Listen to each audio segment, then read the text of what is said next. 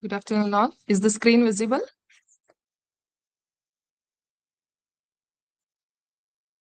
Yeah. Yes, madam, it's visible. So, official. Yeah, then we'll start. A warm welcome to all the participants for the sixth day of AICT ATAL sponsored faculty development program on robotics operating systems and artificial intelligence for next generation robotics. As we move forward in this FDP, today's sessions are particularly important as they focus on autonomous navigation using NAV2, AI agents, MCP protocol, and the implementation of AI agent driven autonomous navigation, which together present the core building blocks of next generation intelligent robotic systems. It's my great pleasure to introduce our esteemed resource person for today's session, Darshan K T. He is an expert robotics tech lead specializing in autonomous systems. Since earning his master's in industrial automation and robotics, he has transitioned advanced theory into practical innovation. After pioneering self-driving software at Flux Auto, he served as a senior engineer developing arms, AMRs, and drones. Currently based in Denmark as a tech lead at Hive Robots, Darshan spearheads software development for autonomous humanoid robots. He combines deep technical expertise in perception and navigation with strategic leadership to build the next generation of intelligent and mobile machines. We are truly fortunate to have with him us today to share his expertise, industry insights, and practical experience with all of us. On behalf of organizing team and all the FDP participants, I extend a warm welcome to Mr. Darshan K T. Uh, welcome and look forward to an insightful and enriching session today. Thank you, sir, and welcome to the session. Yep. Over Thank to you you, very much, Darshan. madam. Am I audible to all? Yeah, you are audible. Yeah. Thank you for the warm welcome, madam. So, yeah, and also I can present it, right? Yeah, I can share my screen.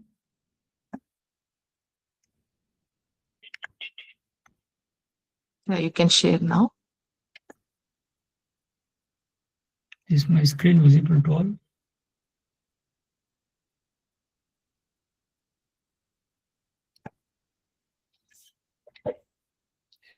Firstly, thank you for ATAL faculty program and GSSS Institute of Engineering for having me as a resource person.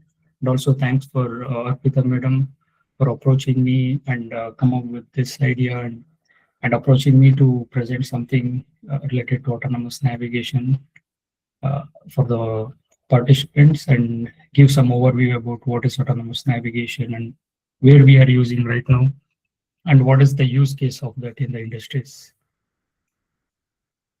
So yeah, let me give a bit introduction about myself. Like even though Madam gave some small overview about myself, I will just give an add on top of that.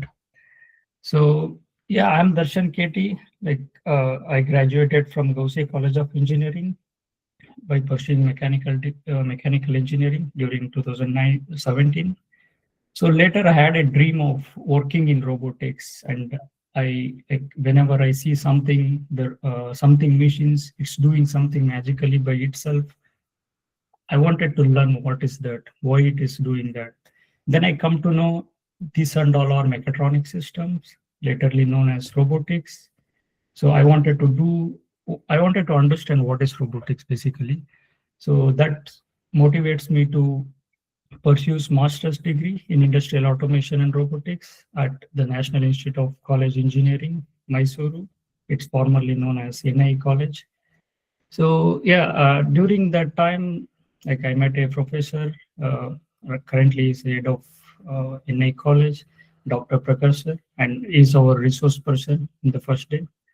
So I involved with him and he guided me to learn the things in robotics and also grow in the professional career as a robotic engineer. So later I started my professional career as a robotic software intern at Wipro Technologies. So there I learned the basics of robotics in the practical aspects, the ROS system.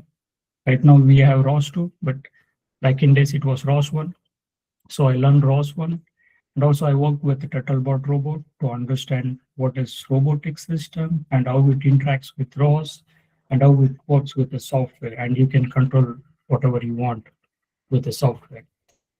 So yeah, that motive, like that's my beginning stage. Then later I started with exploring a lot of companies and a lot of domains.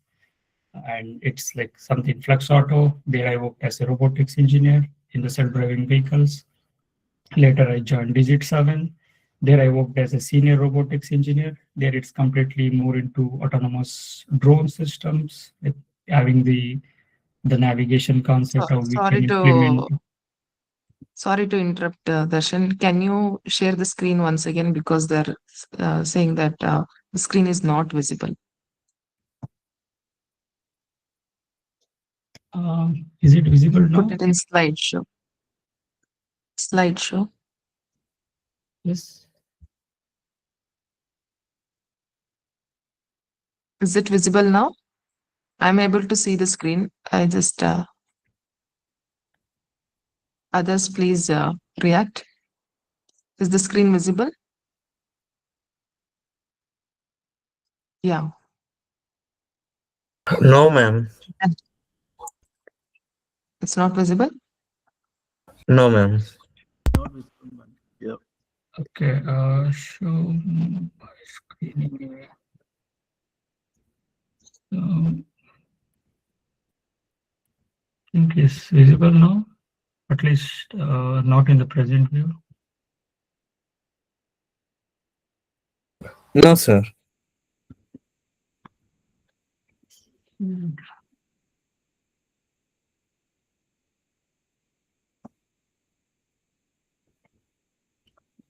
Sorry for this. Let me try in a different way.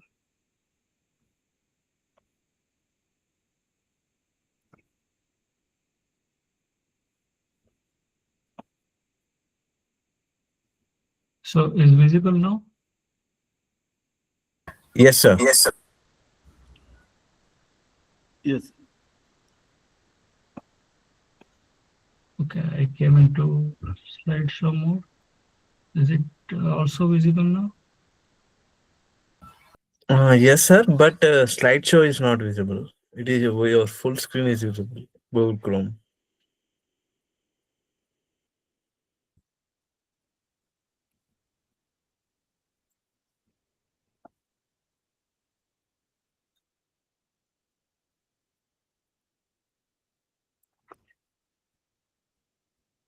Okay, maybe in the slideshow. What about now?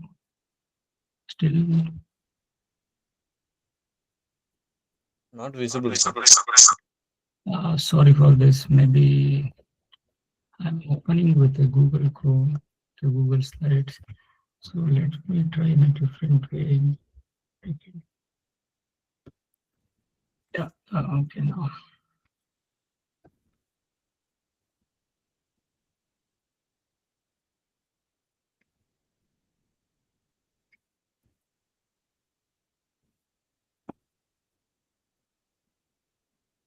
What about now?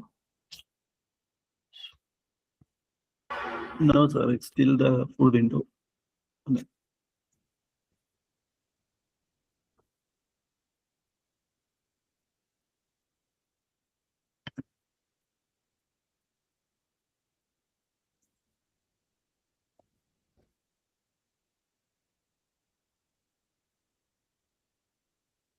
So anybody have any idea on this? Sir, can you try downloading it and downloading the PPT and then try sharing? Okay, thanks for that. Mine is kind of Linux system, so we always have this problem. Linux.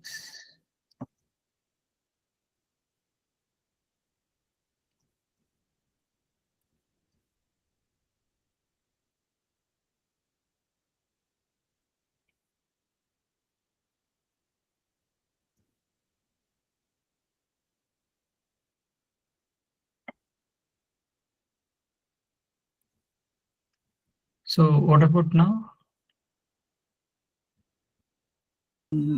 No, sir. Still the full whole window only we can see. Like, try resharing, sir. Once.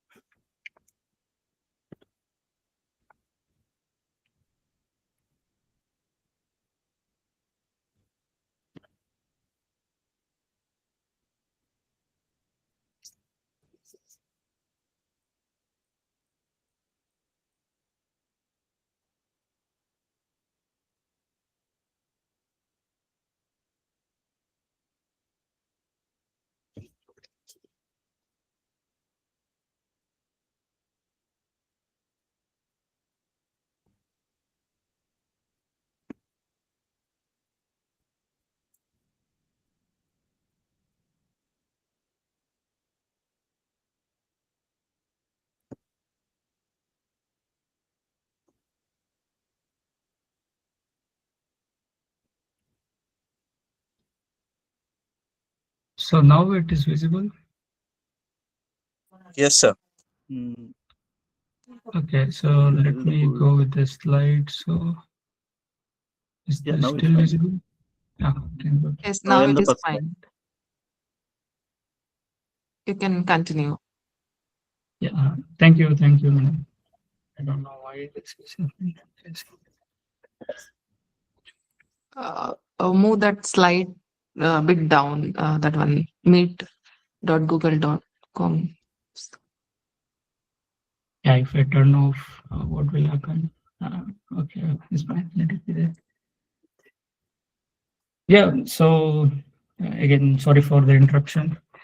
So where I was, yeah, like I started my professional career in Wipro. Later, I started working with multiple organization and with multiple domains. Like I started with Sir, Turtlebot robot. excuse me, sir.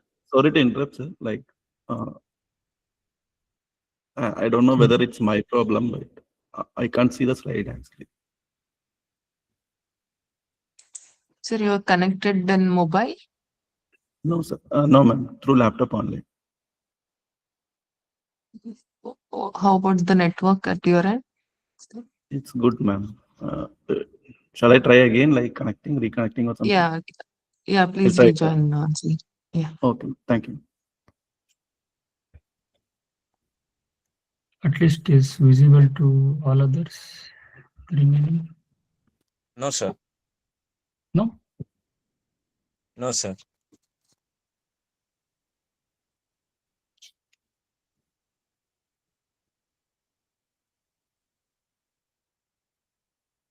Madam, can I continue with this way?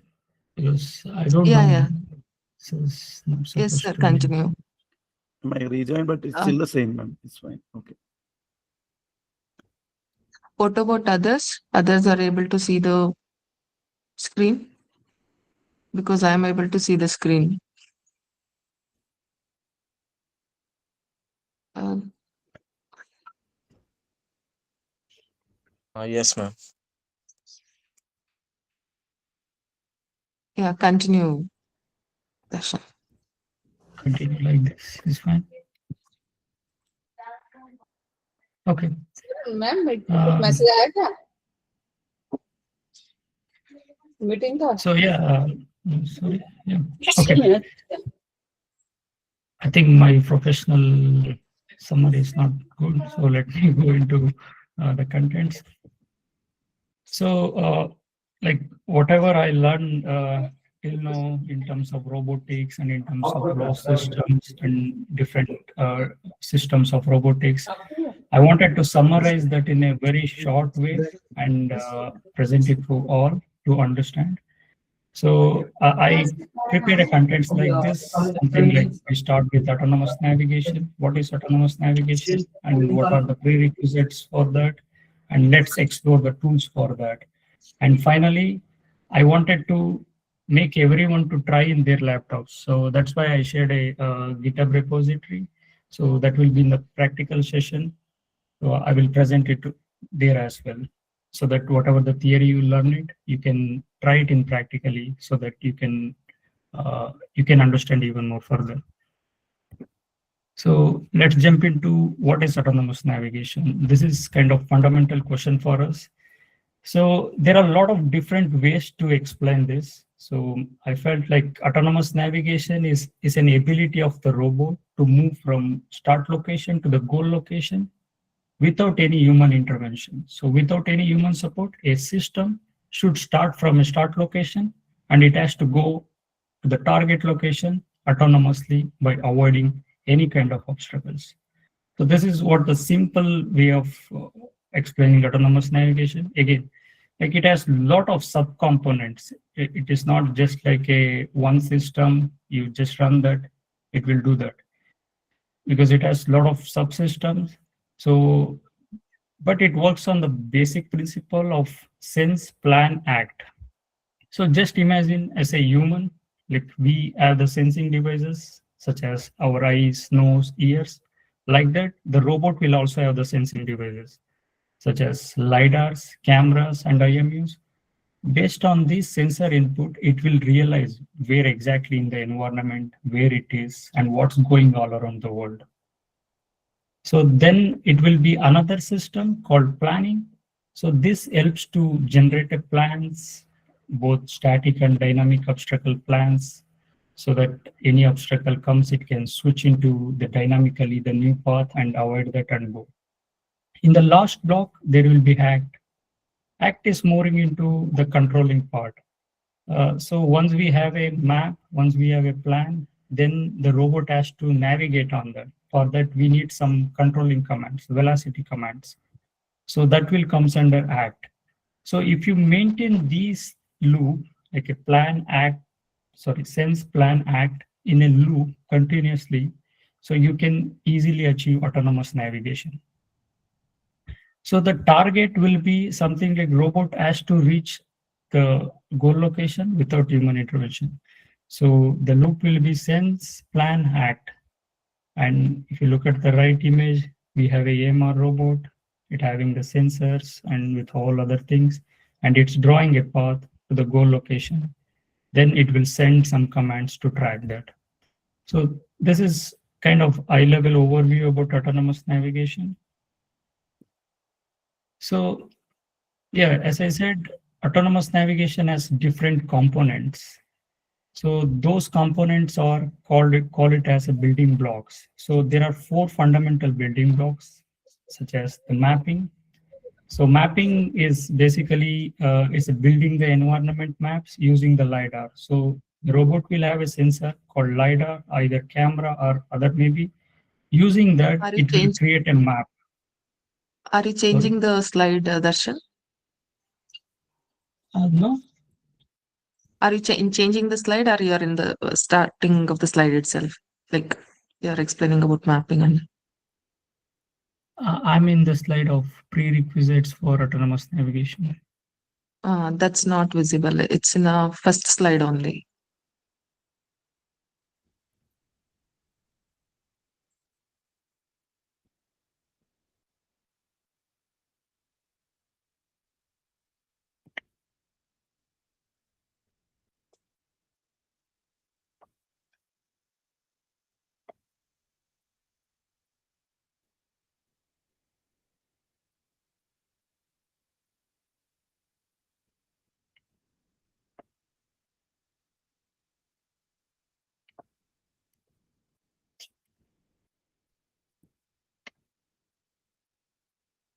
So what about now, madam? Is it not good as well now?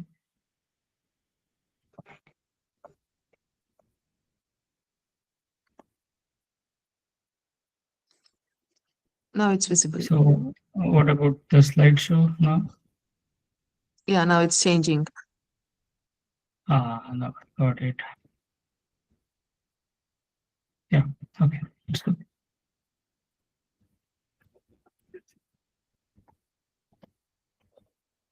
Yeah, again, sorry for interruption again and again.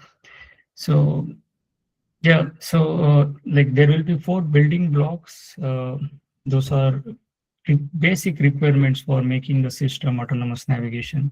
The first building blocks will be the mapping. So the mapping is a tool that creates the environment.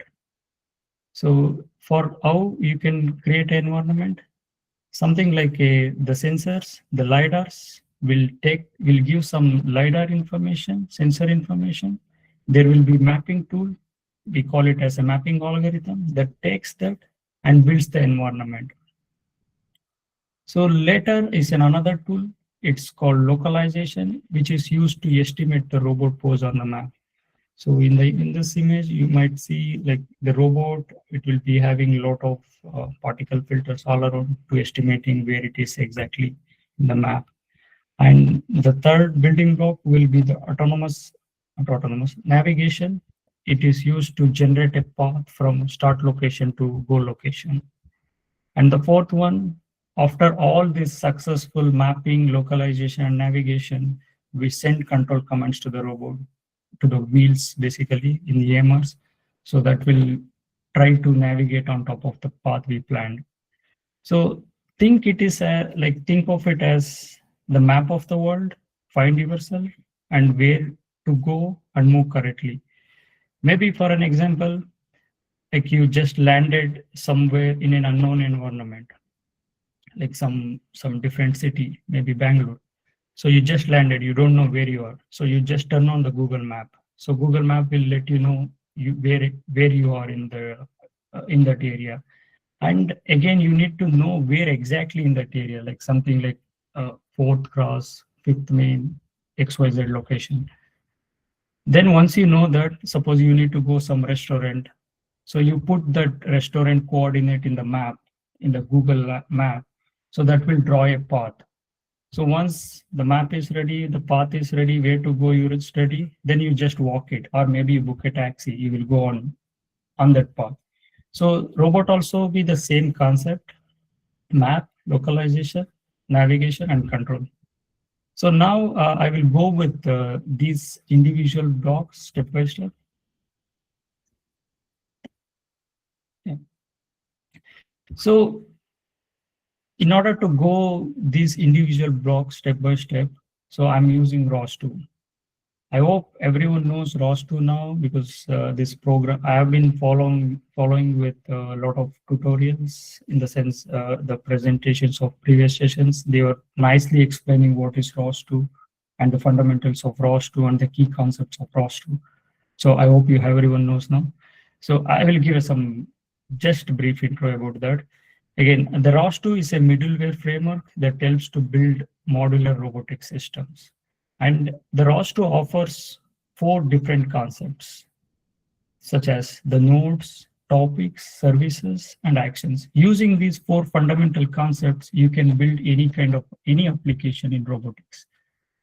And again, the ROS2 is real-time communication. This is the greatest advantage, and that's why the ROS2 everyone using. So let's say the LiDAR is running some information, and the path planner is taking that information and avoiding obstacle, and the controller in the same time it's sending velocity to the robot, so that robot is moving. So this all should be happen in the real time without the major latencies. So ROS2 offers that. It makes that the system to work in the real time and work in the real time more efficiently. And again, it offers multi-robot systems, like you can connect multiple robots in the same ROS2 network, and you can control all other using a DDS system, it's a discovery system. So, and why are using ROS2 for navigation? Because ROS2 offers a lot of tools. In the previous slide, we discussed about what are the building blocks: mapping, localization, navigation, and control system. So let's say if I wanted to develop all those things from the scratch, I might be ended up with losing the motivation, because those are the big codes and big theoretical knowledge is needed. I don't want to learn all those things and spend in 1 or 2 years to make that and bring it to reality. I just learned ROS2. ROS2 offers those tools. So I just figure out what are the tools available in ROS2. Take the tools and plug and play. So that is the major advantage of ROS2. So again, the ROS2 offers a lot of tools for navigation as well. So those are like the mapping is the basic one. So there is a tool called SLAM Toolbox. Using that SLAM Toolbox tool, you can build a map. Again, the same way for localization, there is another algorithm called AMCL. So using that, you can build a localization system. The same way navigation, the nav2 framework, that is a kind of, it's a decision-making engine. So that creates a map, that's created plans, avoids obstacles, controls everything. And for the controller, we have a differential drive controller for EMR robot, but it will be depend on the different types of robot. And again, in this presentation, I wanted to make these tools to work and present in the real time. That's why I choose Gazebo Simulator and RVS Visualizer. It's in whatever the data you see in the simulator and the sensor information you can see in the visualizer. For that, we need some visualizer. So ROS2 itself provides a visualizer called RVS2. So in an overview, this will be the block. like the sensors, SLAM toolbox, EMCL, nav2, controller, robot. So these all are should be connected one by one and should be communicate each other. So that part handled by the ROS2. ROS2 will be glue between all the modules and make the system work more efficient. So now I will go through one by one the tools which ROS2 offers, and in this probably I will explain the high-level overview, what will be the input, what will be the output, what will happen internally. But feel free to ask whatever the questions you have. So let me go with the SLAM toolbox. The SLAM toolbox offers mapping tool. So it used to create a map. So again, for creating a map, we need some sensor input. So that is coming from the LiDAR. That will be the input for the mapping tool. So mapping tool will take the LiDAR input, and it will do some kind of algorithm approaches internally, such as the scan matching to estimate the robot motion with respect to the environment. Based on that, it will start build the map. Also, internally, it uses a post-graph optimization to reduce the drift. So robot might have some kind of drift because of the wheels slippery and the environment friction, all those things. This algorithm internally manages all those things and helps to build the map. So that's why in the name we call it as map, but it also do the localization. That's why if you look at this, the name of algorithm is SLAM toolbox. It's like simultaneous localization and mapping toolbox. So as an output, it gives a map. So in the map will be in the 2D grid map. So it will be in the occupancy format. So it is like a grid and adding the information on top of the grid. So each grid will carry either three informations, either the grid is free, either the grid is occupied, or maybe unknown. So the white region will be is kind of free spaces. The black region will be occupied grids from the environment, and maybe the light green will be the unknown spaces. So this is how the SLAM toolbox works. It takes the sensor information and processes it internally and gives you a map. So this map you can later use for localization and navigation. So is it understand to everyone, or can I explain even more further in that?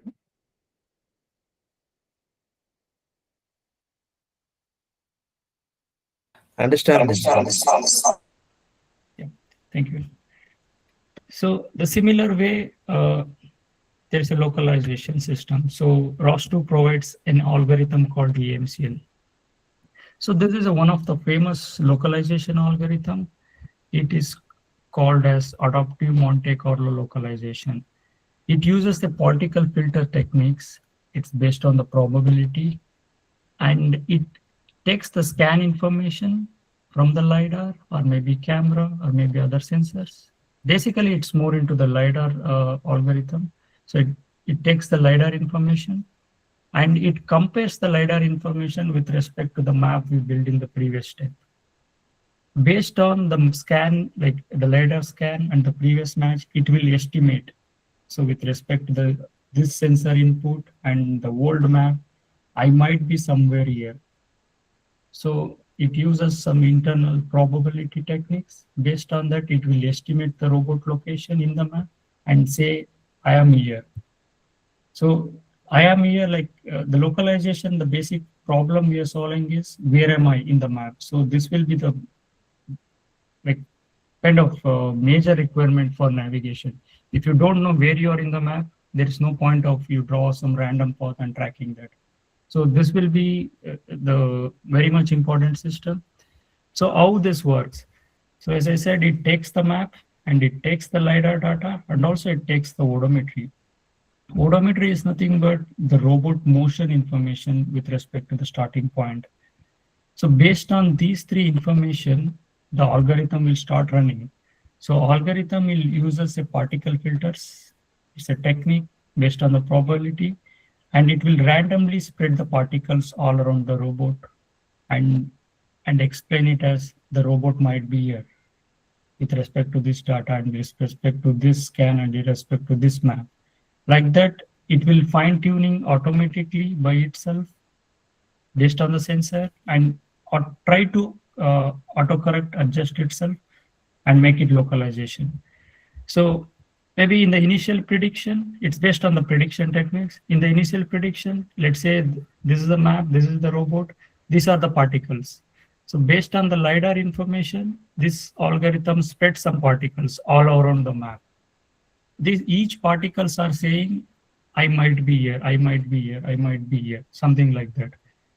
So once you start moving the robot, then you get actual sensor data, and also based on that scan data, you can easily the algorithm can easily compare that information with the map and tries to localize more accurately. The probability get increases, and at the end you can get a more accurate result that will be something like this. All the particles will be closely spreaded with the robot, means around the robot. In the initial stage, it will be somewhere else so that your accuracy, this is kind of visualization indication for you. If the particles filters are spreaded all over, it's like you don't have the proper localization. When the particles spread all around the robot in a short area, then you can say the localization is good, the accuracy is good. Then you can start planning the navigation and all other things. So this I can show in the real time in the next practical session. So yeah, it's like it takes the map, LiDAR, odometry, and do the process search. Inside that, it uses the probability, particle-based pose estimation, and scan is compared with the map. As an output, it will give an AMCL pose. This is the localization pose, and also particle filters. That is what you're seeing here. And also the map to ODOM. So you have a map. You started building the map in some location, and you run the robot in some location. So this algorithm will stitch that. You started, the map origin is here, the robot origin is here. It will do the TF transformation between them, and that helps for navigation in the data. So yeah, is it clear to everyone? The localization AMCL? Yes, sir. Okay, thank you. Yeah, the next block will be the navigation with nav2. So nav2, which is ROS2, itself provide their own navigation framework. Earlier, it was just a navigation stock. Now it is named as nav2. This is come up with a lot of internal data, a lot of internal subsystems. So it is just like a block box. You just give a goal position and it will give a command velocity. So you don't need to worry what's going on internally in an overview. But when the robot gets stuck or robot fails to go somewhere, then you need to worry what's going on inside. So yeah, this is it takes the waypoint information, like the target point, and also it takes all other the building blocks we built in the previous steps. It takes the map, it takes the localization, it takes the TF frames, and also it takes the LiDAR informations, whether it's a point cloud or laser scan, all other sensor information, and jump into this block. So this block, I have the decision-making engine called BT Navigator Server. This will have a lot of internal decision-making trees. Something like you need to call this if something happened like this. And also you need to do once something, you get this result, you need to do. These are kind of steps or instructions. So those instructions are here in the BT Navigator server. And that will call the individual planner servers, individual servers. So one server will be the planner server. This is responsible for generating a path from start location to target locations. Just it's something like a Google map. In the Google map, once you put the target location, it will generate one shortest path as per its algorithm using the map. It not using any sensor information. It just use the map and generate a path. So that's what the planner server do. It uses the previous build map and it takes the robot localization, like the current location, and also robot target location where we have to go. Based on these two information in the map, it will apply some A star or Digistar or RRT. There are different path planning algorithms. Choose the best one. Like we need to define what to choose. So based on that algorithm, it will draw a path. Then there will be another server. It is controller server, and also it's a local planning server as well. What it will do, this is responsible for robot controlling system and also robot dynamic obstacle avoidance system. So it takes the global path and it start navigating on top of that. Whenever some sudden obstacles which was not there in the map, when we build the map. So on that time, this will activate, this will regenerate a path by avoiding that obstacles. And also, once it is regenerated, for generated path, it need to send some command velocity to avoid that obstacle. That also it will do itself. So this is the core functionalities of controller server. Then there will be another server. This is kind of more intelligent one. Let's say your robot got stuck. It doesn't know, let's say your robot going in front, you put a big obstacle. Robot doesn't know what to do because the planner is not working and all other systems are blank because it doesn't know how to avoid the big obstacles. In that cases, this recovery planner server will enable automatically. What it will do, it will rotate 180 degree so that the front obstacle which is occupied in the front axis, maybe the 180 degree, that will be switched to another. Like the robot will rotate 180 degree so that in the back side, you don't have any obstacle. Then the planner will activate. So I found a path, I found an area, there is no obstacle. So I can plan now. Then the local planner will plan that and it will avoid that big obstacles. Like that, there are all remaining other recovery servers also there that will help to navigation more intelligent way. And as an end, it will give a command velocity to the base controller. Base controller is nothing but the robot controller. Robot controller takes that and just it do the controlling system. It takes the velocity, whatever the velocity given by nav2, it just follow that. So all other intelligent system, all other logical things, everything happen in this big block. So this is what the ROS2 provides as a navigation framework. In ROS2 is called as nav2. So yeah, again, like these are the input. It takes the goal pose and it takes the robot pose from the AMCL. It takes the map and it takes the map will be divided again into the global map and local map. And it takes the sensor information and what exactly it does. Like it has different planner servers. The global planner, it draws the global path, and local planner, it draws the obstacle free path. Then the recovery behavioral trees. So it will replan, rotate, back up, all those things. As an output, it gives the velocity to the robot. So robot takes that and do that. So this will be kind of more high-level overview. So is it understand to everyone?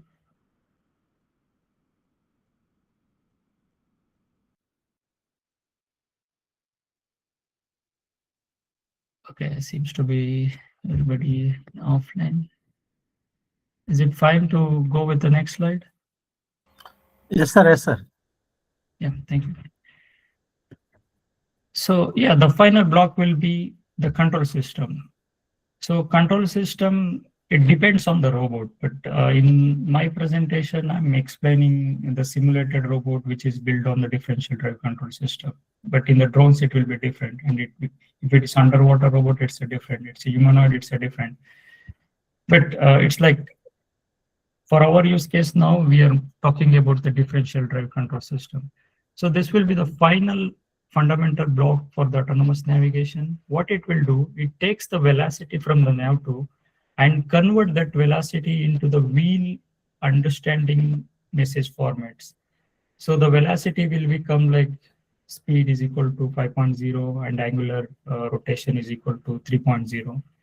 So this is an input from the navigation, but the control system cannot understand that.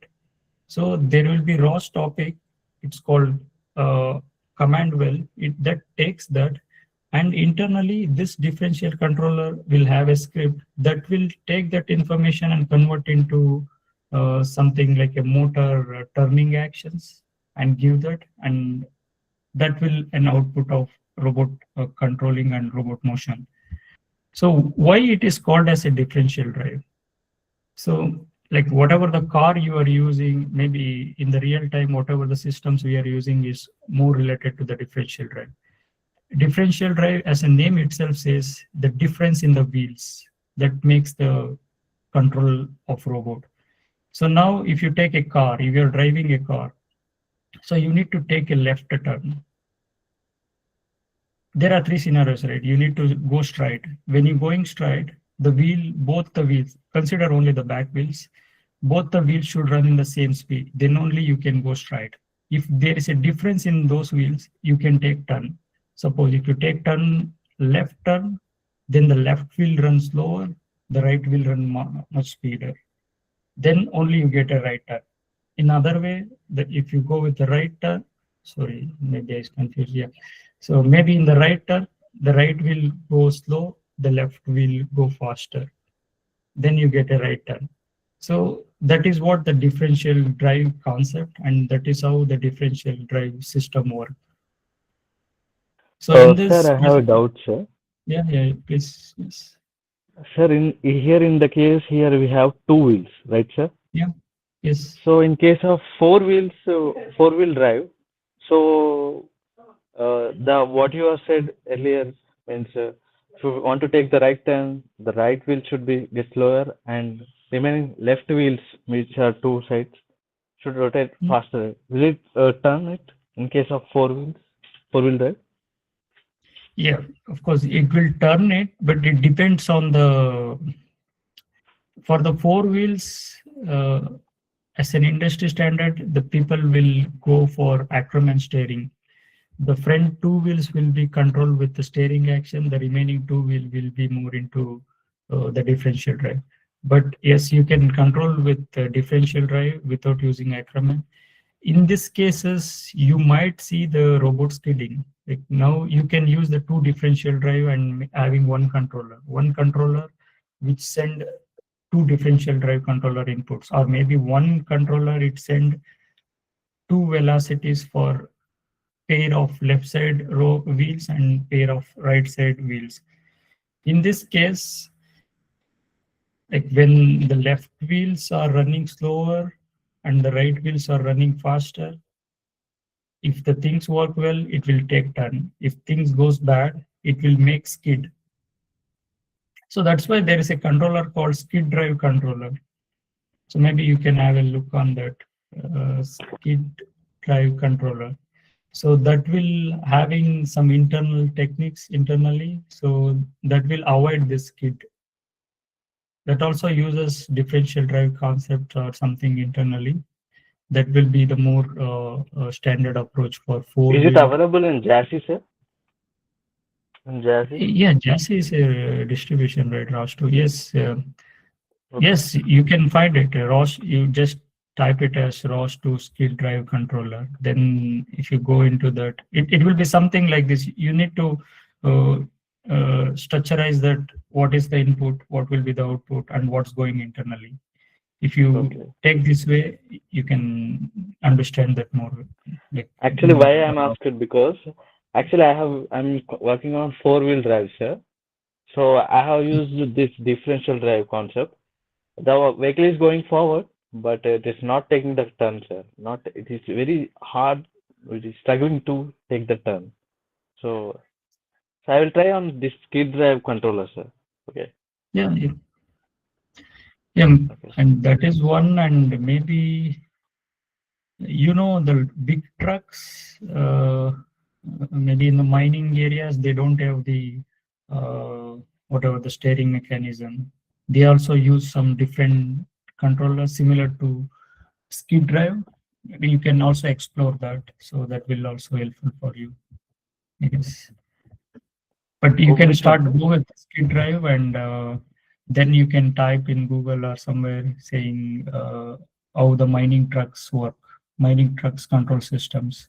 Maybe you get the control system that you type in ROS2, if you can find it any available ROS2 package for controlling the mining trucks based control system. So Yeah, that sure, may sir. be Thank you. a solution for you. Yeah. Yes, sir. Okay, sir. Thank you.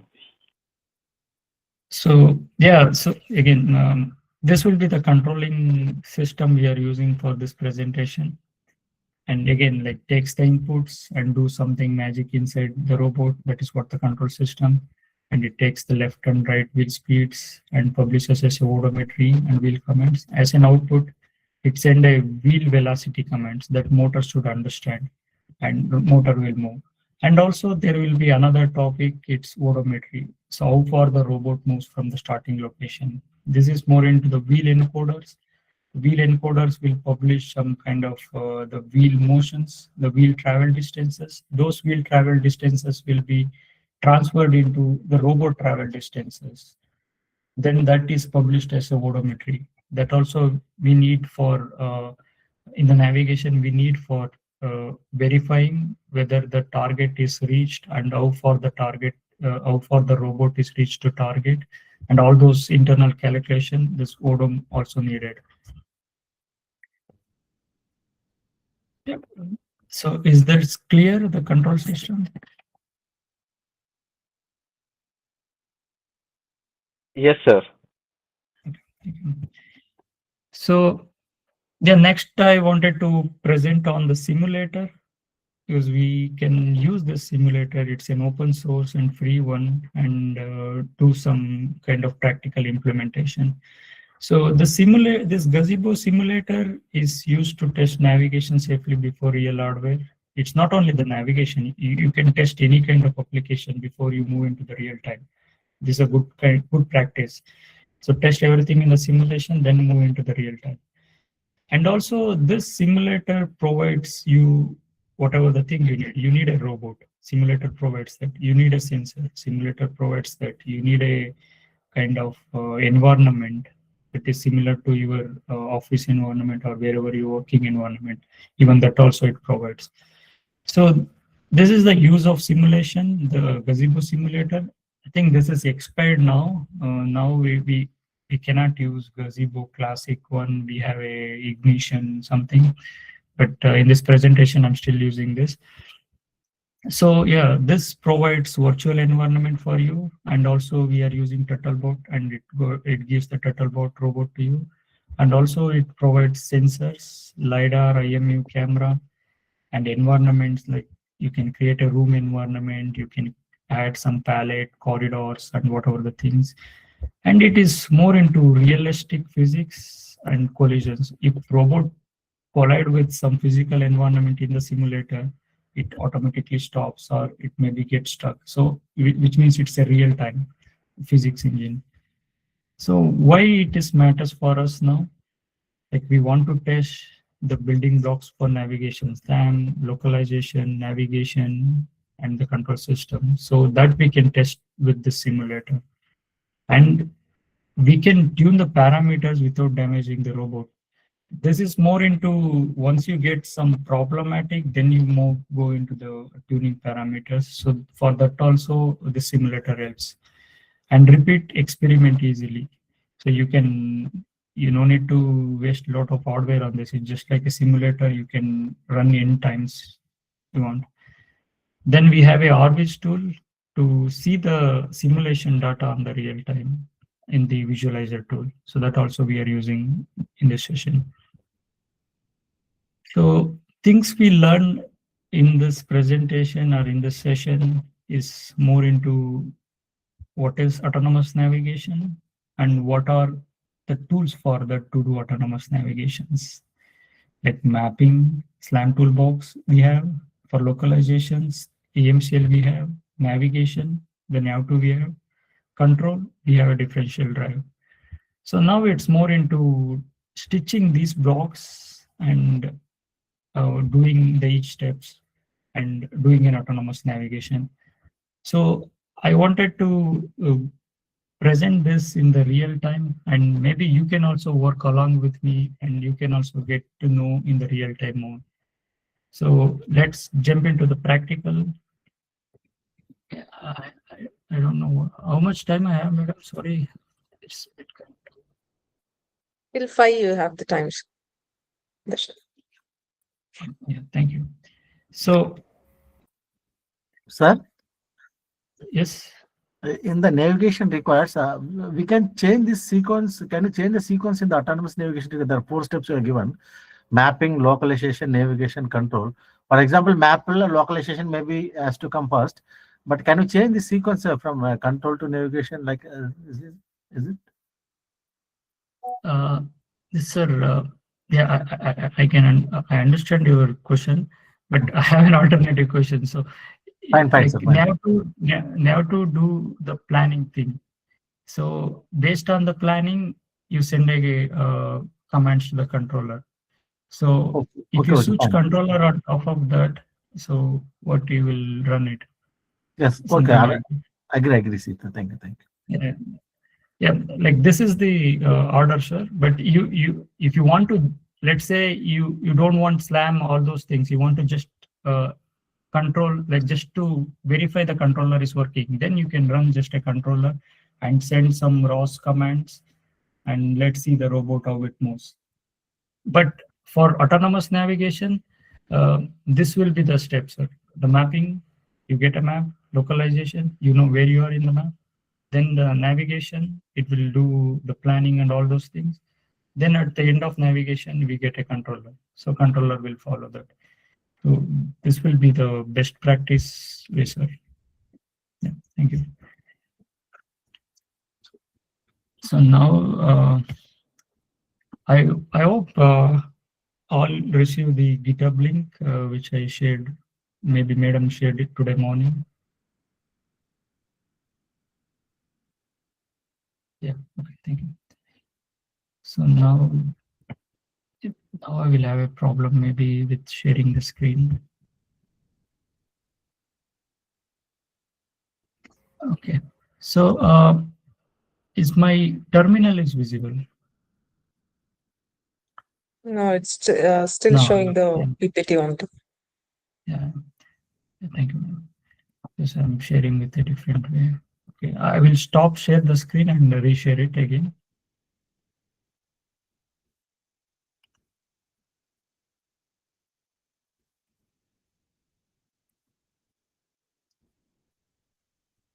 So I hope now my terminal is visible.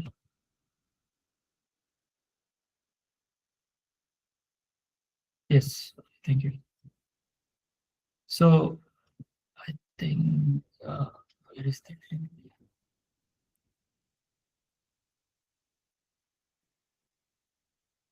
Yeah. So yeah, this is the repository I prepared yesterday night with some more. So this is what I will present it now, and this involves. Do you have Sorry? Jazzy one? Sorry, sir. I'm using ROS2 Humble. I mean, it should work in both ways, ROS2 Humble and Jazzy.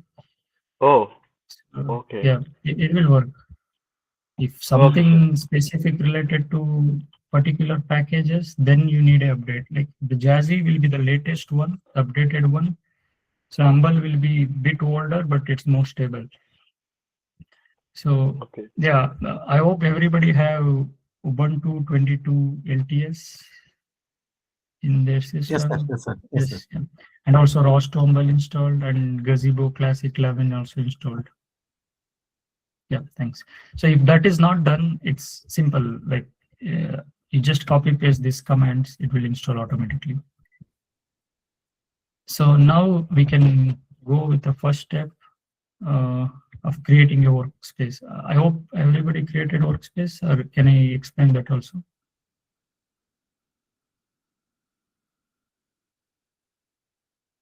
Yes, sir. We created, sir. Okay, that's good. That's good. Thank you. So then let's jump into the SLAM. So the idea will be something like this. We do the SLAM first, and we do the AMCL, we do the nav2, we do the controller. So in this repository, instead of running everything Screen from is not manual, visible, sir. now is it not No, visible sir. now?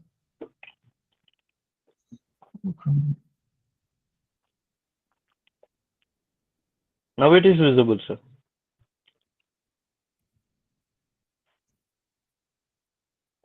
I think now it is gone, sir. Now it is not visible. I turned off. Yeah. So now it is visible. Yes, sir. Yeah. So this package having a lot of different directories, folders. So the bash file is the one having all the commands internally. So let's say you want to run mapping. So for running mapping, what you need to do, you need to source the environment, and you need to export some particular Turtlebot robot, and also you need to run ROS2 launch file slam toolbox, and you need to run RWays. So this is like, you can do either ways. You can open the terminal and copy paste all this thing one by one and see, or else you can just run this bash file, it do automatically everything. So I created this to save some time. I hope this will be helpful. Like in the same way, for AMCL, I created a bash file. This, if you just run this bash file, it takes care of all the localization things. So what exactly happening in that? You can come into this bash file and see it's first running the gazebo with the Turtlebot robot. Then it's running the AMCL launch file. Then it's running the RWays. So the same way for the navigation, if you run this script, it will run the gazebo first, and it will run the navigation related nav2 framework, and also always internally.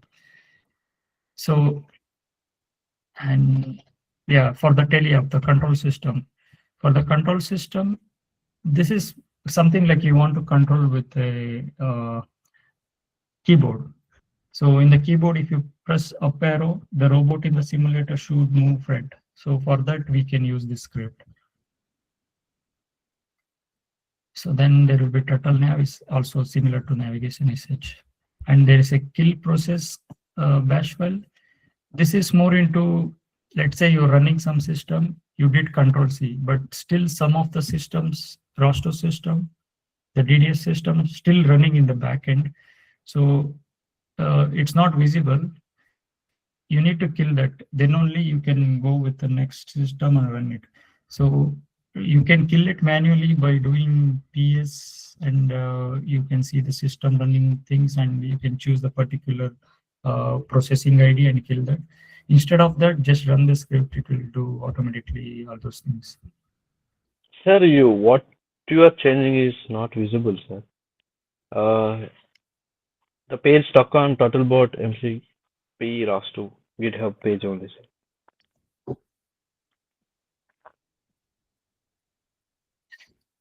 It is on browser page only, sir. The terminal is not coming in. Terminal. It's now terminal. Now is fine the terminal. It's not terminal actually. It is, so we can say that Ubuntu portal where we start terminal, all these things, the home page.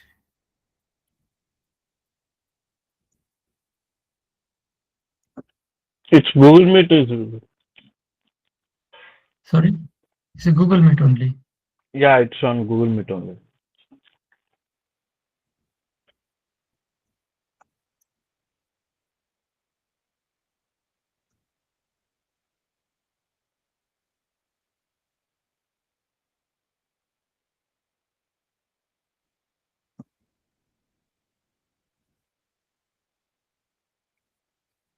So entire screen is visible now.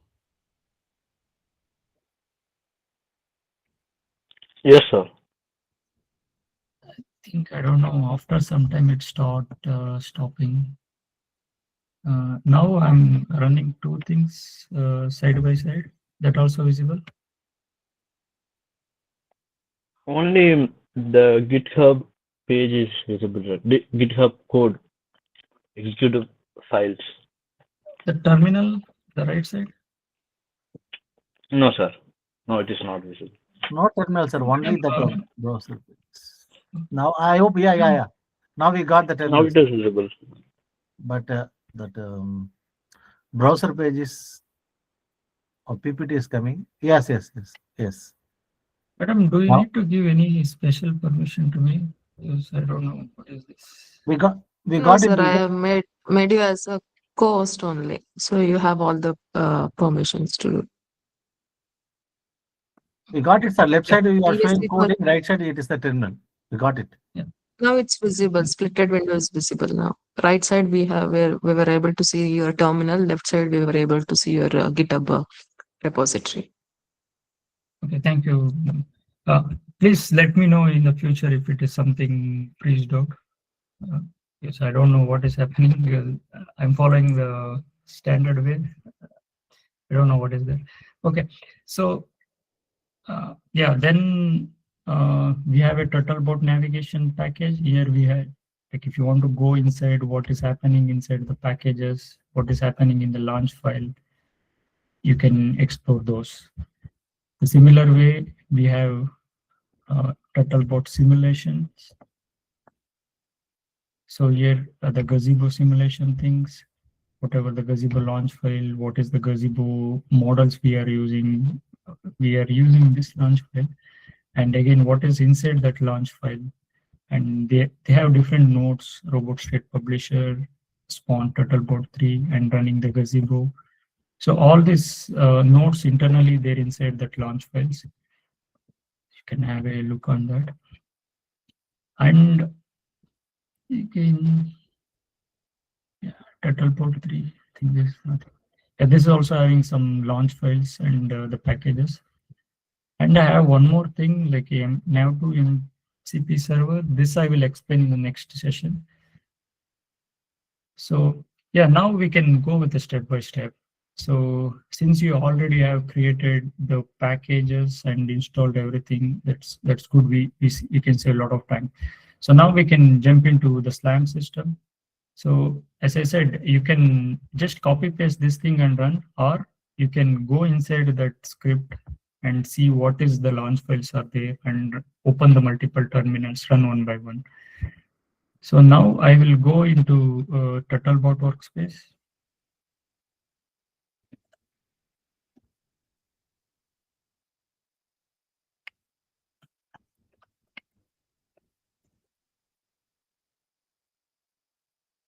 Yeah, that's good. So after that, source the workspace. Now terminal is not visible. It's blank only. Terminal. Are you trying to navigate inside the workspace? Yeah, I'm running some commands. Type any. Yeah, that's not visible.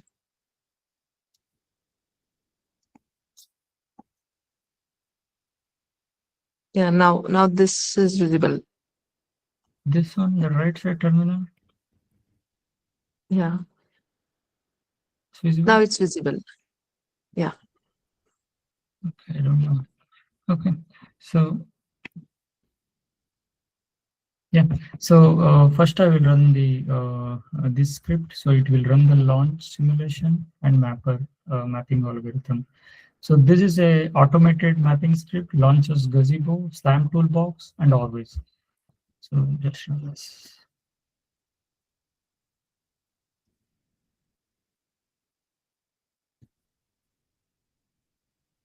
So now it has two things. One is the gazebo simulator, and the right side is always. Is it visible? No, sir.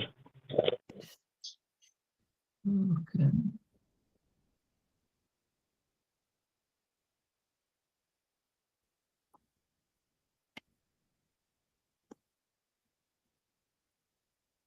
It's visible now. Yeah, now we were able to see. I think you have to share the entire screen, Darshan. You have to give, So not the stop window, you have sharing. to share entire screen.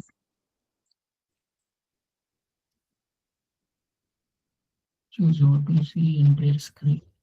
Yes, I did entire screen. So now it's fine. Yes, yes, sir. I think after some time it is freezing. I don't know why, because I'm sharing the entire screen. So once it is freeze, you let me know. I can reshare it. That is the easy solution now. What is that? Yeah. So yeah, next we need to save this map. Like we have right side there is a map, left side there will be the gazebo simulator. So now we can move the robot inside the map. For that I have a script. Open another terminal. So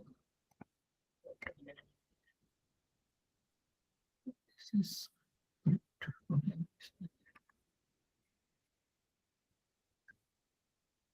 okay. I know the script. I will run that.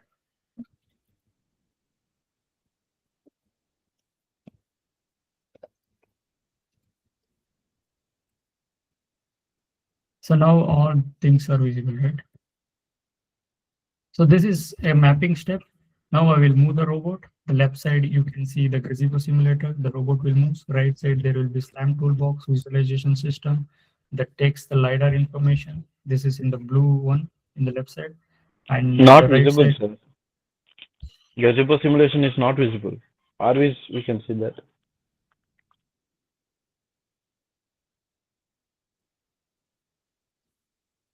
Okay, just imagine there is a simulator. Okay.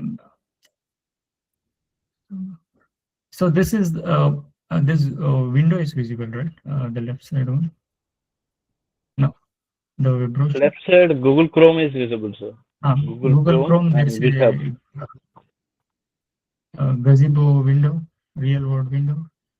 No, sir, that is not visible. RVs is visible. Okay, so sorry, sir. In the RVs, I can explain it, sir, because I don't know what is this. So just imagine the left side, there will be gazebo simulator is running. That inside that robot will move. In the RVs, the map will update. Is it fine now? But the Just, RVs map is not updated, sir. It got stuck. it will update now.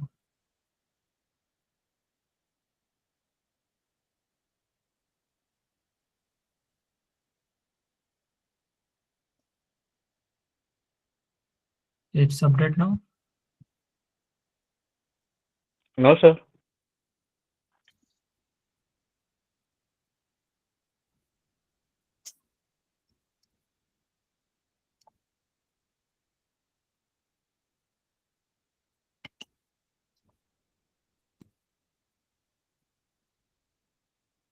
But now I can see Yeah, my now it is. system. It's updated. Now it is working, sir.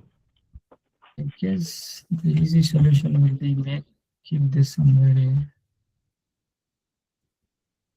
Yeah, you can keep it small, sir. Yeah.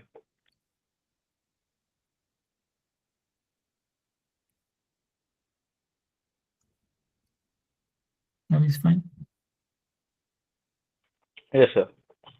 So now the both gazebo and RV visible. Yes, sir. Okay. This is the complete. So yeah, good. So now we can move the robot all around. So in the left side, you can see the robot is moving. The right side, robot, the algorithm taking the sensor data and updating the map.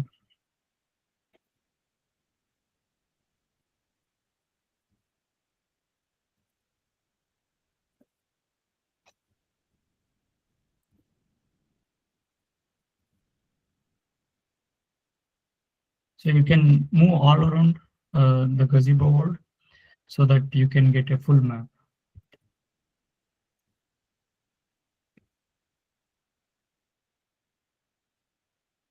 So the terminal is like the teleop script. So if you press the up arrow, the robot will move front. If you press sideways, the robot moves sideways. And if you press the down one, robot will stop. Yeah, if you press down one, sorry, the robot will go backwards.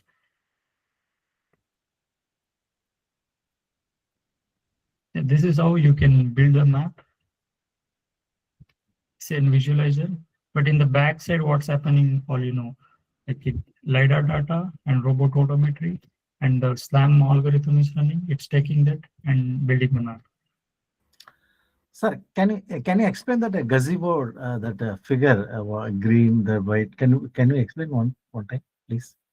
Yes, sir. So this is like a just in world, sir, gazebo world. We can create any way we want. So now, yeah, something like this. Sir. So this is more into it's a free build world, sir. It's a free build environment. So we have some tools here. In the figure, there is a green blocks, like a Yeah. white circulars. Yeah. And I think the robot is that at center, I hope. At the Yeah. Yes, sir. This is like a just visualization system, sir. Like just a block. Like somebody have created this. They had it. We have this system, sir. Here, like you that can means add it. should we consider that white dots and the black hexagon green?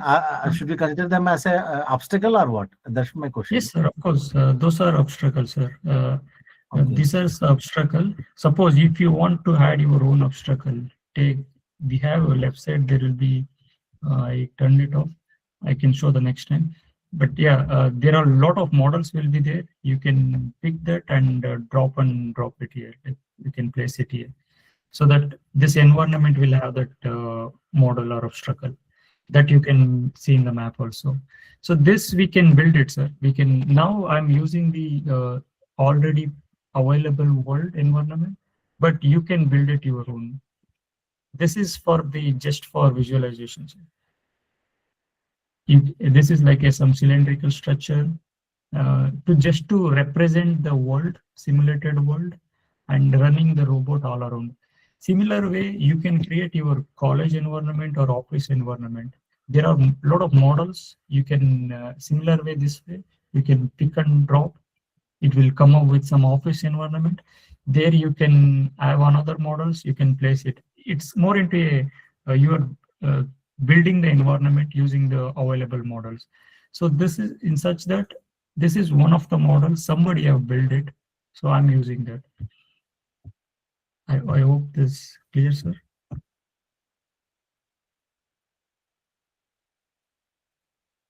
Hello? Yes, understood, sir. Understood.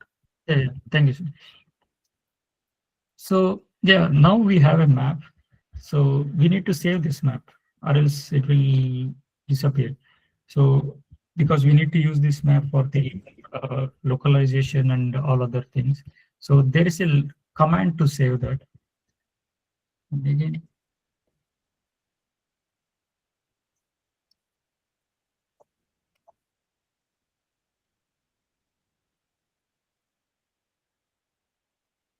yeah.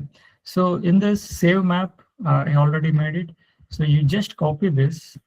What it will do, once satisfied, like once you satisfied running the robot all around the world, and you feel that you can have this map as a input for the remaining systems, you can save that.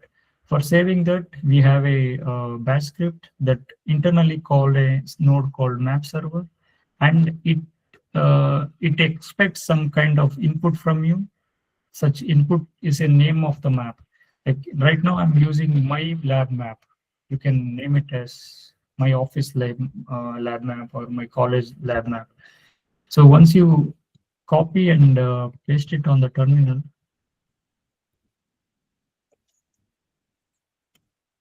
so what this node did is something like it takes the map topic and save that as a file name called my lab map file. That is what we are giving. And it will also save this map in a two format. One is YML format, another one is PGM format. The PGM format is the one is more for the visualization for us to understand how the map looks like. And .yml format is for the robot system to understand what is the origin and what is the grid resolution and all those things. So now we have a map. We have a map in both MyLab map OML format and .pgm OML format. So that map you can see here. So that map is saved here. So this is the same map we built now. So now the next step is getting into the next one, like doing the localization. So you can turn off all the scripts you're running in the backside.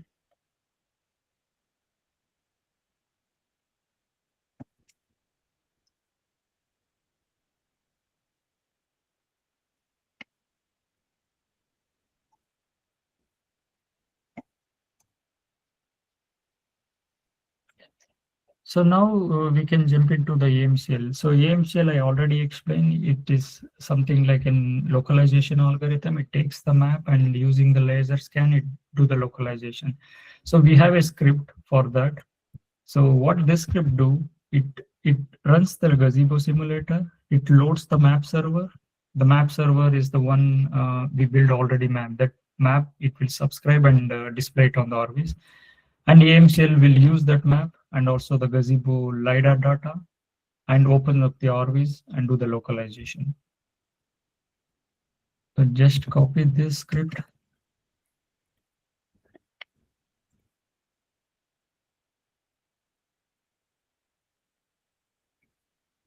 Now not visible, red screen. Yes, visible.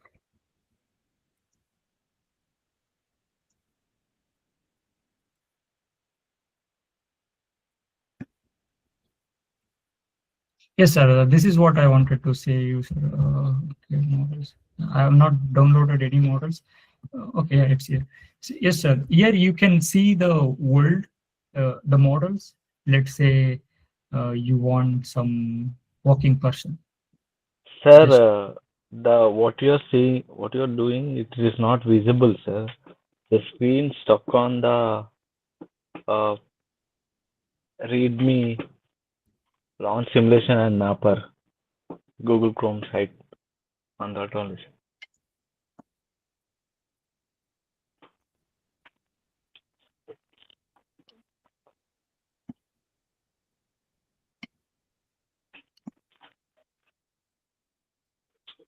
Yeah, now it is visible, sir. Now it is changing.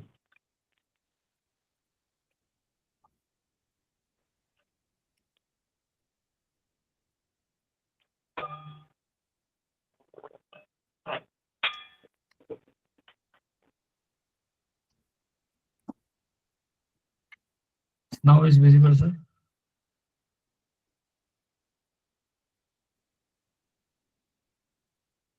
No? No, means you are showing what, sir?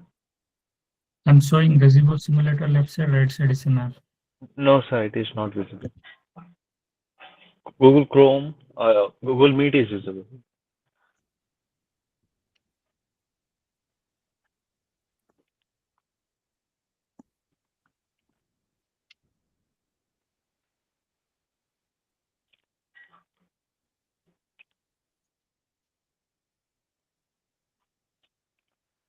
Still, At the Google Meet, we can see that.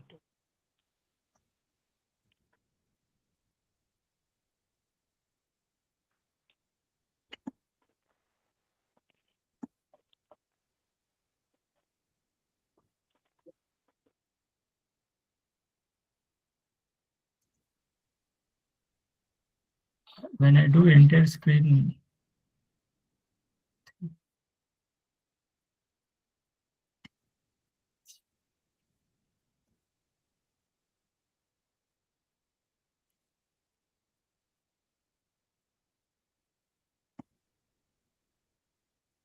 it's visible now. Yes, sir. Now it is visible, sir.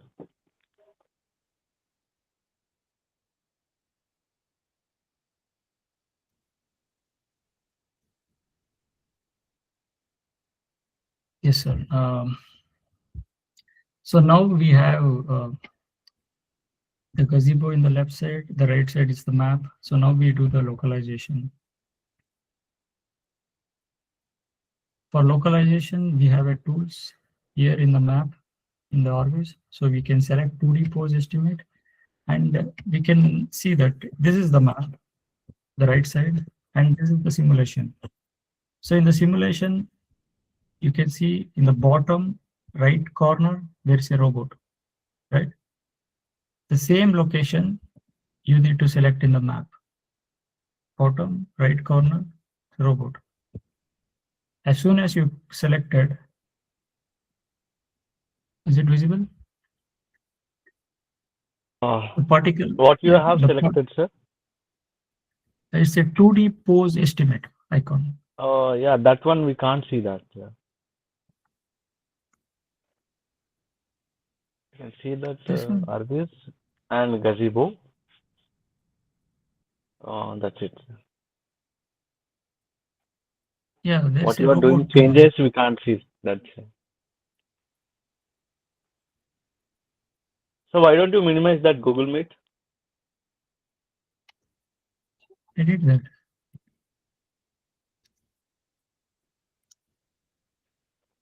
Is it fine now? No, sir. You're not changing anything.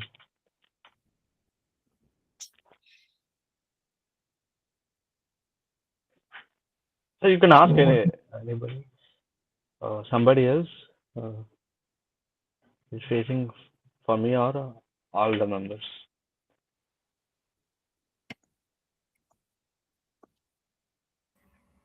Not able, sir, not able to see. I think it's better to display only any one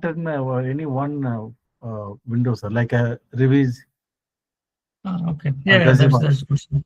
Any one you can show so that it will work. Yeah. Okay, The sir. final outcome can be shown like a revise. Yeah, that's good. So I think now it should at least visible always, right?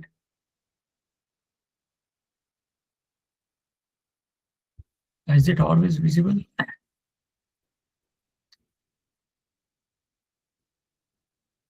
Yes, sir. RVC is visible with the dot, like the point cloud at the bottom. Yeah. That is what, sir. When you select a 2D pose estimate and you select this one, the internal algorithm system assumes that you are here, and the localization system will say it will do their functionality, like a particle filters. It will spread all around, and it might be saying I'm here, I'm here, I'm here. But the more concentrations are in this area, it's saying I'm here somehow by using the probability and the laser scan data and the map. Now you can move the robot little bit forward. Then the accuracy will be getting increased because you get a more scan data, right? Yeah. Now the robot start moving and getting the real-time data from the LiDAR with respect to map. And whatever the accuracy is start increasing. How you can say earlier when in this position, there were a lot of particles spreaded all around the map. Now, even though there's a spreaded, it's like more or less it's saying the robot localization is here, the robot is here. So this is what the functionality of AMCL for the autonomous localization. So now I will jump into the next one. Autonomous navigation. So in the autonomous navigation, if you look at the final section, maybe it's not visible now, but you know the tutorial 3. Just follow the tutorials, the GitHub in your own system, so that I can whatever I explain you can correlate. So there is a launch file that is something like a navigation.sh. What it will does, so it will take the means it will do the map server, EMCL planner, and control all those things in one launch file and execute that. Now I will run that. You will see the RVs.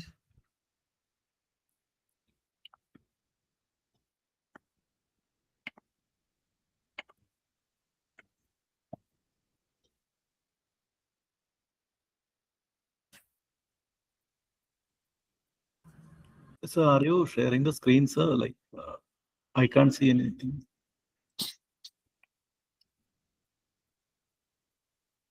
Yes, sir. Now I'm sharing. Sir.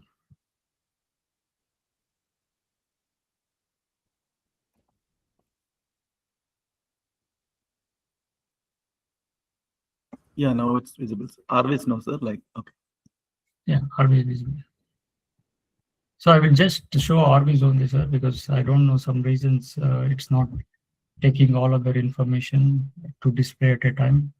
So this is RV, sir. So now we can do the localization first. We'll select this point.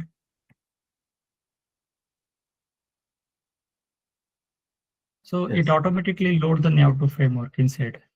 So inside that, now we give a wrong location. You can see that this is the scan matches. This is the original map.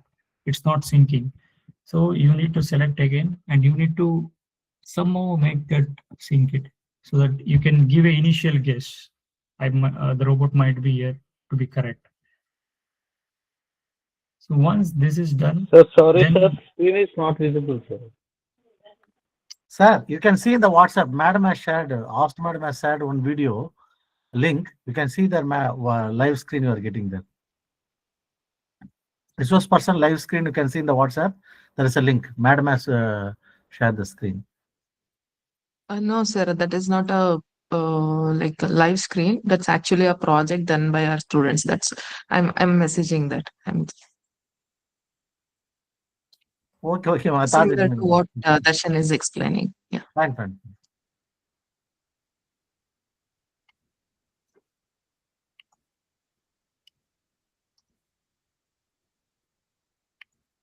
so is this fine? No.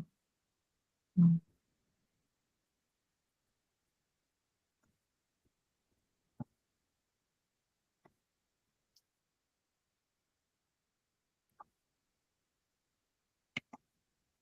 Sir, do you have better internet connection? Yes, I do have. So yeah,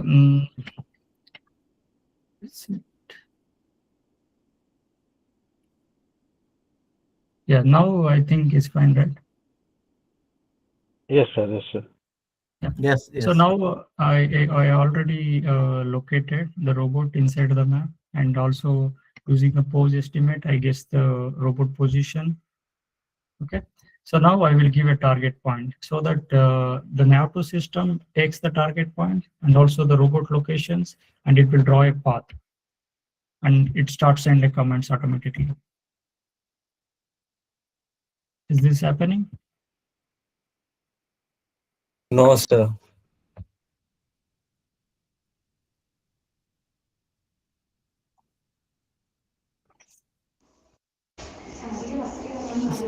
So once again, let me maybe switch into another network and see issues here.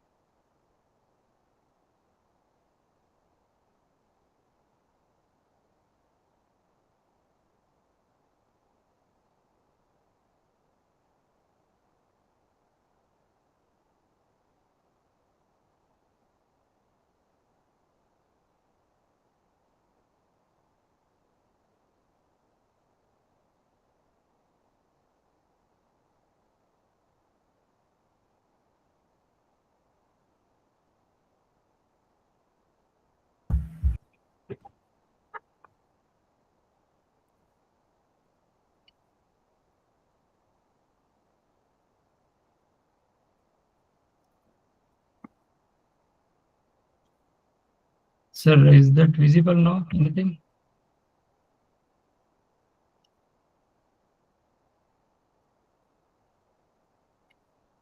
Yes, Hello, sir. everyone. Now, yeah, now robot on the top. Right. Yeah, now I think I switched to different internet. So now you can see both the terminal or like the gazebo and Orvis.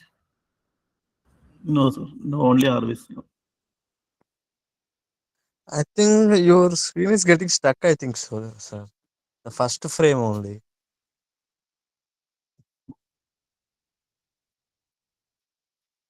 Okay.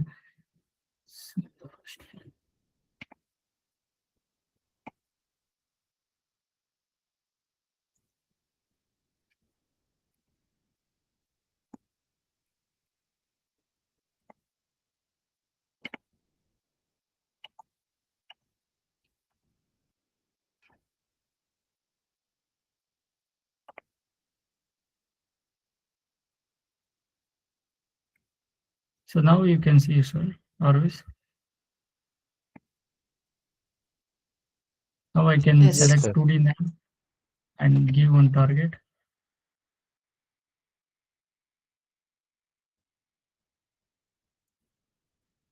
Moving, sir, actually. Like, It's not moving.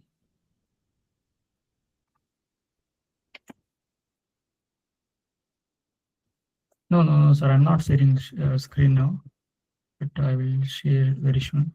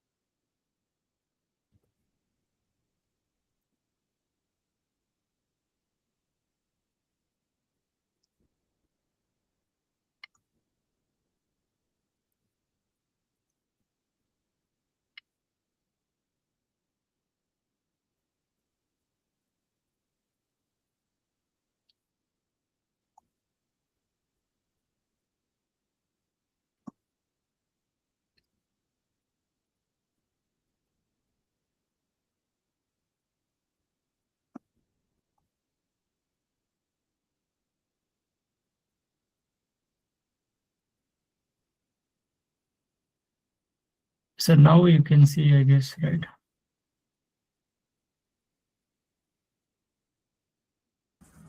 Yeah.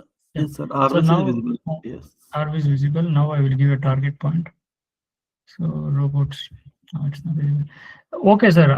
What I will do, I will record this video and share it in the group so that you can understand this. Yes, sir. Yes, It will be better. I wanted to show that. Sorry for this. I don't know why, what is happening.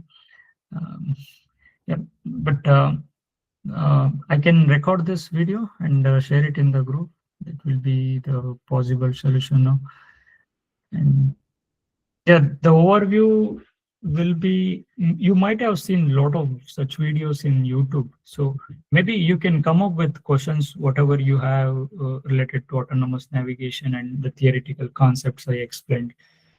Like I would happy to answer all those things, since we are getting a lot of things with screen freezing and all.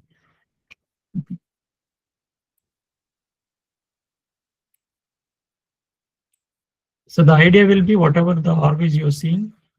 So once we do localization, we have some icons at the top called 2D nav goal. Select that icon and select some location in the map, within the map, and give it. Just select it. Then the navigation system will take that and it will do the path automatically and also sends the robot to track that path. And if any obstacles you put it in front of it, it will avoid that. It will autonomously avoid and it autonomously navigate. So that is the idea of nav2 framework in ROS2. So whatever the theory I explained, the same thing in practical also be same. So this is how I structurize So I wanted to show how the mapping concept, what is mapping concept, and how the mapping concept works. And localization, how is localization, what is that, and how it works. And the navigation, combining all those things and with the controller and show that. So this is what my session is all about. So feel free to ask any questions if you have before jump into the next session.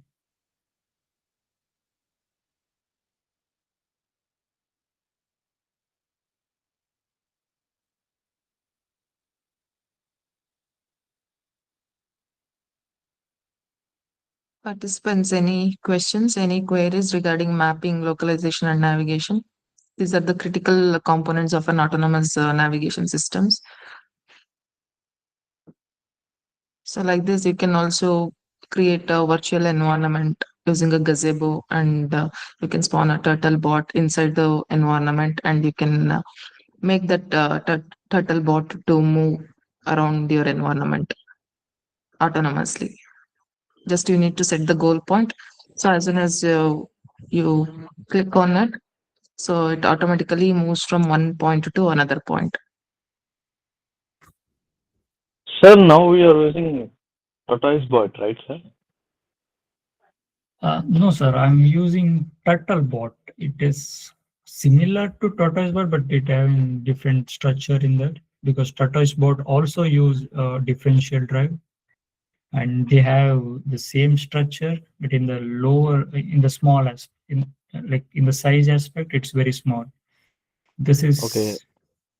Yeah, this is something big, but Okay. but whatever the Sir. techniques they were using in TortoiseBot, the same thing in TurtleBot also. Okay. So, so in this, will it having any encoder setup, sir? So Like I'm since we are asking the using calibration like that. So since we are using in the simulation, we don't have any encoders. Like it's a simulated plugins are there, so they will do the encoder stuff and give the robot odometry as. But in the real time, yes, you need to have a encoders.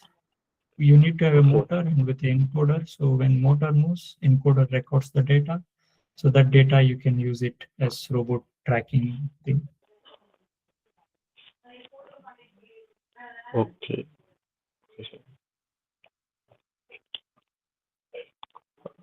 Sir, have you implemented in real time, sir? Yes, I implemented the same system on TurtleBot, same system on golf cart vehicle, same system on humanoid robots. So these are kind of, it's a very fundamental system. If you know this, you can implement on any kind of robots, whether it's a wheel robots, walking robot, even in the drones also. So that's why this is more important. So Yes, sir. So what is the differences in real time and simulation, sir? Means what will be the challenges in real time? Is there having any challenges? Because we are doing simulation, it is fine. It is going very smoothly, you can do. But coming to real time, there will be somewhat challenges, right, sir? What will be that, and how can we overcome that, sir? yes, that's a good question.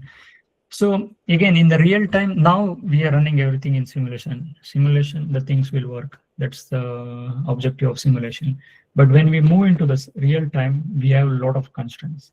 So when we move into the real time, we need to structureize it. So we need to fix one block by one. First one will be the controller. So the controller, you need to choose the right motors, right encoders.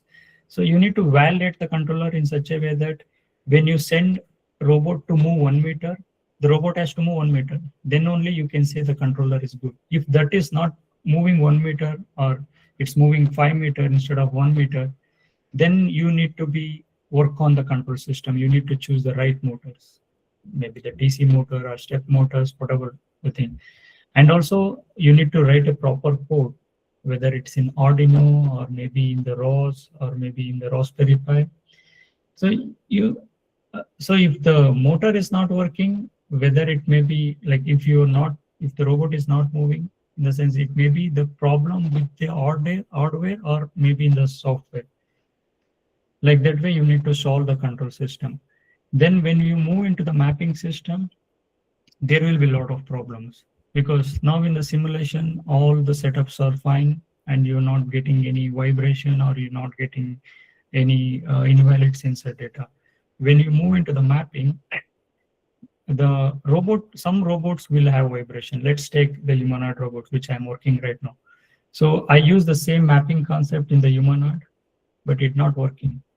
That is because the humanoid have a lot of forward motion, the sideways, up and down motion it has a lot of vibration. But this algorithm expect vibration less input. So if you give a vibration with input to the algorithm will fail it.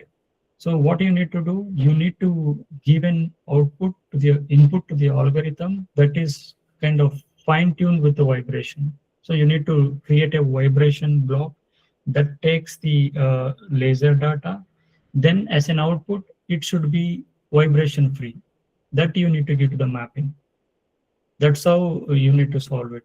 And also some sensors such as LiDARs, it not work on outside environment. Some sensors, but if you go with higher end, it will work because LiDAR is based on the light detection and ranging. So it will not work with the outdoor environment. With a 2D LiDAR, with a low-end one, RP LiDAR and all, then you need to go with a high resolution, high spec LiDAR in choosing the hardware. That's how you can solve the mapping problems. And again, in the localization, when you have a corridor which having the same features for 1 kilo, maybe 100 meter, then there is no point of you having the features because the localization is more into the features. If you have more features, localization algorithm will compare the features with respect to the previous time stop and current time stop, and it will predict that robot might be here. If you have a long corridors, those corridors not having any features, then you might have a chances of losing the robot location. And that cases, you need to also include the robot odometry, like encoder data.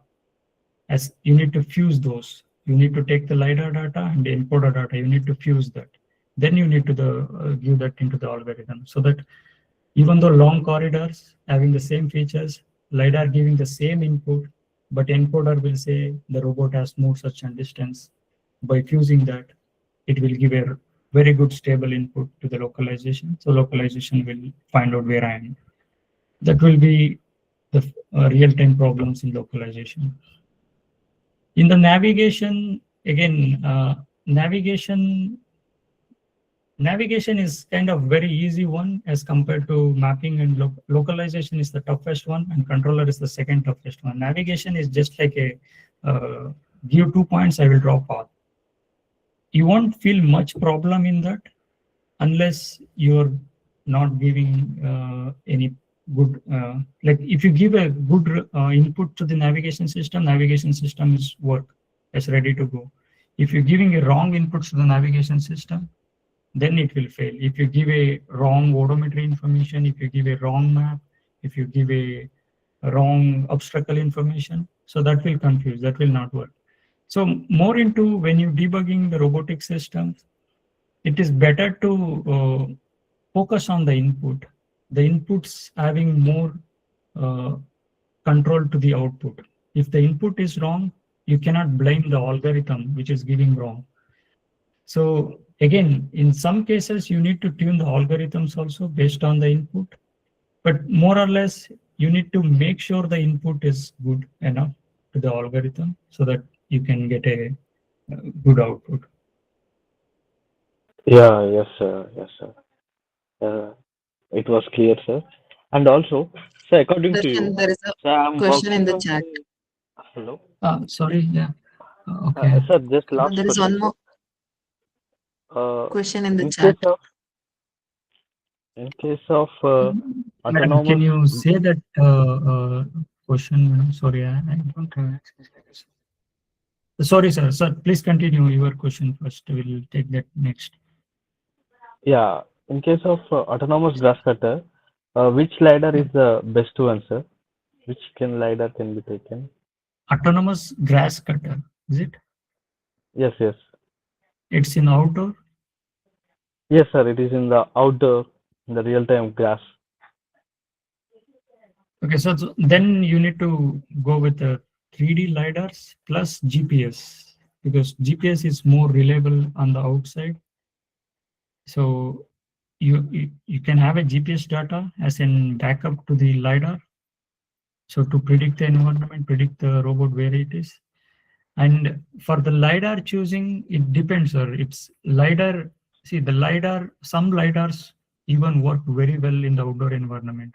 Some lidar might not work because the lidar have the internal properties, resolution, time of flight, and some internal specification it has.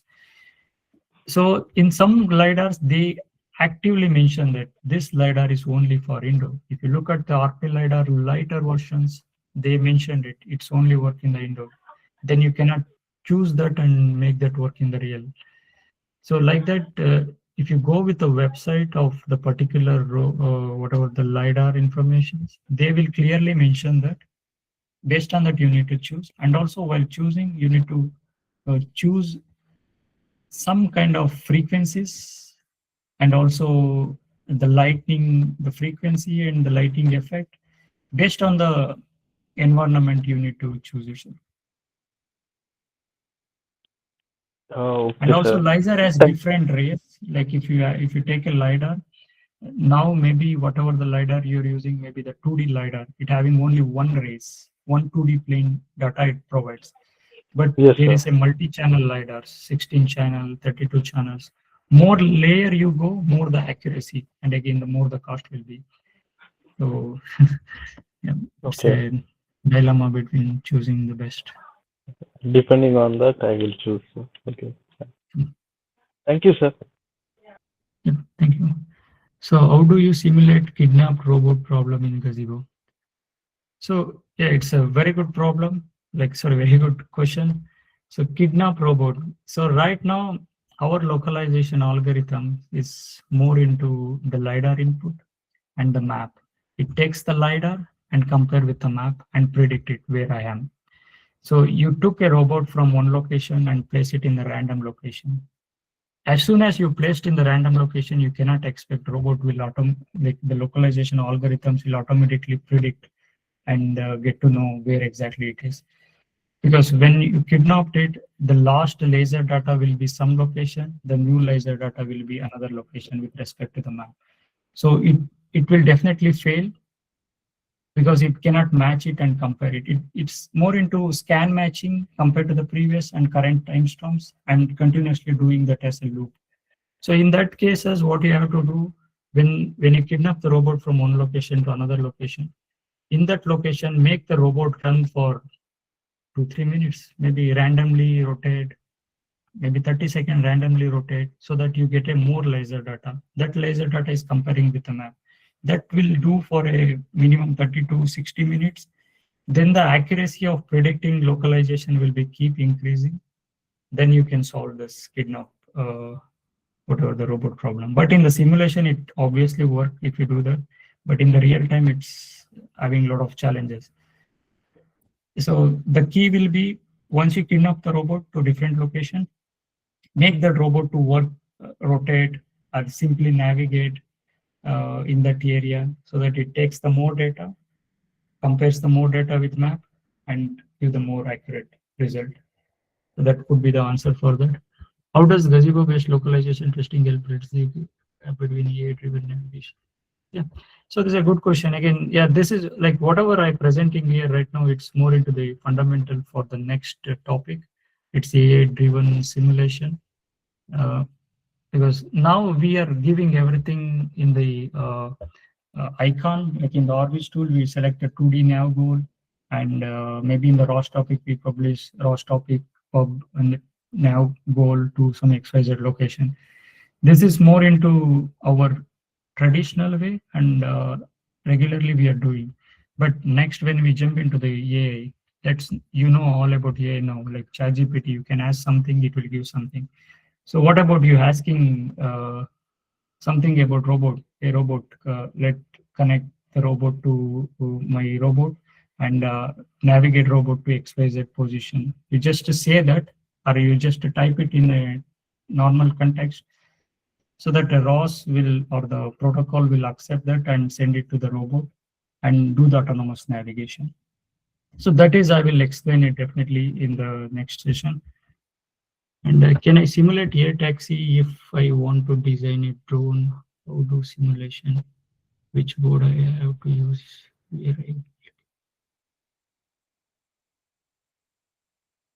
Here, can I simulate? Yeah, you can simulate air taxi, but for the air taxi, you can use gazebo technically, but it's not suggested one.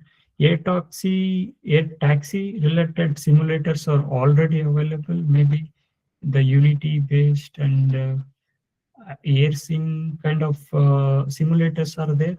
There you can test your air taxi related simulation application. It's not recommended for gazebo. And which board I should use? Where do I get the info? Which board supports ROS2?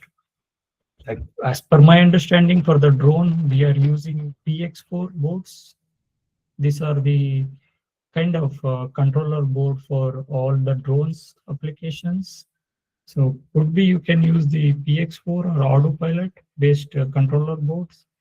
Then, yeah, PX4 supports ROS2. You can look at a lot of data in the PX4 website. They support ROS2 to do so and so. Maybe that where you can get a benefit of doing some application with ROS2 and PX4 for the air taxi. How do you simulate kidnap robot problem? I think it's same repeat. I want to design my own board. What do you mean board, sir? Royal Ravi. PCB board, is it? Yeah, if it is a PCB board, I guess I'm not the right person to answer PCB board. I did small PCB boards design, but that is not practically what more professional one. But yes, you have okay, like a Raspberry Pi. Yes, you can do. There are a lot of YouTube channels, but Raspberry Pi or Jetson Nano will be more into what do you say? It's more accuracy. You need you need more resistor. You need microprocessing stuff, and you need lot of all other stuffs related to the electronics. I'm concerned about ROS support. I think the best way of approaching this problem, just get a Raspberry Pi or Jetson Nano and start working with a ROS. Why do you waste your time on doing which is already there? But yeah, again, that's up to you. Like, it's more into if you want to design something, like Raspberry Pi, it is always good practice to follow Raspberry Pi documentation, the design practices they followed, and just repeat the same. And how I have created a package of board. Sir? Yeah. Sir, do you have one any? second. One second, some question is there. After that, I will come, sir. Sorry for that. I have created a package of 4-wheel robot. It is working fine in gazebo localization and navigation. How I transfer my real robot navigation? So yeah, sir, this is more in how I can transfer to real robot Raspberry Pi. Yeah, you could. Raspberry Pi is more or like a microprocessor that also have RAM, ROM, and all those things. You put all the software inside that, and again connect the lightweight lidars, because Raspberry Pi, even though maybe the later version having more power, so it takes the lidar data, and instead of running the algorithms in your laptop on the simulation, you will run the same algorithms on your Raspberry Pi that takes the lidar data and do whatever it is. There are a lot of plenty of tutorials for robot with Raspberry Pi and ROS2 and trying out. And again, it depends on what application. If you go with the outdoor application and you having a 3D lidar data, having 32 channels of laser rays, and you want to integrate that with a Raspberry Pi, in that case, it's not a good solution, because Raspberry Pi cannot handle the huge data. If you have a small lidar, it's a 2D lidar, and using the Raspberry Pi for that taking the data and doing mapping, the localization and all, it's possible. It's already done. You can follow that, sir. Sorry, sir. Can you please back and ask your question, sir? I think same problem, more likely the same problem. Like you see, most of the things we are talking with a laptop or a desktop. Now that means if you want to make an autonomous robot, definitely we have to use a Raspberry Pi or something like this, just a nano. Now the thing is, if you want to connect more number of analog based sensors, then the Raspberry Pi is not supporting that much. So do you suggest any other board for autonomous robot? And one more thing, sir, do you have any your own YouTube link for Raspberry Pi based installation tutorials? Just that's all, sir. I don't have, sir, personally, because I do started learning with Raspberry Pi and all those things, but I'm not good at making the video and present it probably. So, but I can share it over maybe WhatsApp channel, or I share to Miss Madam, so that she can share to you. But again, come to your question. You want more analog or digital pins that Raspberry Pi is not supporting? Yes. So when you talk about sensors, most of the sensors are analog input. In Raspberry Pi, the analog the interfacing of analog inputs are, I think, it's less features. Very limited. Yeah. So then like it will be more like this, sir. Instead of fitting everything into Raspberry Pi, just fit something to the Arduino. Then Arduino Raspberry Pi will communicate and use it.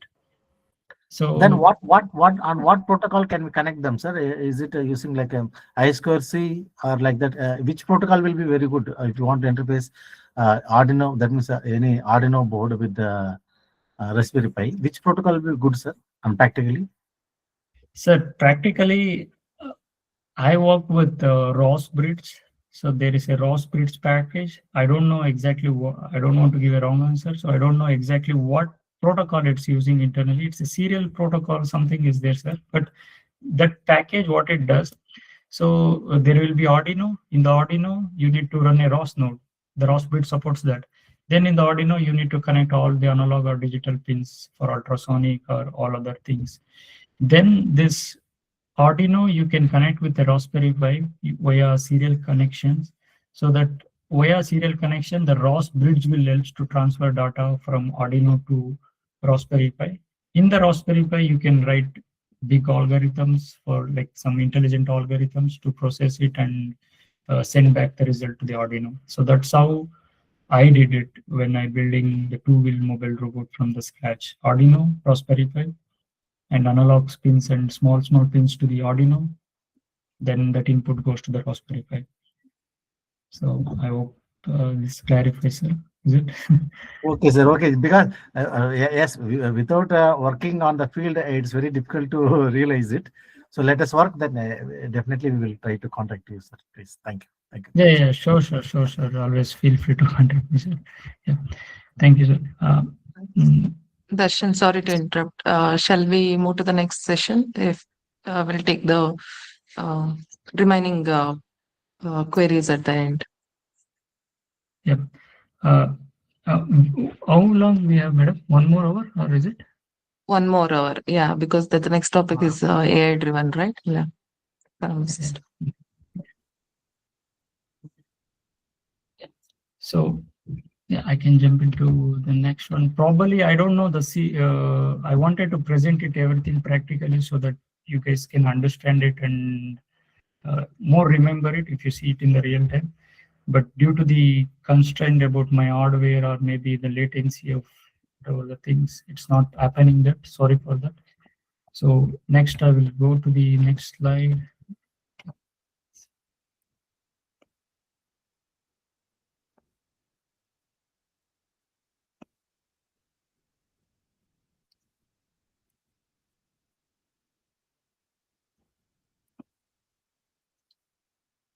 Anybody have used simulator in the previous sessions? They had this problem?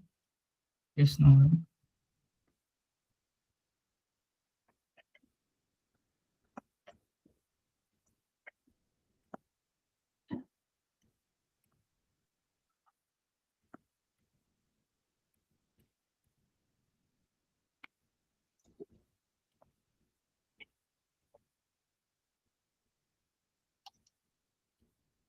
Yeah, simulator is the problem, but they were presenting from the virtual box, actually, the previous resource person.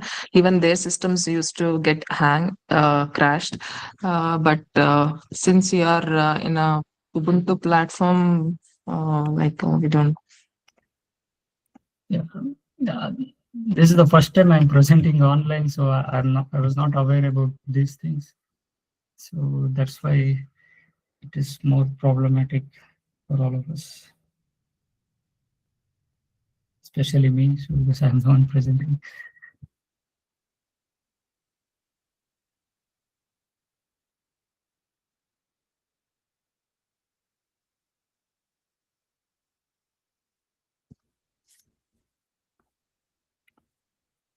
Yeah. So I hope my screen is visible now.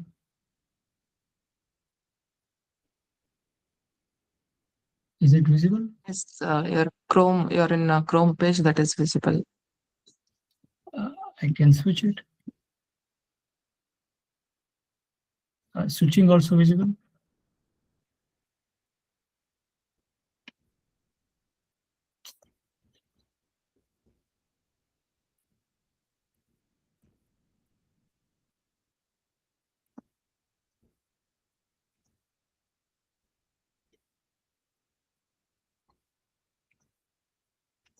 Madam, is my screen visible?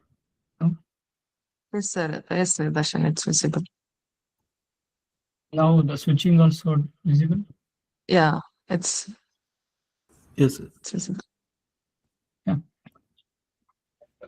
Okay, so yeah, so in this presentation, in this session, I wanted to present more into the real world stuffs, are kind of trending stuffs now. Nowadays, people are talking a lot about AI control, AI driven, all those things. So I do start working on that. I do implemented something in that. So in this session, I will share what I learned in that. So these are the contents. So I wanted to present what is EA agent, what is MCP protocol, why it is needed, and how you can integrate that with a simple apps, maybe the Google Calendar. Later, the same idea what you followed for Google Calendar, how you can extend for the ROS navigation. And in the finally, I wanted to show a video. I don't know whether I can do it, but yes, I wanted to say it something you can, using the chat box, you can type something. The chat box will communicate with the robot and do autonomous navigation. So that is what the thing I prepared. So now just go into step by step. So what is AI agent? So ChatGPT, just imagine ChatGPT because everybody knows ChatGPT. So ChatGPT is a kind of AI and also AI agent. So what it will do, it's an intelligent system that can understand the user input and do the reason about the task. And it use some tools like a web or maybe some databases. Based on that, it will produce the data, output data. It's in the structurized text format. Like if you say, what is the weather in Mysore, it will jump into some kind of weather report websites and databases and pull the data from there, and it will structurize. Today, the Mysore weather is 90 degree or something. Sorry, 90 degree, not 90, 30 degree, something it will say. So that is what the AI agent will do. And the input will be understandable text, you will write it. So now you can do the voice also, but we can talk about the text. So you can write the text that will be the language model, large language model, text language models. They will read that. They will go into the particular website and fetch data, and they will structurize the data in such a way that more reasoning and more understandable way to the user and display it on the screen.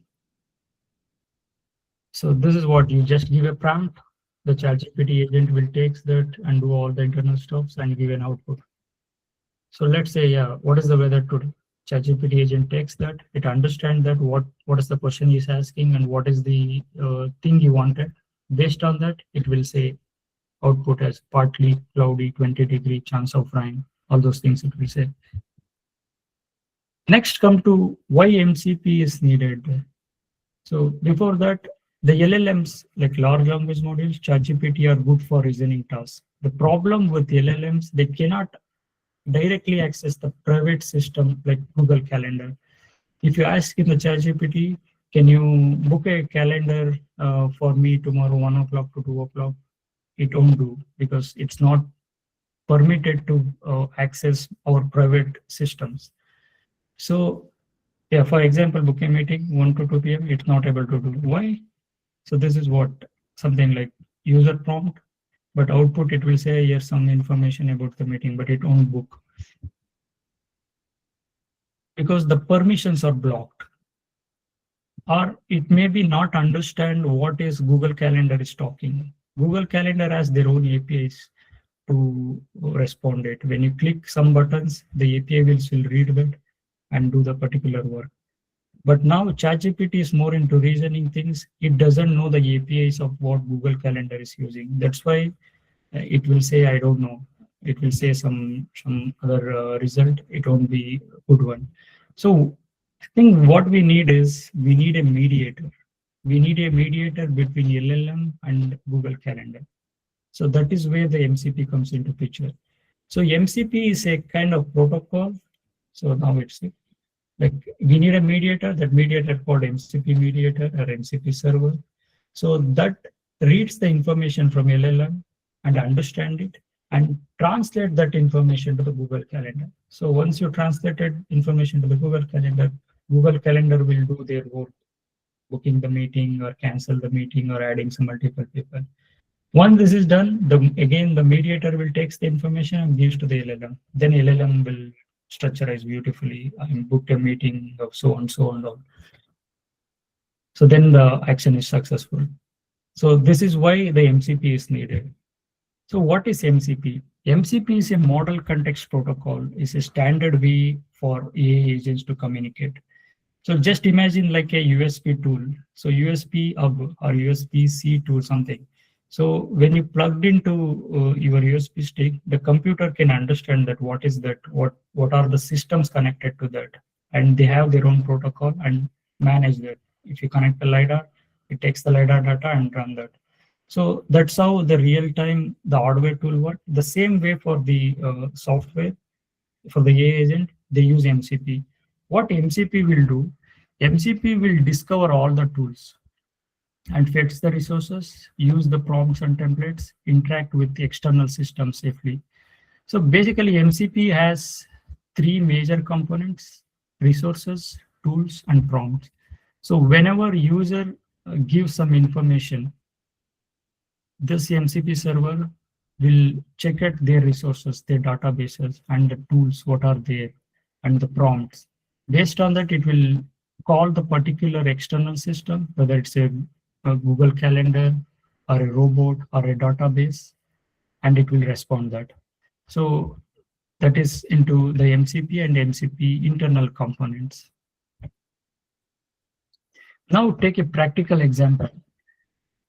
Take a Google Calendar server. We need to create a MCP server for Google Calendar. So that server should communicate with LLM.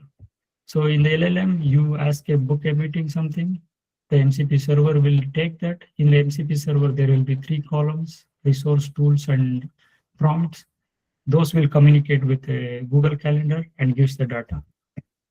So now you can have it like LLM ChatGPT will say book a meeting at 10 a.m. Then the MCP server for Google Calendar will having a lot of resources. Resources in the sense database. It having all the database related to what are the existing Google meetings in this calendar, what are the available slots, all those things. And tools. Tools will be more into how you can book a meeting. For booking a meeting, what API you need to call. And adding a new joinees, what API you need to call. All those tool information it will have. And prompts. For some APIs, you have a ready-made prompt. You just call that prompt, it will do the work. So LLM will understand these tools, resources, and prompts and call the right one to book a meeting. And that input goes to the Google Calendar. Google Calendar will book that particular event or particular slot. Then it gives back the result to the Google server, MCP Google Calendar server. LLM receives that and display it on the screen. So now go into what are the like individual resources, tools, and prompts related to MCP server, MCP calendar server. So if you take MCP Google Calendar server, the resources you can consider as existing events and free and busy times and the calendar list. So this will be the database. This is what the resource. In the resource, we have these all information. Like from 1 to 2 already some meetings are booked, and 2 to 3 the time slot is free, and 5 to 6 again the meeting book. All the database will be in the resource section. Then in the tool section, again we have a APIs. These are called as APIs. So they have APIs to create a meeting, to create an event in the sense the meeting, and update the meeting and delete the meeting. So LLM will understand these tools and call a particular tool. So for booking a meeting, it will call a create event meeting. For canceling the meeting, it will call a delete event meeting API. So then there will be another prompts will be there. This is also will be inside the Google server. So there are some user prompts, something like in the ChatGPT, for asking something, you need to enter the specific prompt, then only it will give the right answer. Like that, the Google calendars also have some prompts. If you call in the right way, that will be execute, that will be do. So now we are giving these resource tools and prompts to the LLM. So LLM is more brilliant. So it can understand all these things and call the right event and right resource, right prompt, and makes your work done. Like the Google meeting for 1 and 2 minutes, like 1 to 2 o'clock is done, and gives you a confirmation meeting link. This is what a small example about MCP and how it works in real time. I hope it's clear.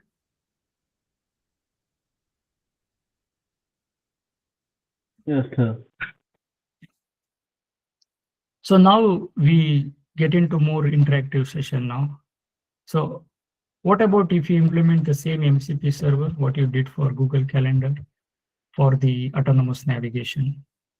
So user will say, navigate a robot to X is equal to 2.0 and Y is equal to 0.0. Then LLM will takes that and it will reach the nav2 MCP server. Again, the nav2 MCP server will have 3 blocks: resources, tools, and prompts. It will use the particular tool, particular resources, particular thing, and gives that information to the navigation system or the ROS system to do navigation. So in general, if you take a MCP nav2 server, what can be the resource? Resources will be more into data. What is the data is needed for navigation?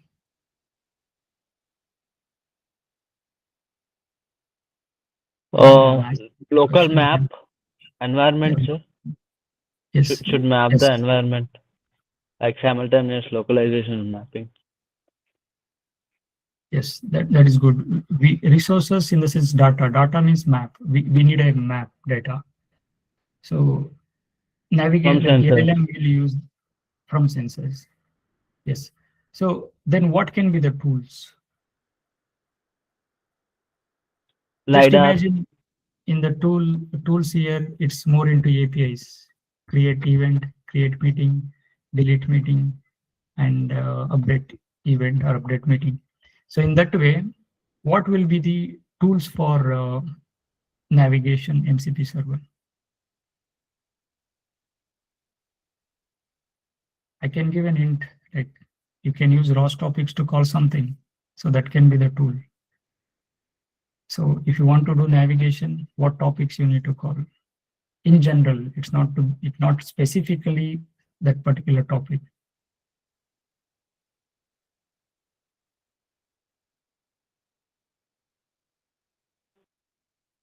Publisher. Yeah, publisher. Subscriber. Yes. Just say you need to go navigate to 2.0, then you need to publish the particular topic. Yes, you need to publish. That is a tool.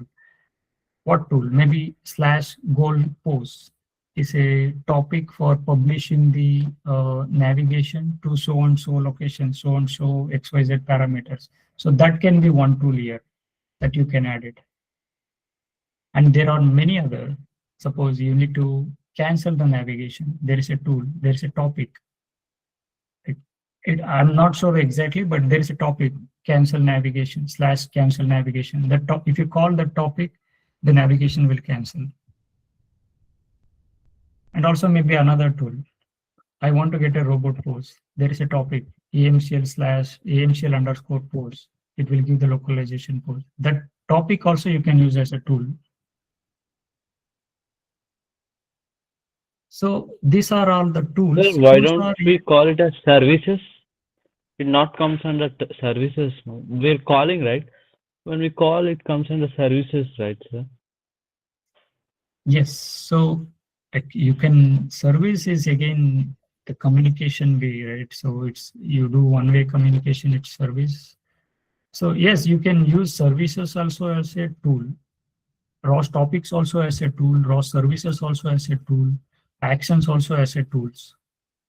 So now we all know all these things. We are manually typing. Now just imagine these tools we are already giving to the LLM.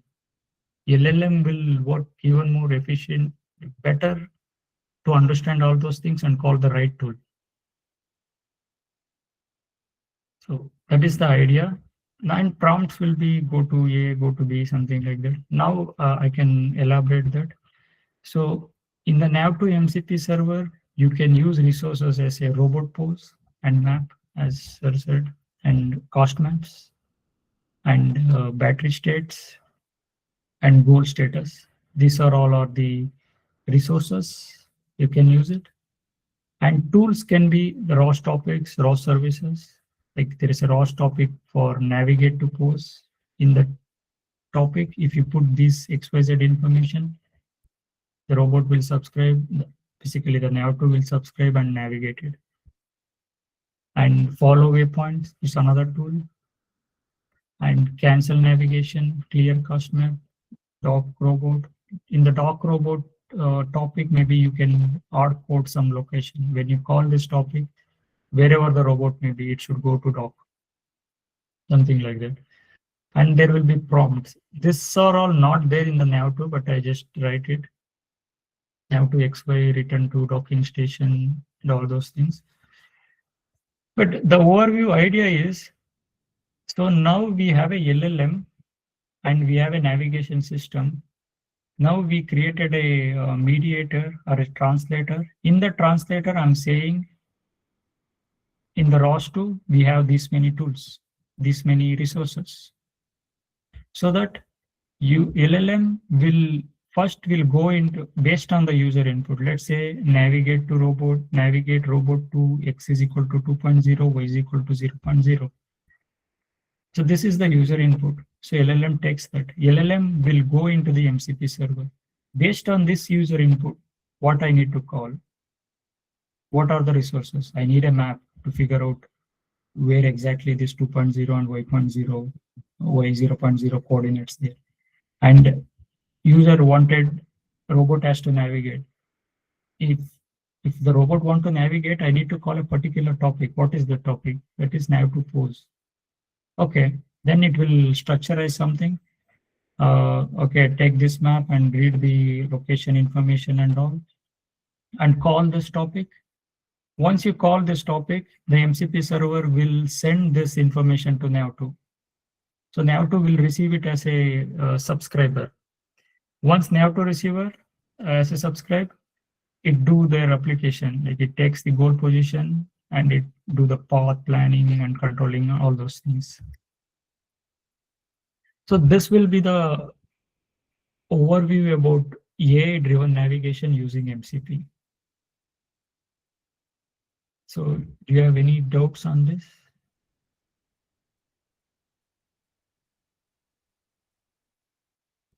Sir, do you have simulation on this? Yes, I do have simulation on this. I wanted to show practically. So I will ask ChatGPT or some other AI tool that will communicate and do the things. So now it's come to how you can create this MCP. MCP nav2 server. This is the plugin, right, sir? This It is a ROS package. That's a good question for the next slide. Actually, yeah, here you go. So MTP nav2 MCP server is a package. So what it will do, it will have all the these blocks inside that, resources, tools, and prompts. These are all kind of individual scripts. So what this package will do will, whenever user gives some information as a subscriber, as a publisher, this package will subscribe that and call the particular LLM model, maybe ChatGPT or Cursor AI. Based on that, it will look into the maps available and the topics available and the prompts available and call a right topic, right prompt and send it to the navigation. So it's kind of, this will be bridging between the LLM and the nav2 system. So what this package will do? So it offers lot many things. It like query the robot state, send the navigation goals, monitor feedback, cancel or recovery. All those things it can able to give it for the user. And also it provides tools for nav2 actions, resources for nav2 state. If you need to know where exactly the robot state, which state it is in, something like that. And also it's a standard MCP interface for LLMs. I'm just talking about interface for nav2. The same way I previously talked about this interface you can use for Google Calendar. So now this is kind of more standardized interface for all kind of LLMs. You can use this interface like MCP protocol for building a MCP protocol for maybe Google Drive or maybe some your own photo editing app or so on and so on. So once you build this MCP server with respect to particular apps, then you can control that with ChatGPT or any other LLM tools. So this will be the flow. So we are using Cursor. Maybe you have heard about Cursor is another AI tool similar to ChatGPT. So they have a LLM client, and this MCP nav2 MCP server is acts as a server. So in the client LLM, you type something, the server will receive that, and server is all check about resources and tools and give that information to nav2. nav2 will take care of that part. It draw the path and navigate all those things.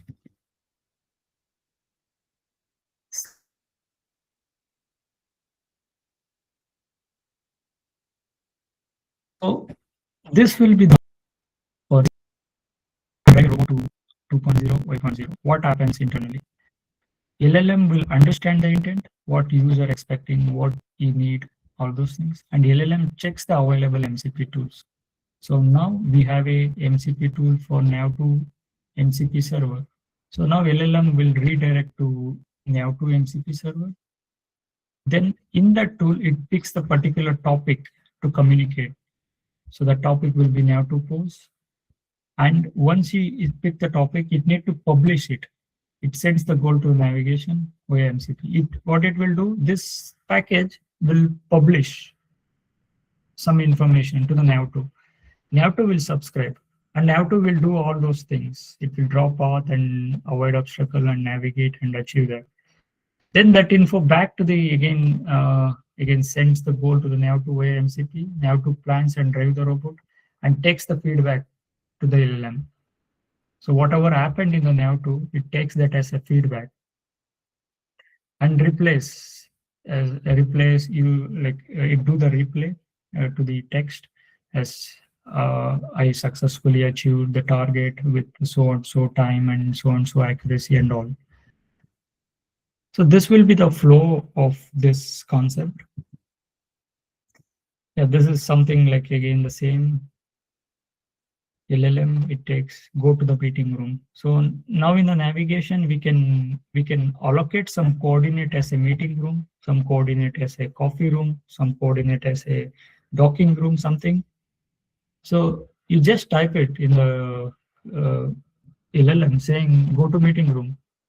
LLM don't understand that. It will check the particular tool for understanding that. Then it will go inside the MCP server. In the MCP server, we have a tools, navigate to post. This tool have this internal data, go to meeting, coordinate, something internal data as a prompt.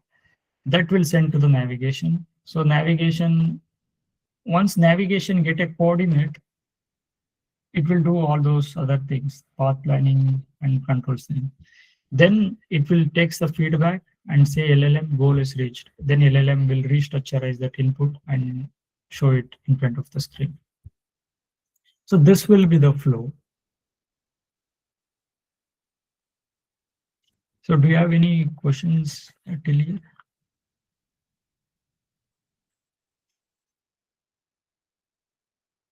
Okay. I'm going a bit fast because we have hardly 25 minutes. So sorry for that. Maybe you can stop me if you have some questions on this. So now come to the practical setup of installation. So this is a kind of some innovative package, right? So it having a special dependencies. It's not like a ROS regular packages. It's just create a ROS node and some CMake list and package XML and run it. But this will have some special dependencies to communicate with the LLM and also communicate with nav2. So the requirements will be ROS2 Umbel nav2 and also some Python dependencies and fast MCP. This is a kind of APIs to communicate with LLM and also communicate with services. And UV package manager. So this package manager will handle all the data from LLM and data from navigation to LLM, those things. And I made this in a Docker in the first phase because you don't need to worry about all these dependencies. Just run the Docker. Docker will install everything. It's like a virtual toolbox. It will install everything and open up. But later I realized the Docker installation can take more time. So I removed this. Not remove exactly. I make it as an optional. You can use Docker or normal traditional running commands on the terminal. So yeah. So next, these are the setup checklists. Before you running this setup and this package, you make sure all these things are installed. Then get into Cursor. Cursor is an AI tool, and you need to, in the Cursor, you need to configure. You need to configure the Cursor tool inside that. And what are the things, like you need to enable nav2 MCP server. There's a script for that. It's not easy as I show here. So you need to copy that script and paste that script in a particular location. Then it do automatically all these things.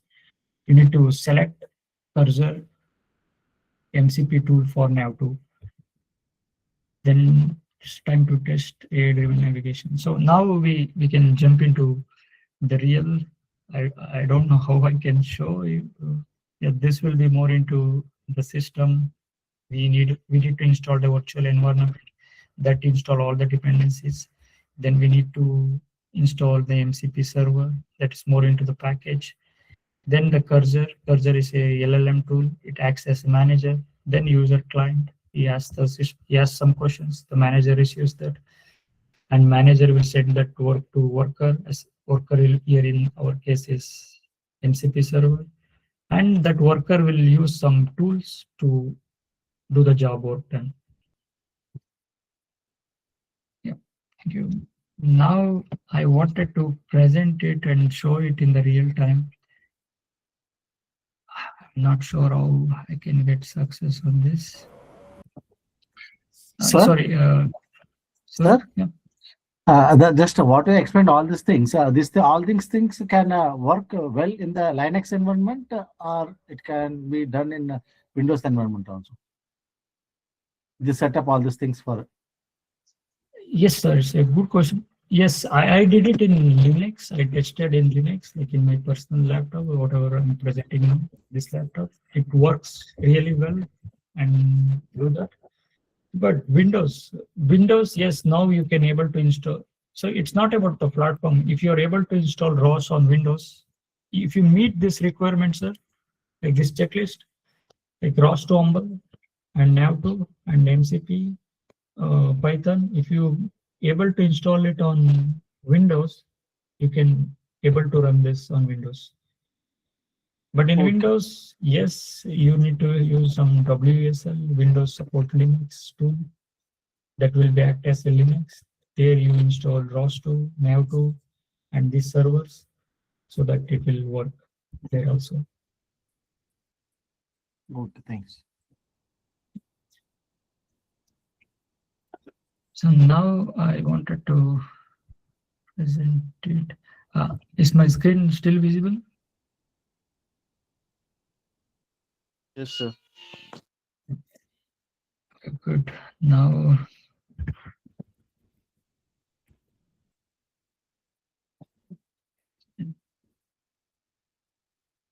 so I have a repository. I shared already that repository. The same repository also carries this MCP server package as well. So this is the MCP nav2 MCP server package. So here it having a lot of things. Basically, in the SRC folder, you can see the ROS2 node, navigation server, and tools. This is what I talked about. In the tools, we can define waypoint follow tools that will, for example, if ChatGPT gives waypoint something like this tool takes that and do the navigation and follow the waypoints. And there are other tools, spin robot.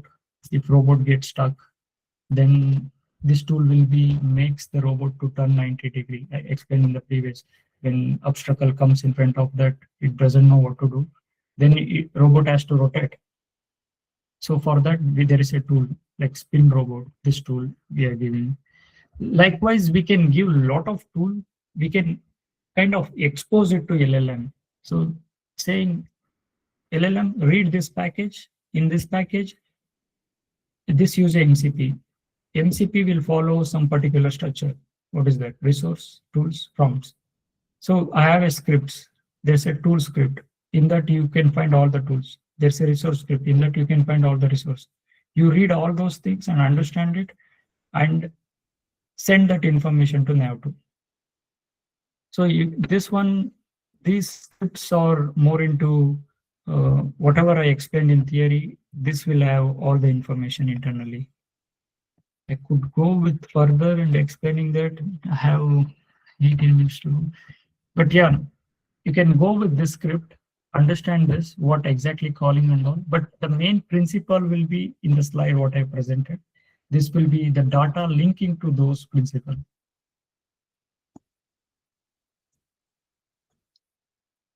So then there are a lot of other things. This is an open source package. As I said earlier, I start working on this. I'm not developed everything from scratch. We should give a credit to a guy.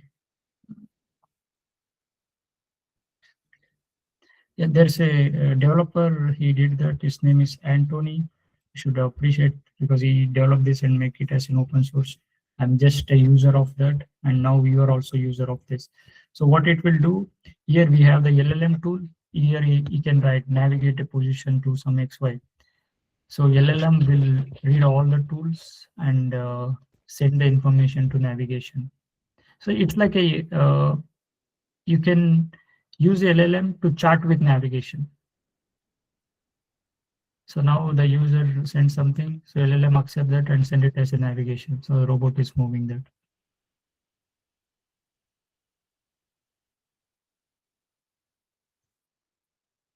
So the same exact thing I also did. I wanted to present that. Sorry? Through voice command or text, sir? Now this is right now it's in text. Yes, it's only text-based language models. Means But what yes, he is telling, sir, we can't see that in the screen. so now he came into the website. Now he writing execute like navigate to position -7 some coordinates. Robot takes that coordinates and doing that. So he is writing in the LLM. LLM will communicate to nav2 via MCP. That is the concept. Yes, maybe I will try to run it in my system because I also did the same thing. It's working in my system. But for that, you need to follow this document. There is a document called the nav2 MCP server execution guide. So here I wrote it everything in a systematic way. Like if you just follow this, you can also see the things. Sir, this is same or for the Jassy? If you want to using Jassy. Here we can see the humble. So in place of Jassy, can I replace and run it? Yes, you could replace with the Jassy as well. Yes, I'm using Humble. I did everything in Humble. But where is that? Yeah, you can use it in Jassy as well. But on that cases, I don't think so. You need to install any special packages here. Yeah, it will be straightforward. But in some cases, if you wanted to install some, let's say, now to bring a package, that is, if you want to install for JazzG, then there will be command sudo apt-get install ROS. Instead of Humble, you need to choose Jazzy now to bring up, so that Yes, it sir. will get the things. And yeah, I hope you know. Yeah. So apart from that, it should work. I don't think so. We have anything. Yeah, I can elaborate this probably. Yeah, first we need to install the MCP server. So as I said, there are two ways to install the MCP server. One is using a Docker. So yes, this is the developer, like Talam. This is the guy who developed this. So he made it as a Docker container. So what we need to do, we just need to copy this command and run it. If you are already installed Docker, just copy this command and run it, and run this command. So this will run the MCP server. Once you run the MCP server, yeah, and option B will be locally you can run. Yeah, this is what I already done. Probably once this presentation over, you can just copy paste these things and run this. This will also run the MCP server. So once MCP server is up and running, then you need to configure that MCP server in the LLM.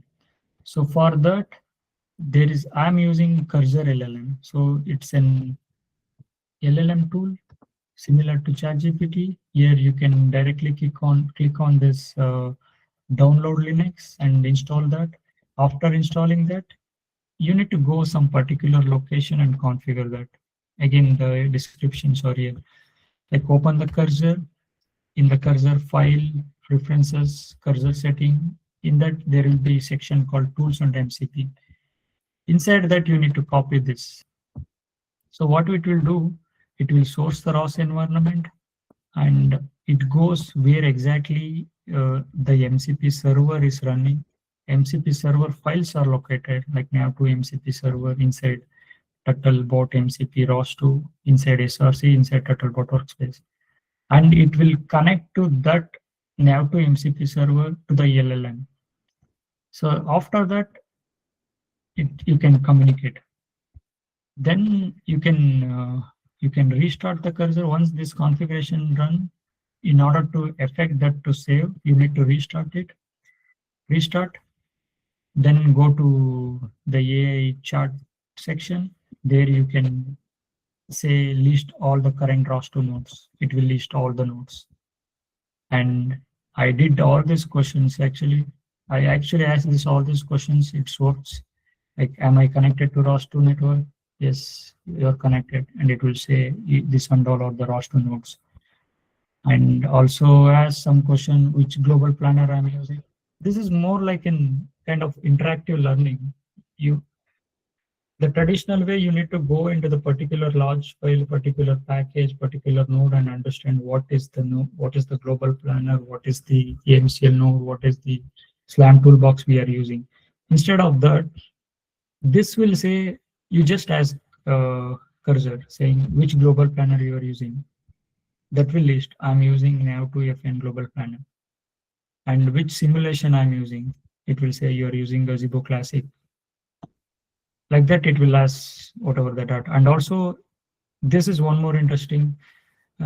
You can type it as find a nearest obstacle in front of the robot using the laser scan data.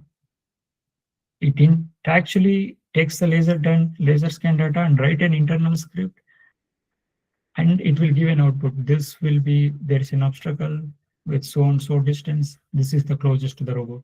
That also will do. And just for fun, you can ask, it's still a ChatGPT, so you can ask what is the weather in Mysore, what's happening in India, all those questions. It will answer that as well. So let's try to show it in the real time if possible.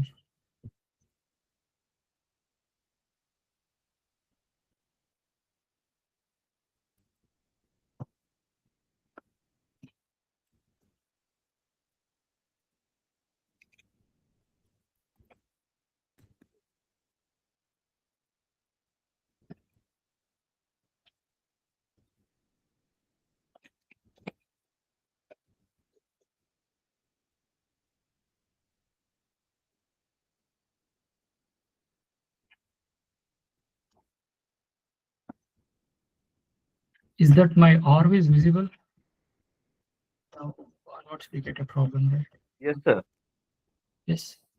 Hopefully, yes, we'll see. Yeah. Now I'm running the Nav2. So next I will run MCP server. And next I will run the cursor AI tool. Cursor.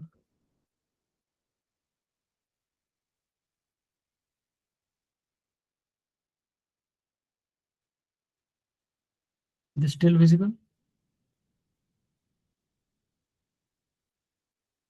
Yes, sir. It is visible.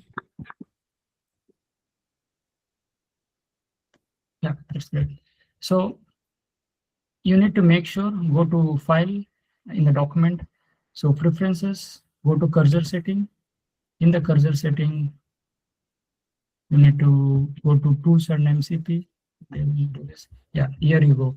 So I already configured Nav2 MCP server. What it has, this has these many tools: Nav2 pose, follow waypoint, spin robot, as I explained in the script, all the tools it has, and resources as a robot pose and map, all those in it has. So it is connected with our Nav2. Now let me try something. Interesting things.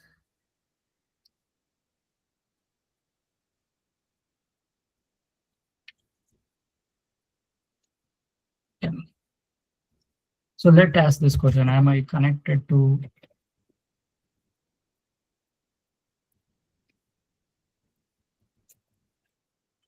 Is still visible the screen? Sorry. Yes, sir. Okay, so now you can see which ROS2, and it will checking internally. It says yes, ROS2 humble, and it write a beautiful text. Yes, you are connected to ROS2. This is the version you are using. This is the humble you are using, and these are the so and so nodes are running, and all those things. Now I will type it. Go to x is equal to something. Go to x is equal to 2.0.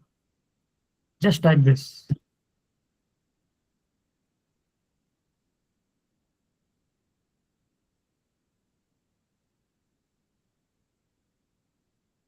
So it's getting the robot pose.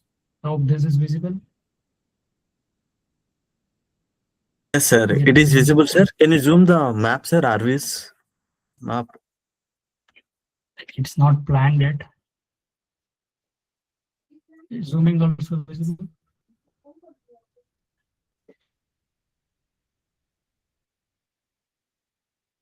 Yes, yes, sir. Okay, I will It is check on the visible. screen as well.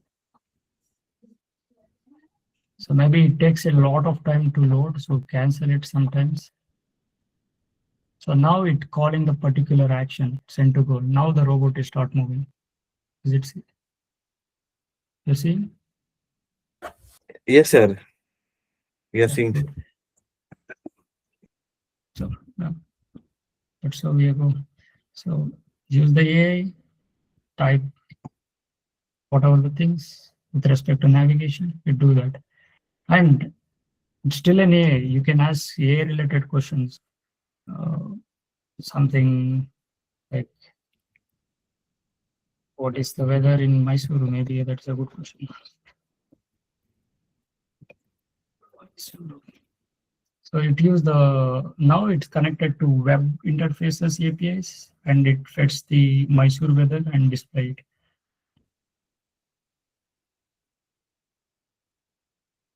But also you parallelly, okay, you can see now it's saying weather is 27 degree, all those information. Now, as I said, one more thing, you can get a closest obstacle distance. So tell me closest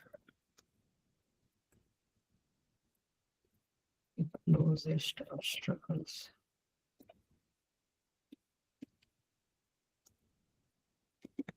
With respect to robot. Now the interesting thing, now it does subscribes to laser scan data internally,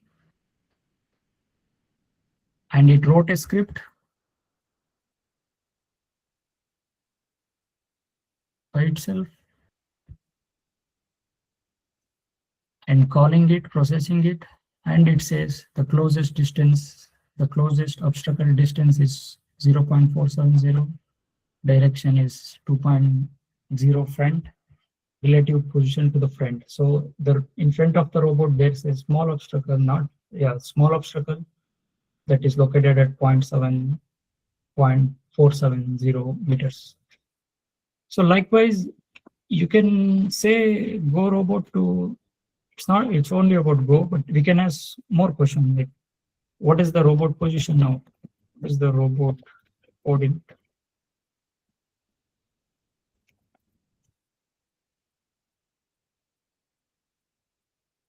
Yes, it's asking the odometry topic. That is what the responsible for robot coordinate. And also it is checking with the base footprint and map and so on so, and it says robot coordinate in the map frame is x is equal to 1.992 meters. Orientation is so and so. So it gives the location. So now you no need to go to the terminal and ask ROS topic echo for EMCL pose, ROS topic echo for laser obstacle distance, all those things. You just chat with AI will control navigation. Now we can say go to some other location. Go to x is equal to, go to initial location.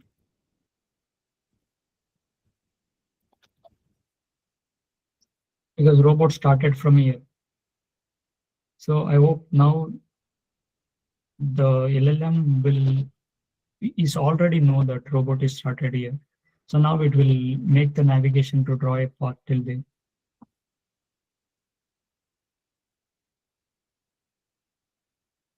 Yeah, it's okay. Is it still visible?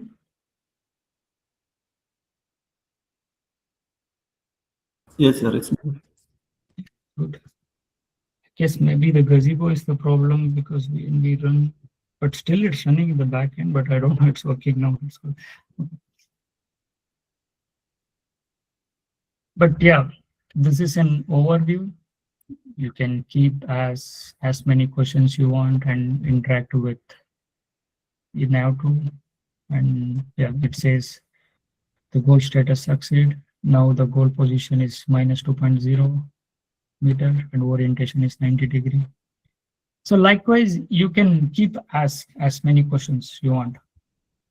So LLM will talk with this now2 and answers your questions and do the application it's supposed to do. So we have 2 more minutes. It's good that it's worked. I'm able to show it in real time. It makes sense.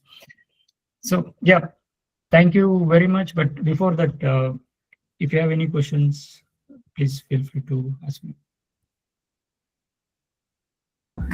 Sir, why we are using this LLMs and what are these applications where we can use? So LLM, so it's like the question is like why you are using ChatGPT and where you can use. So earlier we were in the era of Google Chrome for every questions. Go to the Google and ask that. Google will fetch some websites and give you some information with some website links. You go to the particular website and read some particular information. Now it's like a era of AI. So AI, you ask some questions. So that will take care your automation of going into some particular website, clicking the particular portal, reading the information and all those things. That will take care, and also it will structurize the data into user understandable format and gives to you in front of within a fraction of time, so that it will save a lot of time in searching some things and all. But this is what is a very basic one. But now the AI has evolved to use it everywhere. AI is in the medical industry. AI is in the robotics. One of the application is this one. Now we are doing everything something like a. I'm talking towards the robotics. We are doing everything like a traditional approaches. If we are writing a algorithms, the algorithm will do that. In the future, it will be more into the AI tools will become similar to this MCP tool. You just need to communicate that MCP tool. That MCP tool will know what to do with navigation and all those things. So that's how it's going towards AI with robotics at least. But in general, yes, AI is everywhere. You can upload some image and you can stand with Trump or Modi or anybody. So yeah, there are positives and negatives are there. But yes, in general, AI will save a lot of time if you use it positively. Yes, sir. Got it. Sir, what is the where warehouses like warehouses where it will be more useful? Where it will be more useful? AI, is it? No, sir. I'm asking this LLM navigation. This LLM navigation, like wherever you can use navigation, you can use this. Whether it's a factory or in the office or in the college as a research project, yes, you can use this. Whatever the things you can do with navigation, now you're adding an extra layer on top of navigation and giving in user interface. Let's say now we are typing everything. So as one of person asked, is it voice integrated? Yes, in the future, of course. You just enable the speaker, you talk. That will convert it into text. The text will go to MCP. MCP will do the navigation. So that will also be happening. So right now, like this I learned as a the new skill. I have not tested in the real time, but since it's working in the simulation, it will definitely work in the real time also. But it depends on the area you want to use it. Let's say some critical areas, some security reasons are there, security things are there. There you no need to share your critical information like a vision, capture photos and all those things with LLM, because we don't know who is controlling LLM, where is he. He might be having access when you give access to everything. That is more into the cyber security and all those critical stuffs will be there. That is the kind of drawback of LLM, AIs. But we are not more focusing on that. We are more into the application side. But your answer to your question, yes, wherever you can make the navigation work, there you can make this LLM navigation also work. Okay, sir. Got it, sir.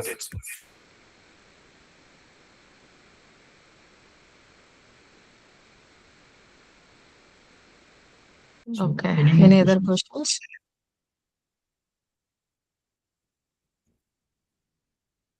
Okay.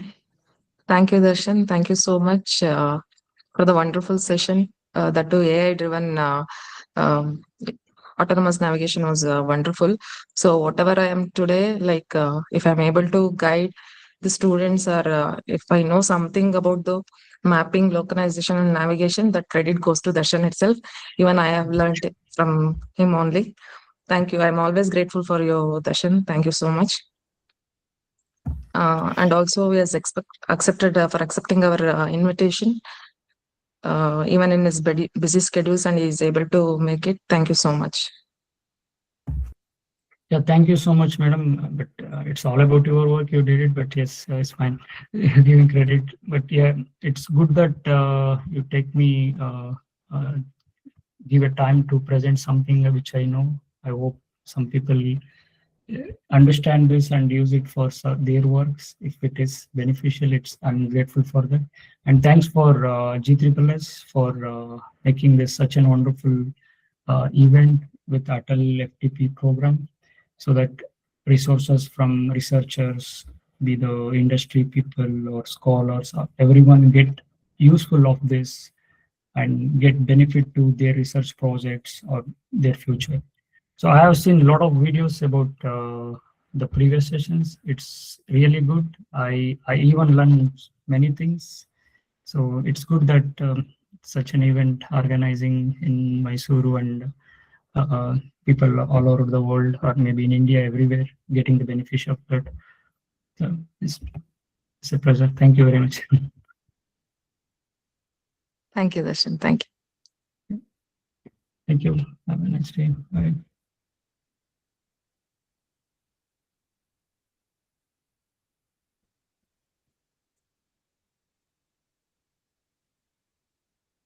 So we have a next session from Balakrishna Ramnath, sir.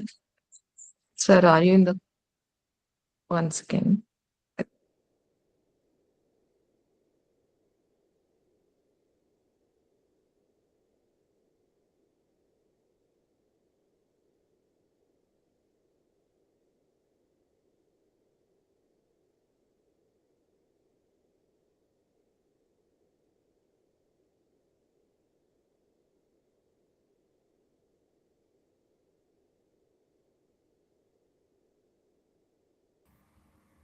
Ma'am, can we take 10 minutes break?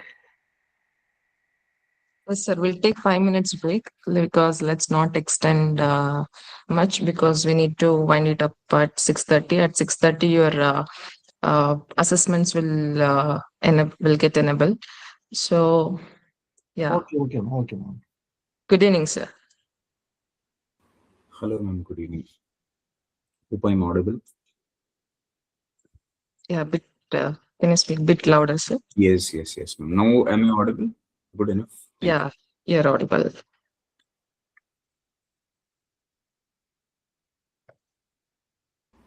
So I'll start the session, ma'am. Yeah, that's okay, sir. I'll once again, sir, I'll just give an introduction about you to the participants, then we'll start. Sure. Please.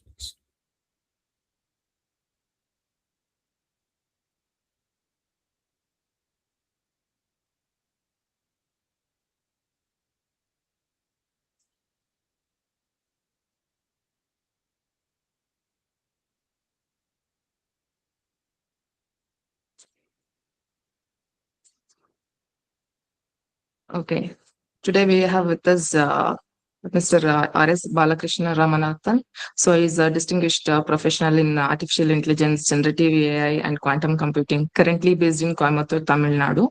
With over a decade of experience, Mr. Balakrishna Ramnath has worked extensively across AI, machine learning, generative AI, big data analytics, quantum computing, with a strong emphasis on practical and healthcare focused applications. He currently serves as a head technical operations at Sridhar Medi Systems, where he leads the development and deployment of AI and data-driven healthcare solutions, including medical imaging, user computer vision, intelligent decision-making systems, and automated hospital oxygen supply monitoring frameworks.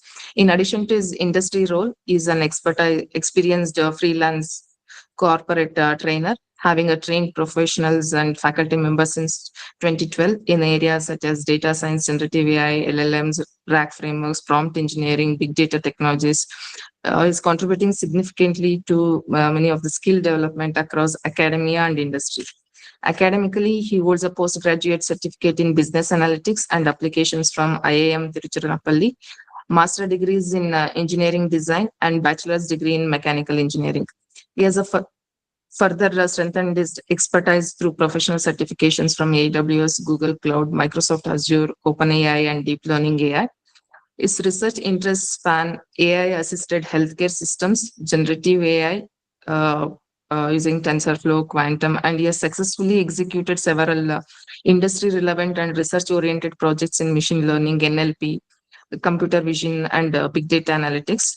With a strong combination of technical depth, interdisciplinary perspective, and real-world experience, Mr. Balakrishna Ramnath is exceptionally well positioned to share valuable insights that bridge theory, research, and practical implementations. We are very honored to have you with us today, sir. Once again, on behalf of our team, I'll extend a warm welcome to you, sir. Over to you. Thank you. Thank you so much. Very nice. Thank you for the introduction. So let us begin today's session. So in today's session, we will concentrate more about, we'll first kickstart our initiation and preparation towards machine learning and artificial intelligence. Then in the later stage, we will just keep going ahead and we will discuss about how we will go ahead and, deploy the models. First run a model, then save a model, then deploy the model. And very importantly, by default, if we are able to do any of this, I hope yesterday you might have had a session based on robotic operating systems and how to deploy a model. So all you have to do is whatever we are learning from this, probably all the researchers and scholars over here should have good idea about machine learning and deep learning model, but still I will try to make things go from basic, intermediate to advanced in the span of 1.5 hours. I'll try to do my best from here and we'll just keep it going from there so that we can take it ahead and implement that. And the main objective of this particular session is to understand how these models work and how we are going to, once this model is all done, we will have to run it from the node of ROS. And the moment we do that, it is just like importing a module, just like from how ultra analytics you people might have imported YOLO, the similar way and the similar methodology that we are using here.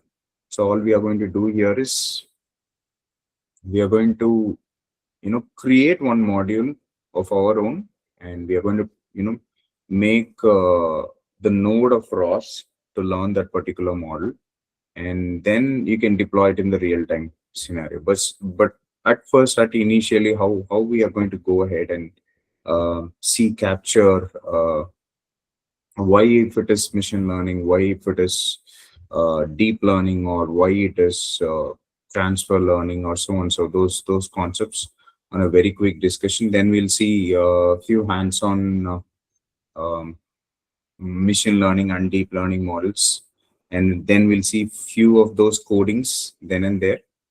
And then we'll go ahead on those particular codings and how we'll go about and take care of the model from there. Then we will see how, once time permits, we'll see the deployment.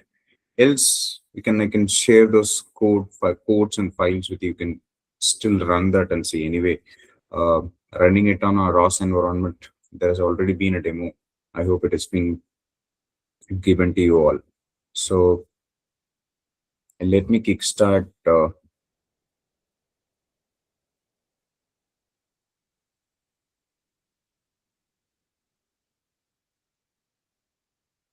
section.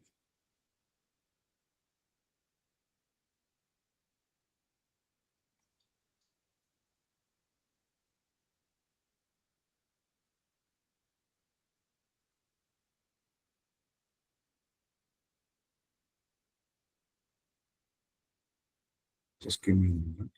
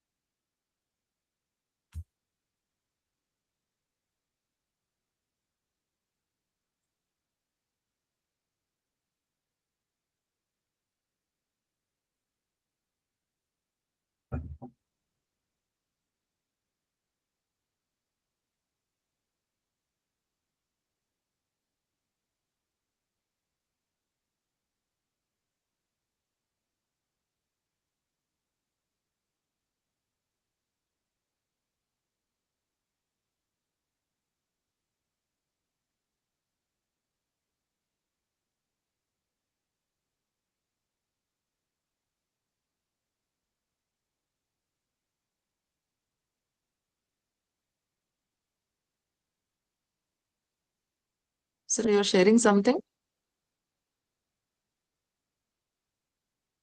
Yes, ma'am. Yes, ma'am. Trying to, but this PDF sharing is not visible in the window sharing. Just give me some time.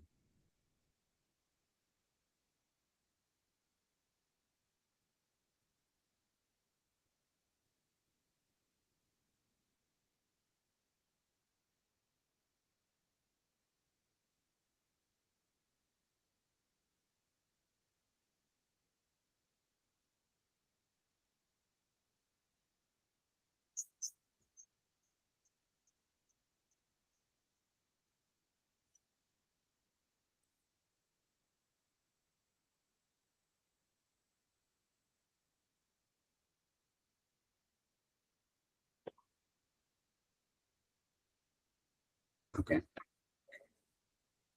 I hope now the tab is visible. So let me kickstart the very basic of today's introduction. Starting from here, we will go ahead and we will complete the discussion of today's particular topic. So the first one is going ahead, and we can all understand that machine learning is something which is very basic and was found at the very initial point of time. And post machine learning, we had deep learning models, so which was able to work much better with files, images, especially with images with huge amount of data. So that was all very comfortably done with the deep learning model as well. So that is what we will see in the deep learning model. So a very quick 1 ML, 1 DL model. Then we will go ahead.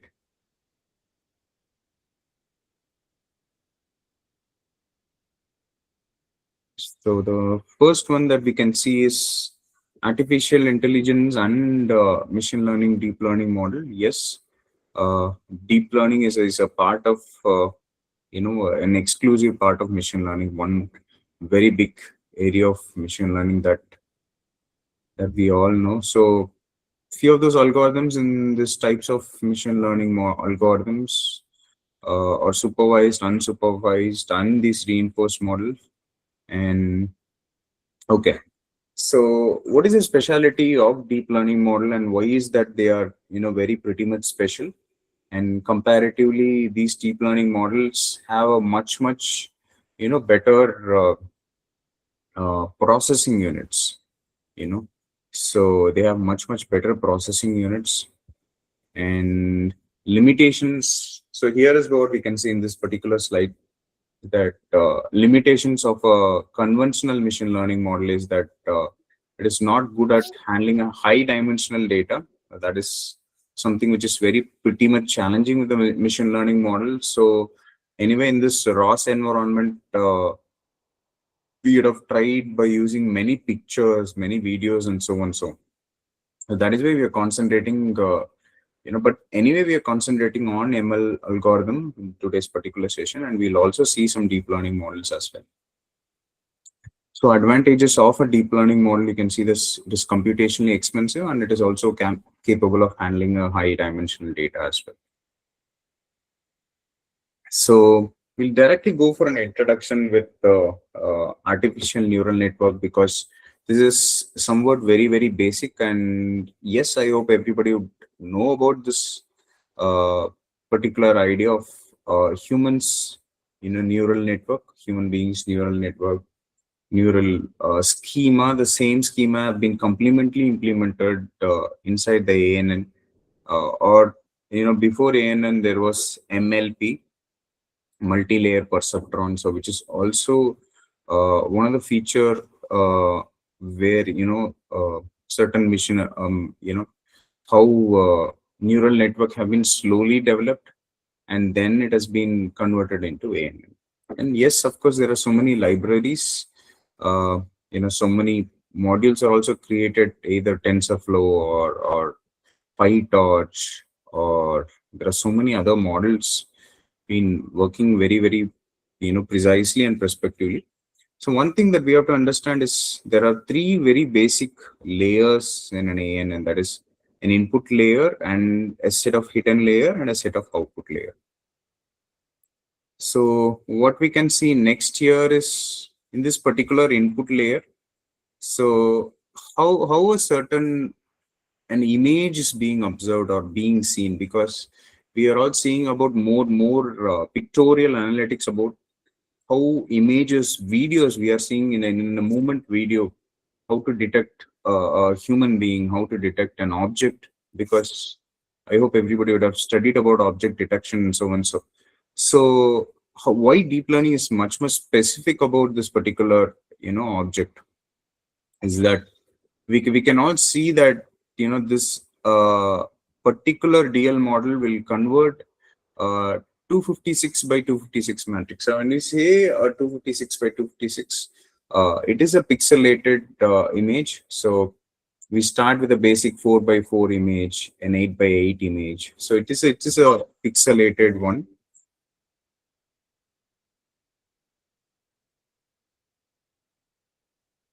So those pixelated ones will then get converted to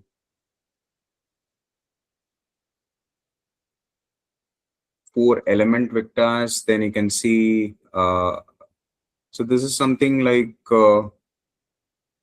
converting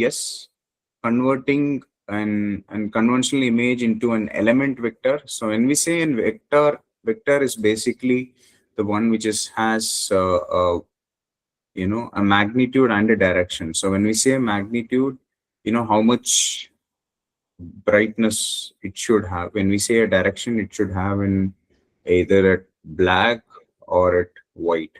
A kind of an image example that I'm trying to give here. So the basic learning principle of how we generally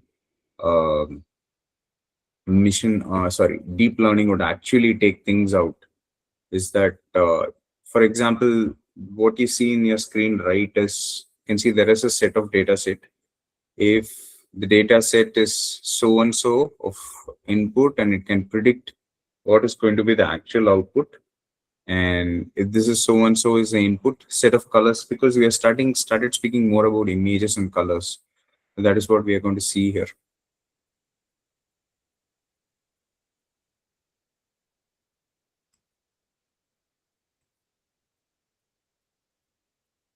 So and so with the colors.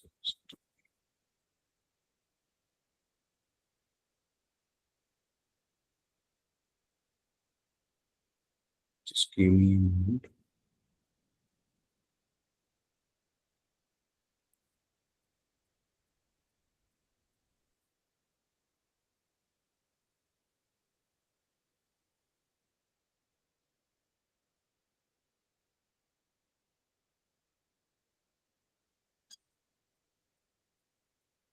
Okay.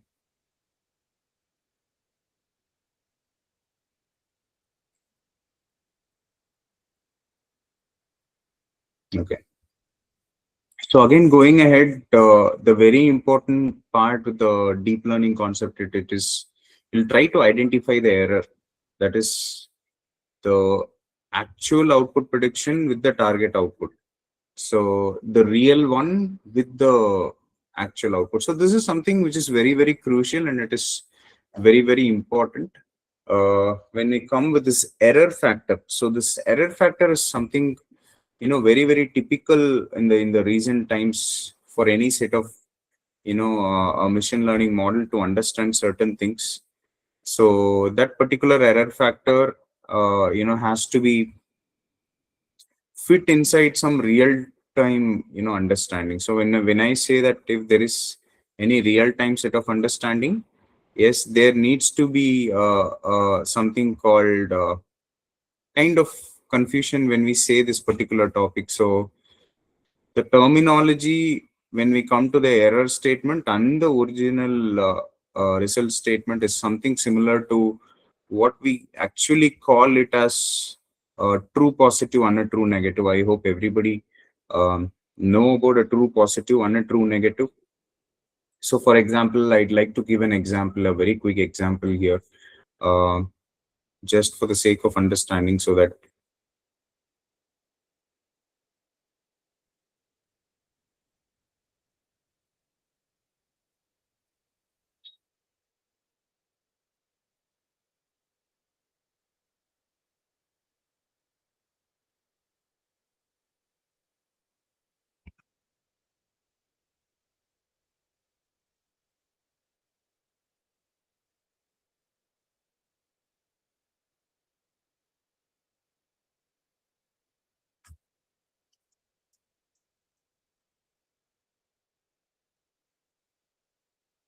so putting this confusion matrix right up in front of you. So this is the flow of discussion that what we are having. I'm kind of omitting the very basic set of discussion, but thought, okay, rather than going inside and having such type of discussion, why don't we go with some real time scenario? For example, I'd like to give four scenarios. I'd like to ask four scenarios, and I'd like a response from your side as well. For example, let us say if a person is really a convict, and if he is convicted, uh, so that is a true justice, right? So where does it fall? So I'll give the first category. If a person is a real convict, and if he is charged with conviction, so in which category does he fall?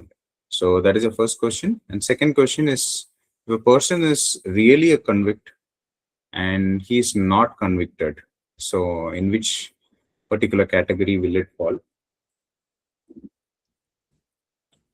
So I just given these two inputs right now. So any suggestion? Okay. I think rather than putting this into confusion matrix, I'll come up with scenario 3 and scenario 4 as well. If person is really not a convict, but he is convicted. If a person is really a convict, but he is not convicted. Okay. If a person is convict and he is convicted, person who is not convicted is a convict. Is not convicted. Okay. Which is most dangerous scenario? The person who is really a convict and he is not convicted, but the person is not a convict, but he is convicted. Which is the most dangerous scenario as far as any real-time example can be, which is can be either machine learning model or whatever be the general scenario. Which is the most dangerous one, probably? Okay, so I'll like to give a small clue thought here as well. Just,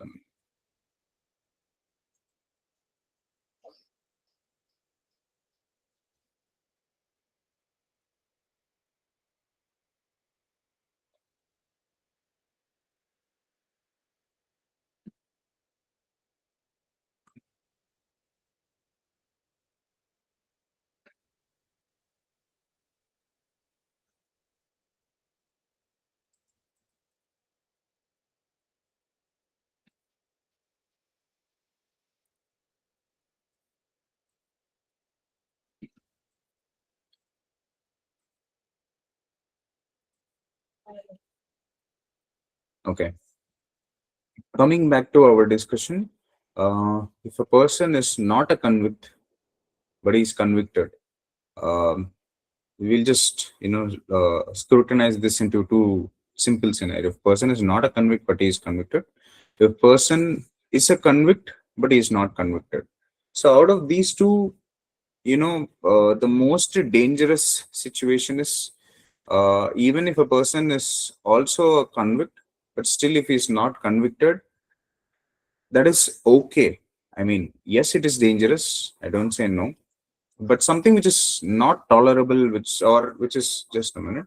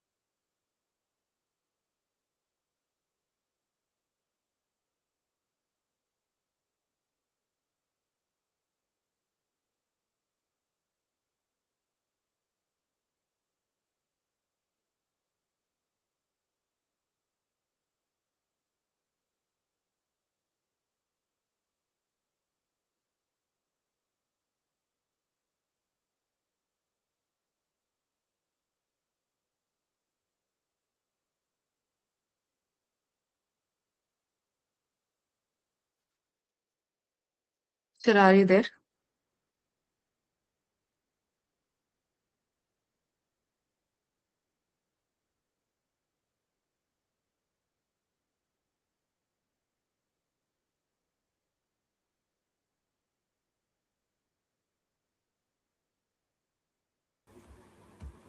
Yes, faculties, I'm here. So let us continue our session. So on a very quick discussion, on a very quick note,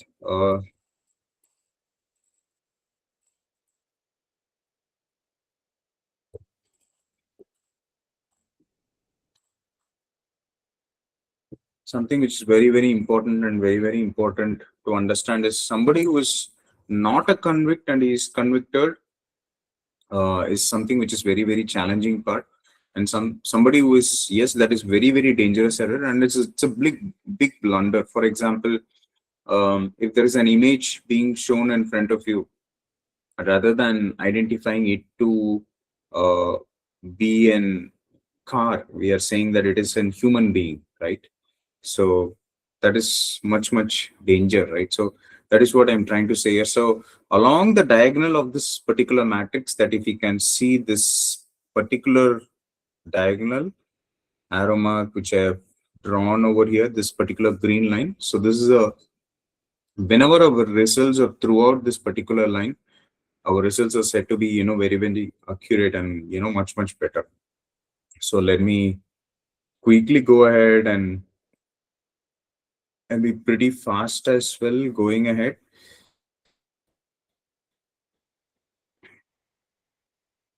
And on the very next note, that we can see that our slide discussion coming to the learning principle side. And yes, you can see that a certain output or a certain error, that whenever we say that, generally predicts and say with very few inputs that we get. For example, if there is any colored, when we say pixelated, this generally, it has got a very less amount of high brightness being comes at that particular point of time. So that pixelization is very important over here, and that comes inside the picture. And the very quick learning principle, just with the diagram that you can understand over here is, you can see that it is an input, output, and a target prediction as well. And next one, we are coming with the basic neural network prediction, that is a certain input being given to a hidden layers, and from hidden layers, the more the layers are, the more complicated the neural networks will work. Generally there is an idea that if the multiple number of hidden layers, the more the number of hidden layers, the better is the output. Yes, there is an optimized value on which particular value that will go for a particular network is also something very, very important. And we should always train any model to have a minimal loss. A good advantage with the neural network is that it will try to identify a loss by itself. So it will always try to minimize the error. So it will always have what is the actual output and what is the predicted output. So the difference between actual and predicted output will always give us a deviation in error. So that is that can be covered here and there as well. So that is also something which is very important. So that is what you can see here in this particular slide. So when we get the weight of the first variable and the second variable, and you can see the output, it will get an output. Then this delta wi is nothing but it is a difference between the original and the actual weightage. So it will always try to communicate it backwards. So you can see this is from output. Again, the difference goes back to the input. So we call it as a back propagation in the deep learning model. And now, just that we are going with the deep learning model, now I'd like to jump from ANN to a CNN. So CNN, we call it convolutional neural network. So CNN algorithms are very suitable for a two-dimensional image perspectives. So yes, in YOLO, you've already seen a video image as well. So what is that exactly? It happens in a convolutional neural network is that you can see if there is a source pixel, which is of a size,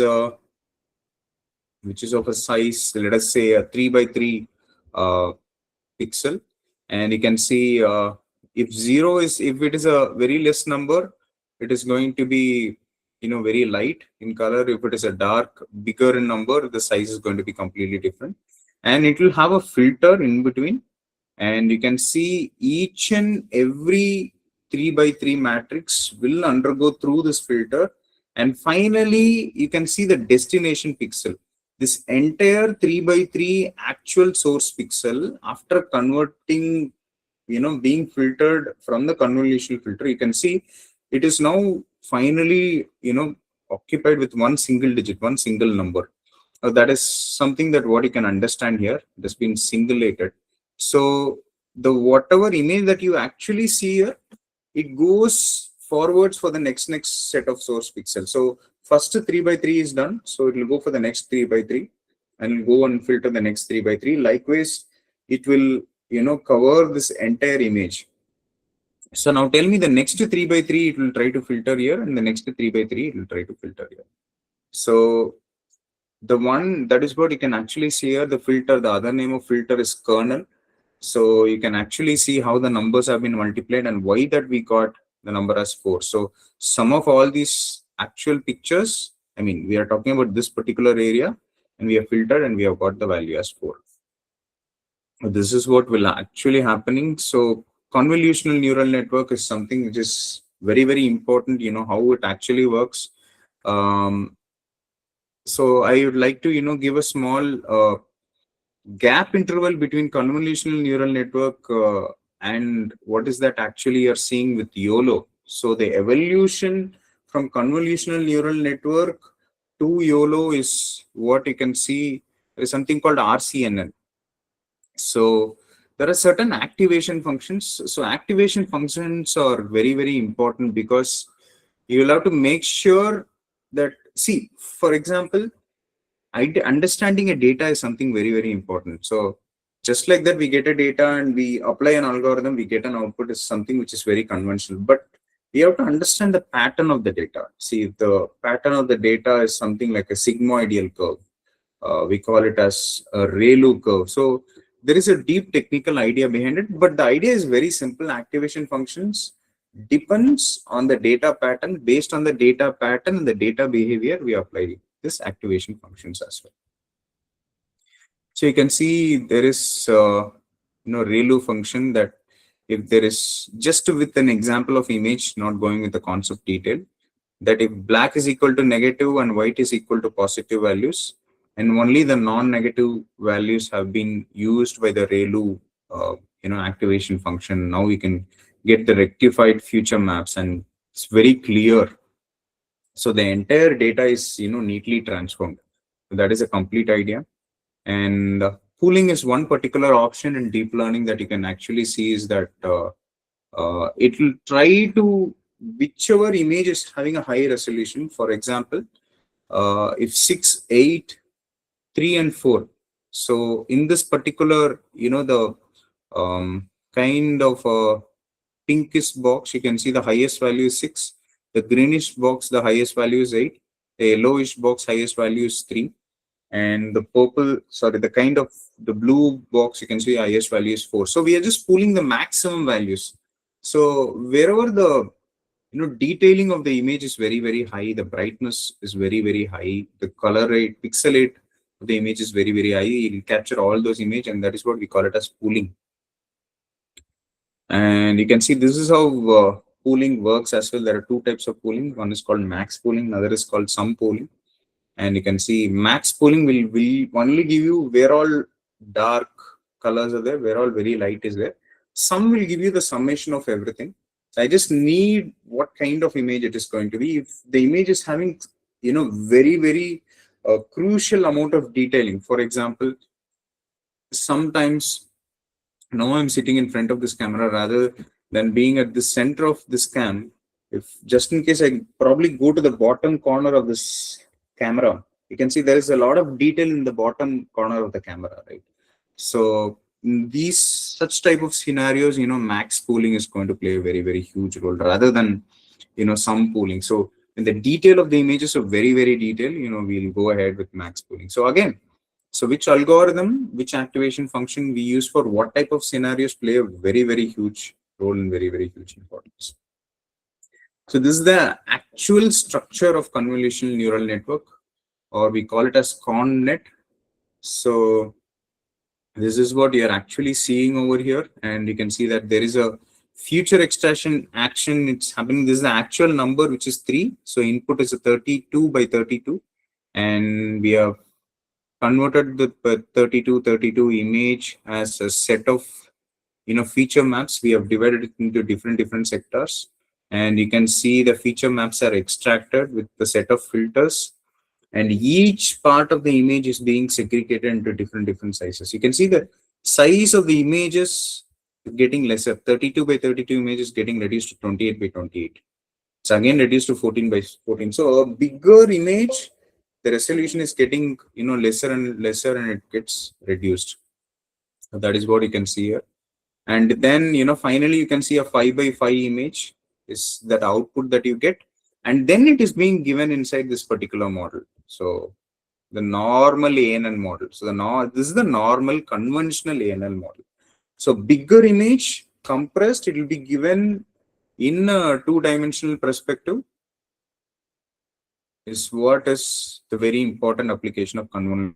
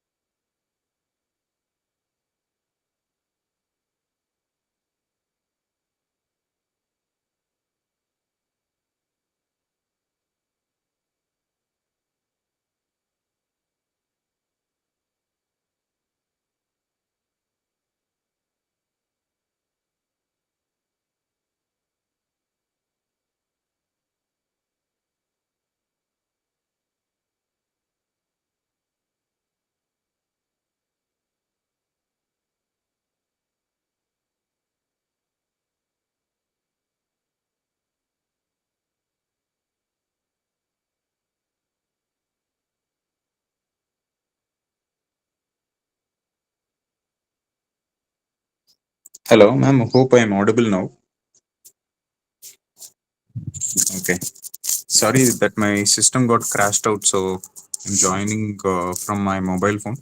But anyway, I'd like to give a few minutes of talk and conversations that how we are going to make this session understandable and executable is that we have been seeing about convolutional neural network in probably towards in another few minutes or so I can share all the machine learning model, deep learning model algorithms, and I'll probably give a step by step scenario on how you will have to execute a model, how you will have to save a model, and how you can deploy it in the ROS environment. So probably I can give hand out a kind of a guide for everybody to go through the scenarios, then you can apply that and you can see in the real-time scenario how we are actually going to do it. So from here I'd like to just start or give something on how we will have to go about this particular session. For example, now that we have seen about artificial neural network, then we have seen about convolutional neural network, that is CNN, and after CNN so there is something called RNN, which is called recurrent neural networks. And recurrent neural networks are something which is very very uses a very short scenario of a span of time, and it has been much better recurrent neural network. And there is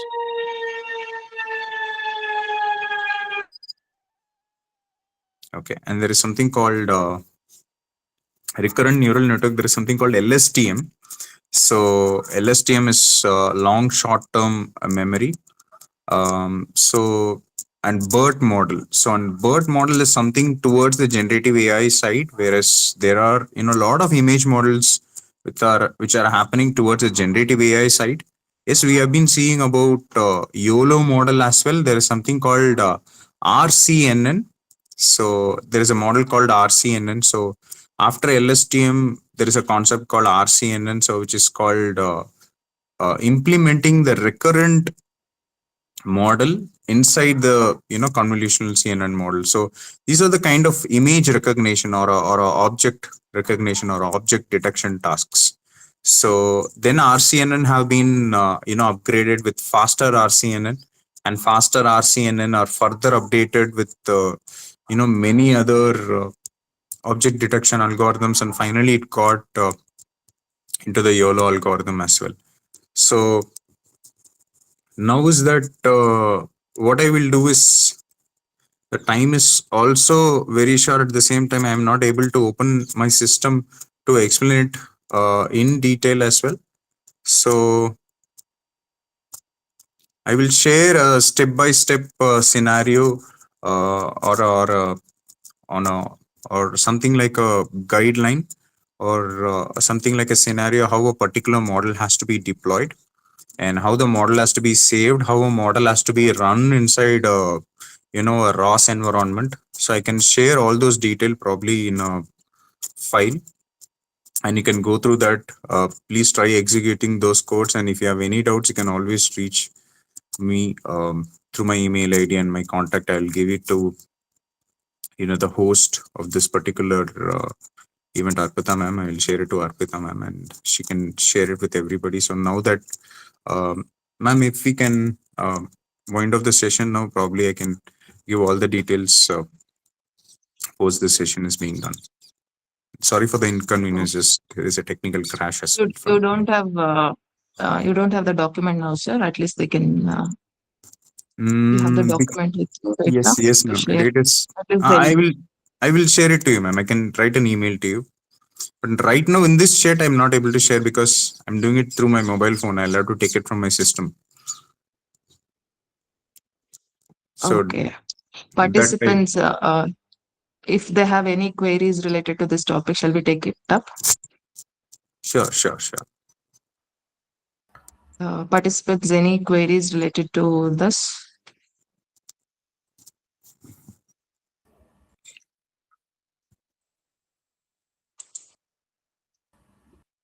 Sir? Yes, sir. So generally, once you talk about the ROS2 means we used to do using the Python and writing a lot of codes. Yes, sir. Is there any graphical programming based tools to implement some basics uh, to set up some basics on ROS2? Is there any like? Uh, Sir, you're talking about the something like instead of writing the entire detailed program, we can do the miniature just by doing some function calling method. Am I right, sir? Something like that. Yes, yes, yes, yes. Yes, sir. It is possible. We can create some function calling algorithm and function calling agents. We can also deploy it or some normal function calling technique, and we can save that particular algorithm and we can deploy it, sir, in real time. So in that way, you can save a lot of time. For example, if you're doing a project work, because every time once we kickstart the Unix module, we start an environment and we start deploying the model, every time we'll have to retrain it. Yes. So this can be resolved if we are already creating a model and if we save it and if we deploy it. Yes, it will be always saved in our system. So we can retrieve it whenever we require. Yes, codes can also be shortened by using the function calling methods, and those can also be saved as one set of model. So that can also save a lot of time. Yes, so that is possible. I can give you some guidelines for that also. Probably this once my system is fine, I'll send and write an email and you can go through that as well. I'll help you. Okay, sir. But this procedure is basically, we can say, for user-defined functions, isn't? Now I'm asking, is there any tools like a template tool in that Okay, sir. we can call or we can mention and then we Okay. can use it? Is there any tools? Sir, in ROS 2.2, I doubt if there is any specific tool, but we can probably deploy some third-party tools, sir. I will suggest you some relevant third-party tool that we can download it and execute it in ROS. But what is the objective of that particular tool, sir? The For same. example, for example, the students are very basic. So to Okay. bring them into interest, it's very difficult to them to make them interested by doing with Unix environment. So if you start them with the like this drag and drop method or something through a template, then we Okay. can bring them like I thought. That's my suggestion. If it is possible, then no problem. Yes, sir. I think going with one user interface initially, we can create some normal backend application. So parallelly, we can create a backend app and an application. Yet it is possible, sir. We can do a real-time drag and drop scenario, and we can see once we drag and drop, what does the publisher say, and when does the subscriber act. So it will highlight and show. Yesterday, you would have seen how ROS is actually working. So publisher and subscriber, and in between there will be a topic. So when the topic will be working, yes, sir, it is possible. We can design it, but there is no exclusive tool for that. We'll have to write a set of Yes. programs for that. For example, the generation of a node and a publisher is very important. Now, by Yes, taking that a particular link and by changing some few settings so that we can use it like that if it is there, so that will be good. Yes, sir. Sir, instead of going for some tools, probably I can identify some link in GitHub, and you can use that link in your environment, in your ROS environment, so that an application at front end is very quickly created. Okay, thank you, sir. That's what I'm expecting. Thank you. Yes, sir. I'll send you some GitHub links, sir, for that. You can work on that.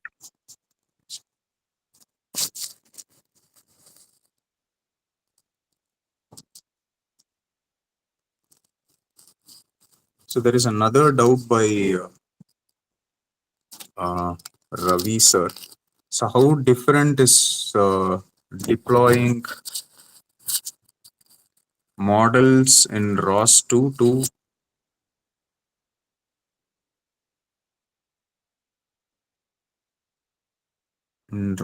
to embedded environment?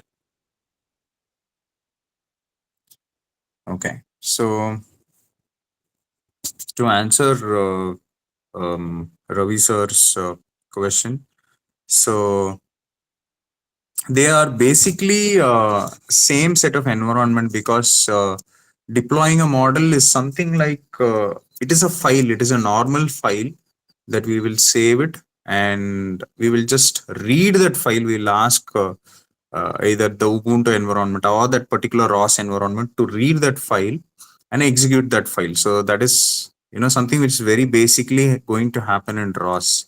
As far as the embedded scenario is concerned, it is completely a different scenario.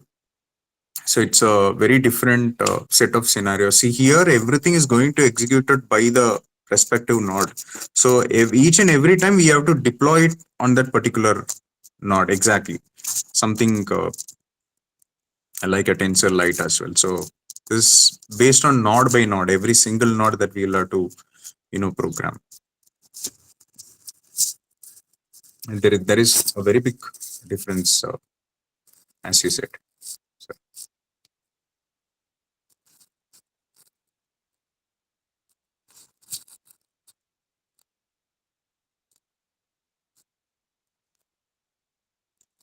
So anyway, there is a lot of environments are also available in meantime. So, within, yes, in ROS environment, we can integrate many other tools as well, third-party tools as well, and we can integrate it and we can work on it. If it is something like a front end or a back end application, we can use some script writing platform, something like VS Code or even Google Colab. Also, we can try to integrate with that environment. I think VS Code is something developers platform. Definitely, I can share you some documents related to that. So just in case if we are not finding any tools or any set of ideas, I can GitHub is something which is very, very best. So because there are many people who have already written many scripts for that set of environment. So if you wanted to go create a UI UX as one of the sir has asked over here, we already have a set of code. All we need to do is that save that code, come here to this particular environment, fix to that UI UX environment. So whatever is happening here, yes, we can visually see that. Definitely, sir. I'll share the documents also to you.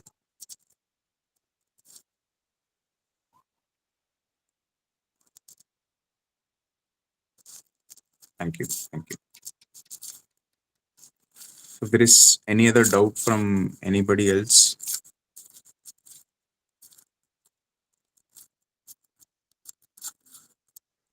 Okay, I hope. Thank you. Yeah. Thank you, Balakrishna sir. Soon after you share a document with me, I'll be sharing that with the participants. Thank you for spending your time. So it would be grateful because of the inconvenience caused. Actually, you share the document with us, even in Sure. offline, I'll guide them all. That is Definitely, fine. ma'am. Definitely. Just in case if there is any doubt, also you can give email ID. They can write an email. Whenever I'm free, I can revert back to them. Just in case if they need any reference. Yes. Okay, we could have extended that. Yes.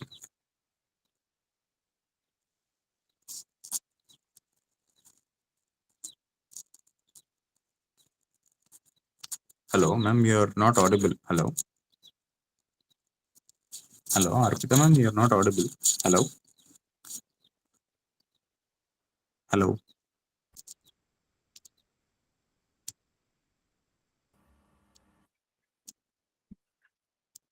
There may be some issue with madam, I think. Okay. Okay. Am I audible, sir? Yes, sir. Yes, sir. You are audible, sir. You are audible. Okay. Okay. Okay.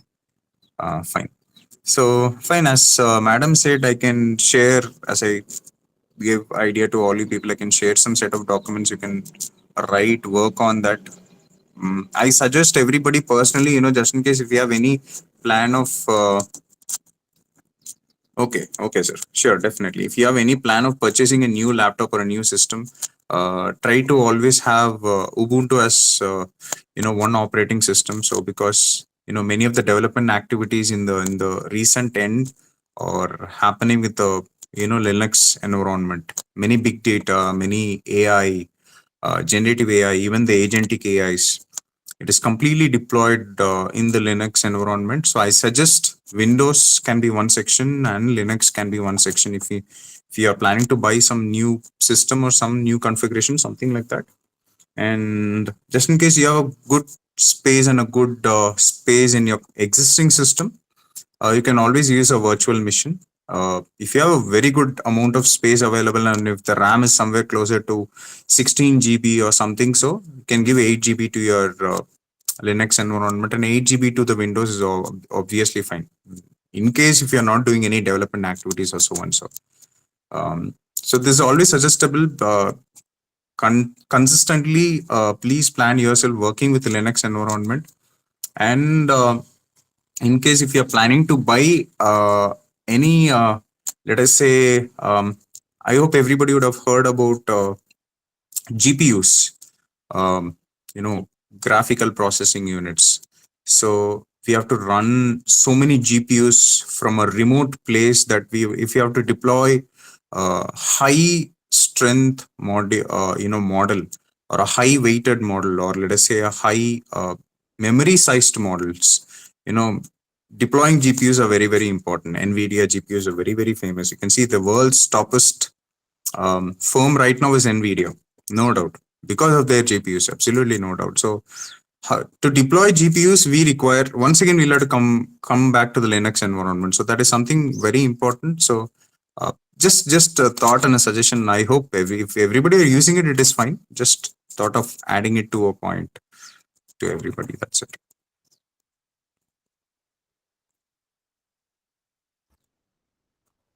So I think Arpita madam is back. Ma'am, you're there? Yes, sir. Yes, sir. Sorry, I got disconnected.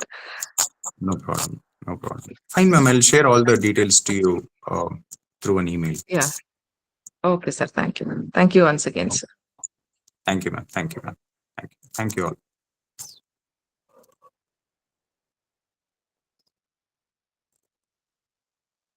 Professors, please stay connected for 10 more minutes. Shall we conclude the session with the valedictory now itself, or Hello. hello? Arpita, I have one Yes, general sir. question to the expert. Yes, sir. Hello. Yes, sir. Yes, sir. Tell me, sir. Yeah, I have one general question. The question is, what about a robot suicide? Just I wanted to know it.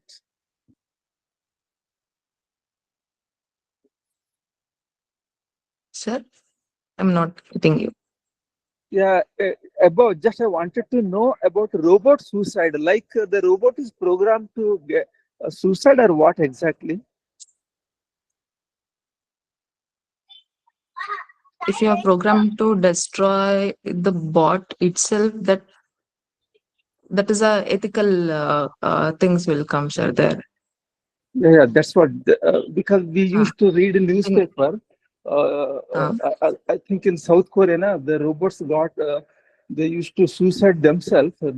Like that, I wanted to know about from experts actually. Okay, okay. Actually, he left the session. Okay, fine. I got late. Yes. Sorry. Okay.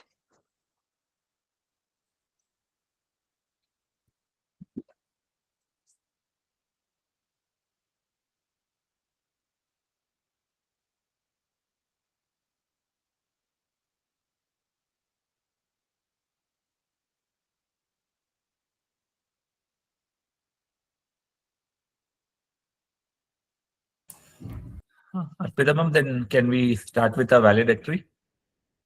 Yes, sir. Okay, then just a second. I'll just share my screen.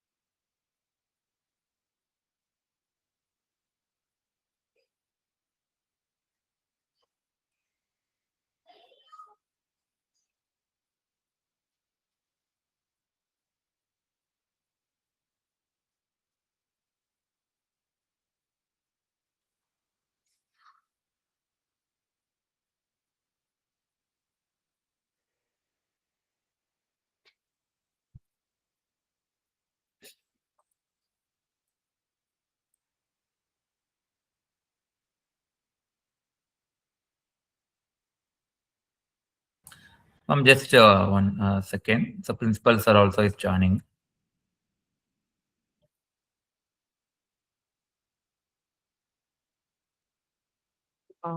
They are all your link assessment link will be enabled after 6:30. So please do take the assessments.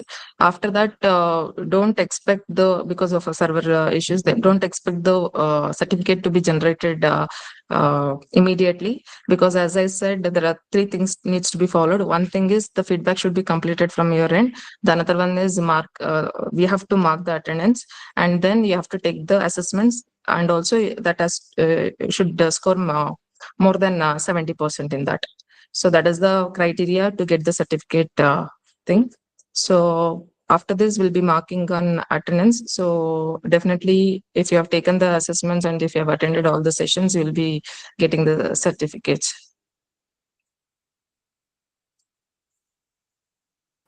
Ma'am, can you attend through mobile phone the assessment? I insist you to, if possible, take it from the laptop, sir. Okay, okay. If you're able to take it from the mobile phone, then it's fine. Okay.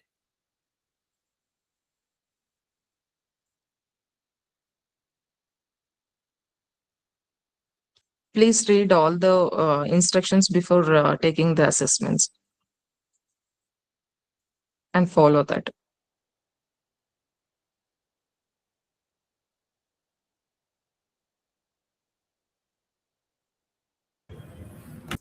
Hello, ma'am. Hello. Yes, sir. Yes, sir. Yes, sir. Sir, ma'am, I have one question. Yes, sir. Yes, sir. In my attendance details, all is showing present. Okay. So yes, sir. So I need anything more, or that is correct? No, sir. From the organizer's end, I have to submit on attendance. In my portal, I have to click on submit attendance. Then only your portal gets updated, sir. Yes, sir. That all 5 to 10 January, all the attendance is present. Yeah, by default, it will be showing all present, sir. So you need means I need to anything for attendance, or it's okay? No. You're not supposed to do anything with the attendance. You just need to give a feedback and assessment. That's all, sir. Okay. I have given feedback on today afternoon. Okay. Only assessment is required, means pending. Yes. Pending is. Yes, sir. Yes, okay, ma'am. Thank you, ma'am. Yeah. I think we can start. Principal sir has joined. Padma Priya, madam. Good evening, sir. Yes. Padma Priya, ma'am, are you there? Yes, ma'am. Am I audible? Yes, Yes, ma'am, you are audible. You can go. Yeah. So good evening to one and all present here. I am Padma Priya, Assistant Professor from Department of CSE, AI and ML. And it is my honor to serve as a Master of Ceremony for the valedictory function of AICTE ATAL-sponsored 6-day online faculty development program on Robotic Operating Systems 2, ROS2, and Artificial Intelligence for Next-Gen Robotics, organized by the Department of CSE, AI and ML, GSSS Institute of Engineering and Technology for Women, Mysore. So firstly, let us begin the event by seeking the blessings of our Founder Secretary, late Professor B.S. Pandit Sir and late Vanaja B. Pandit Ma'am, former Honorable Secretary GSSS. As we reach the conclusion of this enriching 6-day journey, today's valedictory session marks the successful culmination of an FDP that has brought together academia, industry, and emerging technologies and fostering learning, collaboration, and innovation.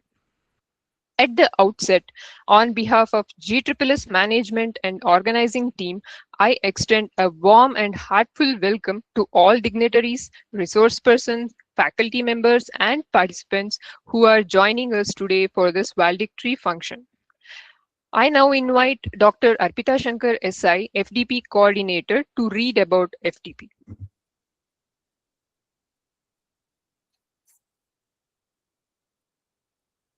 Yeah, thank you, ma'am. Good evening to one and all present here. I now take this opportunity to briefly present the FTP report, highlighting the key activities, sessions, and learning outcomes of the program. The AICT ATAL sponsored 6-day faculty development program conducted from 5th January to 10th January 2026 was designed to provide participants with in-depth theoretical understanding and extensive hands-on exposure to robotic operating systems and artificial intelligence for next-generation robotic applications. The day one, that is on 5th January 2026, the FDP commenced with an inaugural session marking the formal launch of the program, followed by the technical sessions, that is the Introduction to Robotics and Robot Programming by Dr. K.R. Prakash, Professor and at NIE Mysuru, who cover the robot classifications, industrial and service robotics, sensors, actuators, controllers, and importance of simulation as well. And followed by the session 2, which is on Linux for robotics and ROS2 basics by Mr. Raghunandan B, CTO, Synaxia Global Solutions, who provided an hands-on exposure to ROS2 installation, workspace creations, packages, notes, publisher subscriber concepts, and visualization tools. The day concluded with an active discussions and technical interactions, setting a strong foundations for the FTP. The day 2, that is the 6th January 2026, focused on strengthening ROS2 fundamentals through hands-on learning and conceptual clarity. The session was conducted by Mr. Shubham Nandi, emphasized on ROS2 architecture and communication mechanisms, and also he has clearly differentiated ROS1 and ROS2 and explained topics, services, and actions using a turtle sim and ROS CLI tools and RQT graph. Discussions also covered programming language choices, hardware integration using micro-ROS, simulations versus real-world deployment, and effective use of LLM such as ChatGPT alongside with the official ROS documentation. Day 3 was focused on robot modeling simulation and system level understanding of ROS2. Which was also led by Mr. Shubham Nandi, who introduced the participants to gazebo simulation environment and URDF, where he explained about robot modeling and visualization in gazebo and RVs, working with TF frames using gazebo plugins for camera, LiDAR, and differential drive. The session included the live troubleshooting, discussions on autonomous systems architecture, SLAM concept, and so on. The day 4 technical sessions delivered a powerful blend of robotics fundamentals, simulation-driven development, and AI-powered perceptions. That is a simulation-first approach for robotic education and research by Mr. Stafford Mikhail, CTO, PRS Neuroscience and Mechatronics Research Institute, who highlighted forward and inverse kinematics, digital twins, and ROS-based UR10E industrial use case for ISRO, demonstrating safe and optimized simulation first deployment, which was followed by hands-on object detection in ROS2 by Mr. Raghunandan B, focused on real-time object detection using YOLO, covering ROS2 nodes, live camera integration, bounding boxes, and labeling.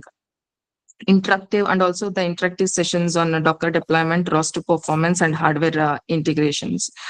The day 5 of AICT at LFTP focused on AI-driven intelligent robotics, showcasing how artificial intelligence enhances ROS2-based robotic systems for autonomy, perception, and decision-making.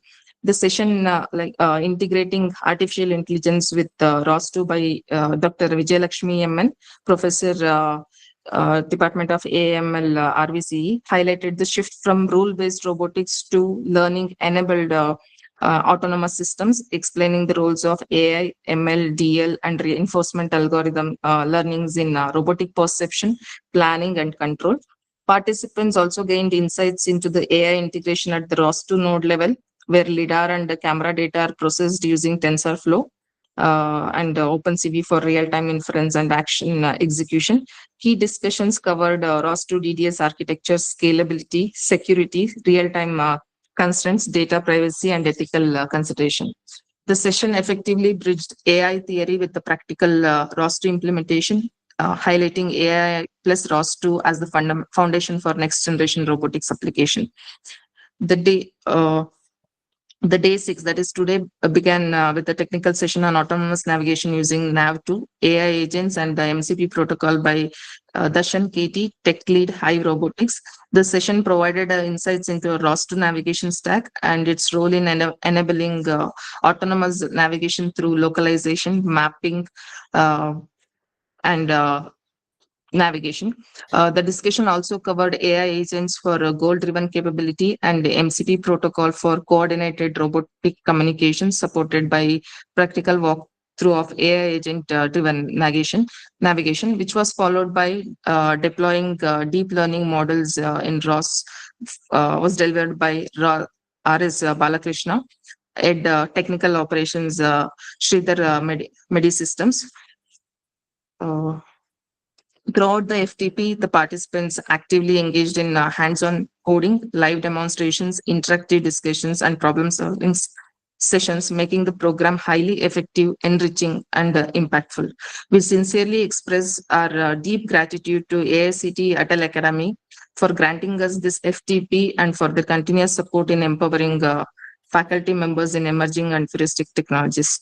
And also at the outset, I extend my heartfelt thanks to all the esteemed resource persons for sharing their expertise, and to the management, college management, principal, head of all the departments, and the organizing committee for their constant support. Most importantly, we thank all the participants for the active participation, enthusiasm, cooperation, and commitment throughout all the 6 days. Your interactions and engagement truly made this FTP a grand success. Thank you once again. Thank you all. We sincerely hope that this FTP has served its intended purpose by enhancing your knowledge, skills, confidence in ROS2 and AI-driven robotics, that the learning gained here will be effectively translated into your teaching, research, or it might be your real-world applications if you are there in the this journey. Again, I'm telling this once again because you learn this domain only by doing it. Please continue the same. Thank you all once again, and we wish you to continue success in your academy and professional journey. Thank you. Yeah, thank you, ma'am. Thank you for your detailed and clear overview of sessions. So we now move on to one of the most important segments of today's program, feedback from participants. So I would request participants to unmute and share their valuable feedback. Some of the participants, if you can, please go ahead. Good evening, ma'am. My name is Kiran Chand. Could you please on the video, sir? Can you just enable your camera as well? Sure. Just a second. Akka jaruga akka.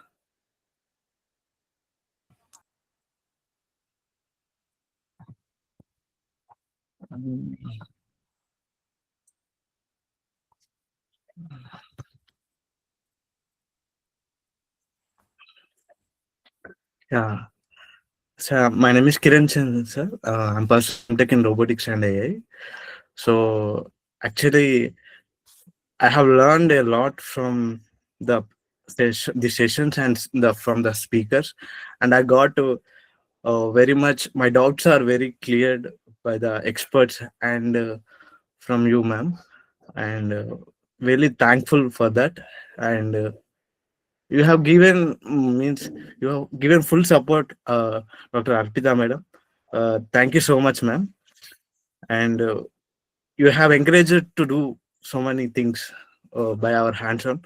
So really thankful for that, and thankful for this FDP and the GSS college. Thank you. That's it.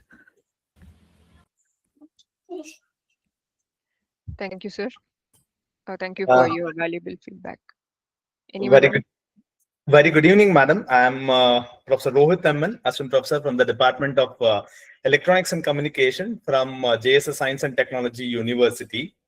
I sincerely thank the organizers, the ATAL Academy, and the GSS IETW for arranging such a wonderful one-week FDP on the ROS2 and the AI for the next generation of the robotics.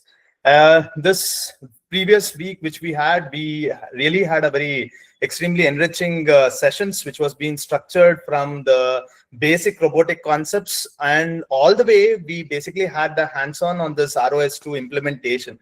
There was a very set of strong foundation which was being given, especially by explaining how the robotics is a very practical way which has actually been taken up, and even the complex topics also which was being made very simple.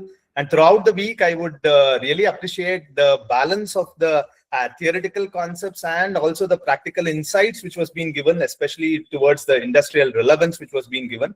And all the resource person, I can really appreciate that. The reason behind that is they really gave a very excellent concept to the real world application, whether it was an autonomous navigation or it could be a sensors or an AI integration or even the robot simulation tools also, which they basically mentioned. It was really very impactful, which was being there. And one of the most important aspect which I have to tell is during this particular interaction, all the questionnaire session, which was very much being open and all the doubts were being taken up very patiently.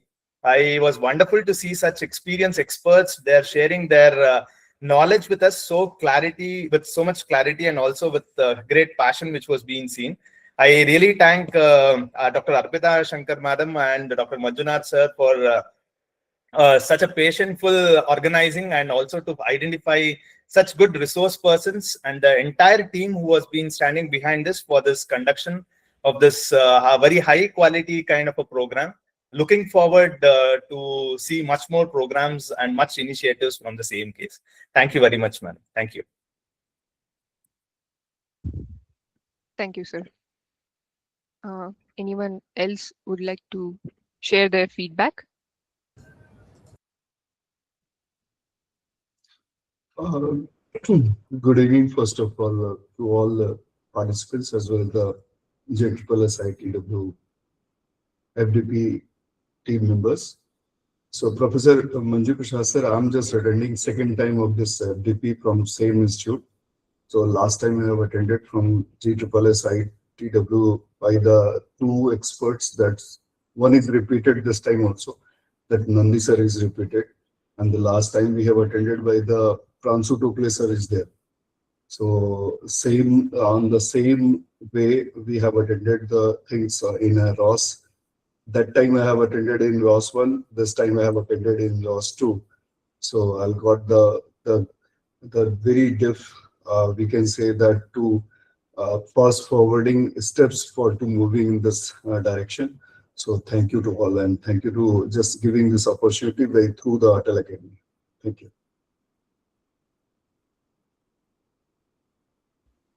Yeah, thank you for your feedback, sir. Anyone else want to share?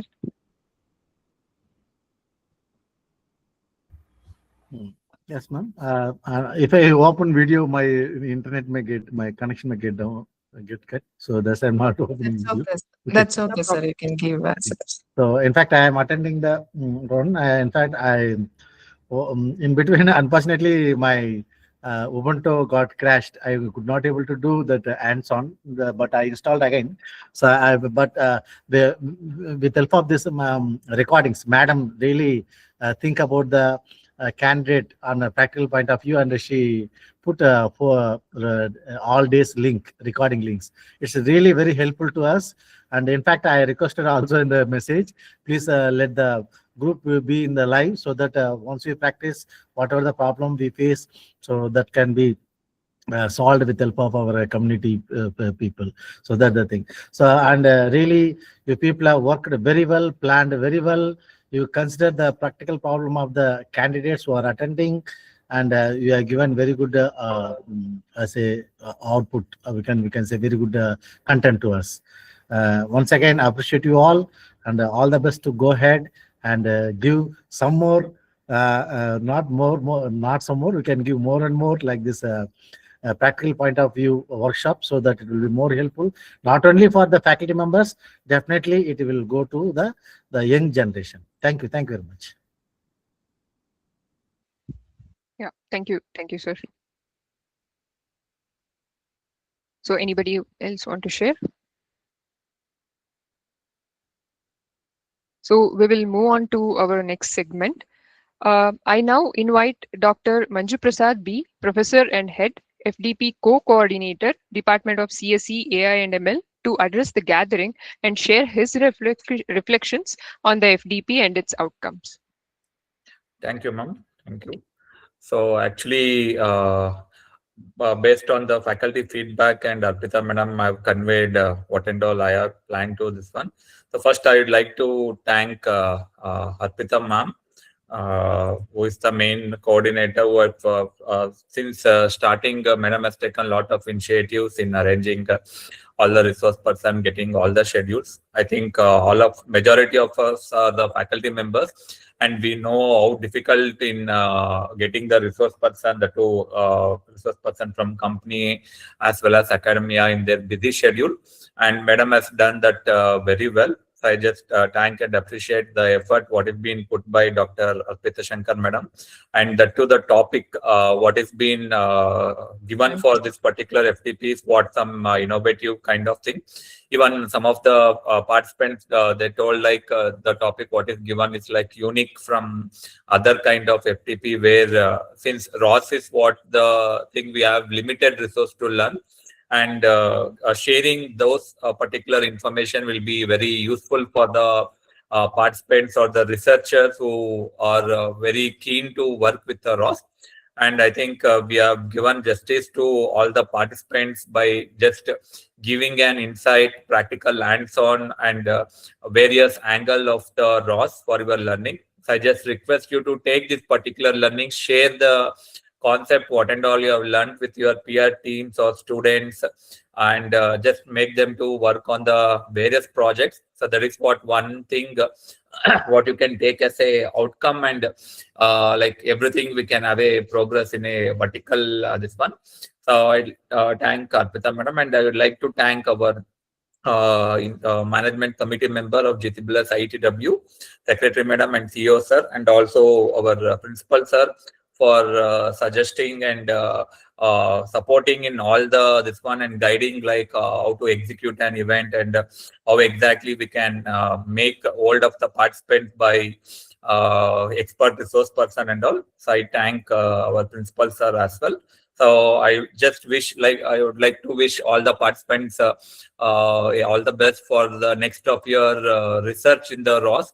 You can just make use of all the tools or what are the this one technologies have been shared by the resource person.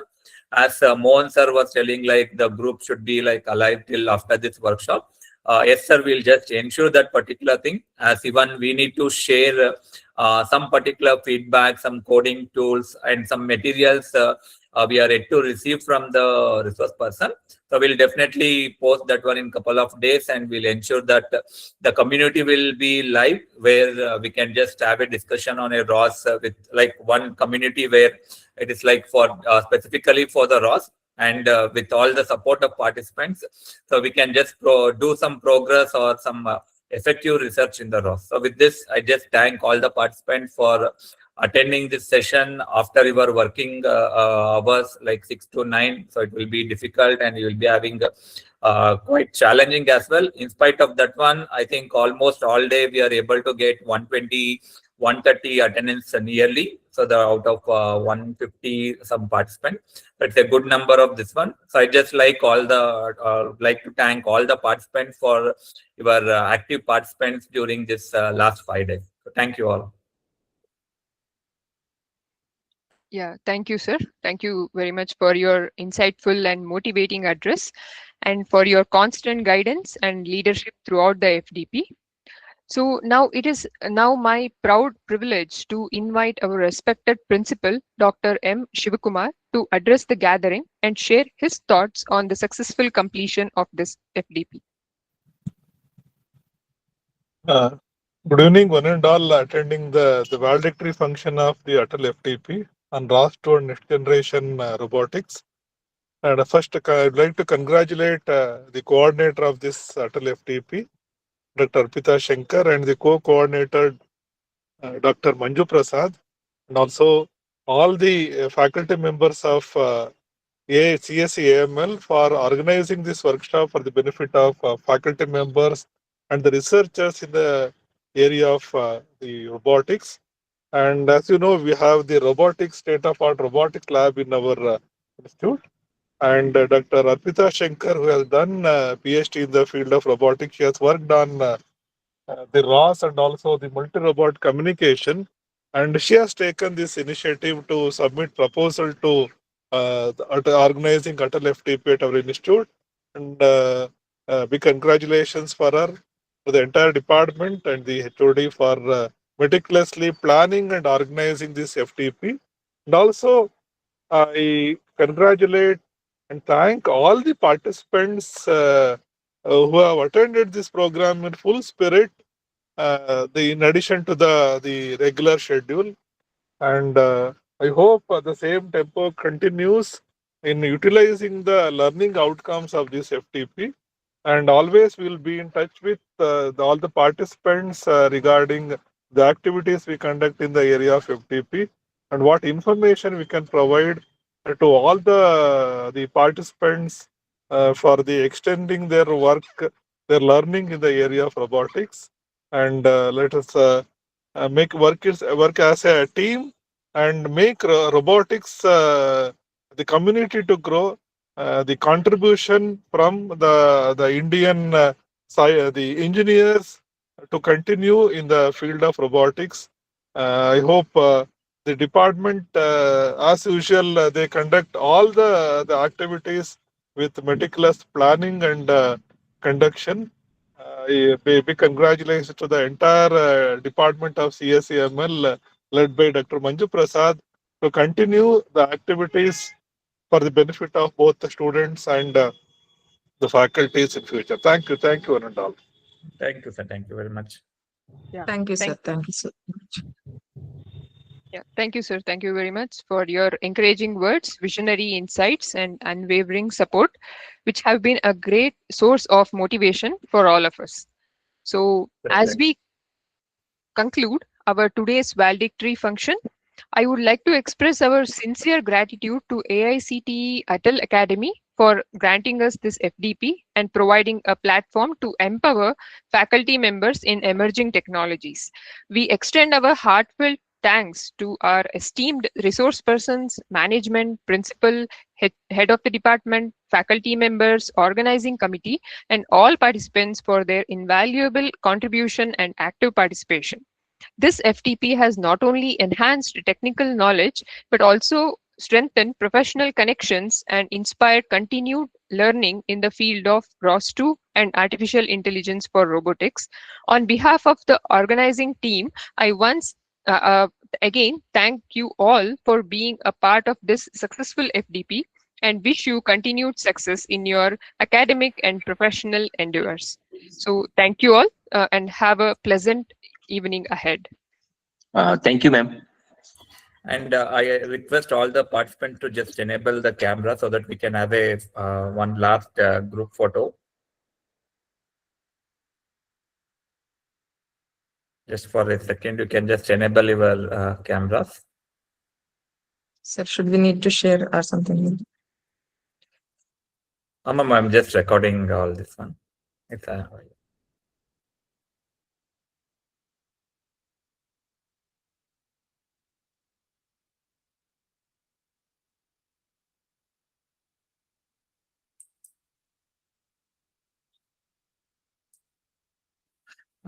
just a few more seconds.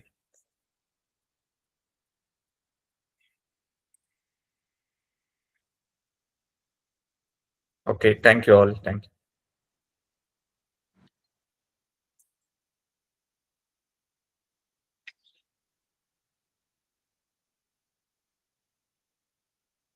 Thank you all.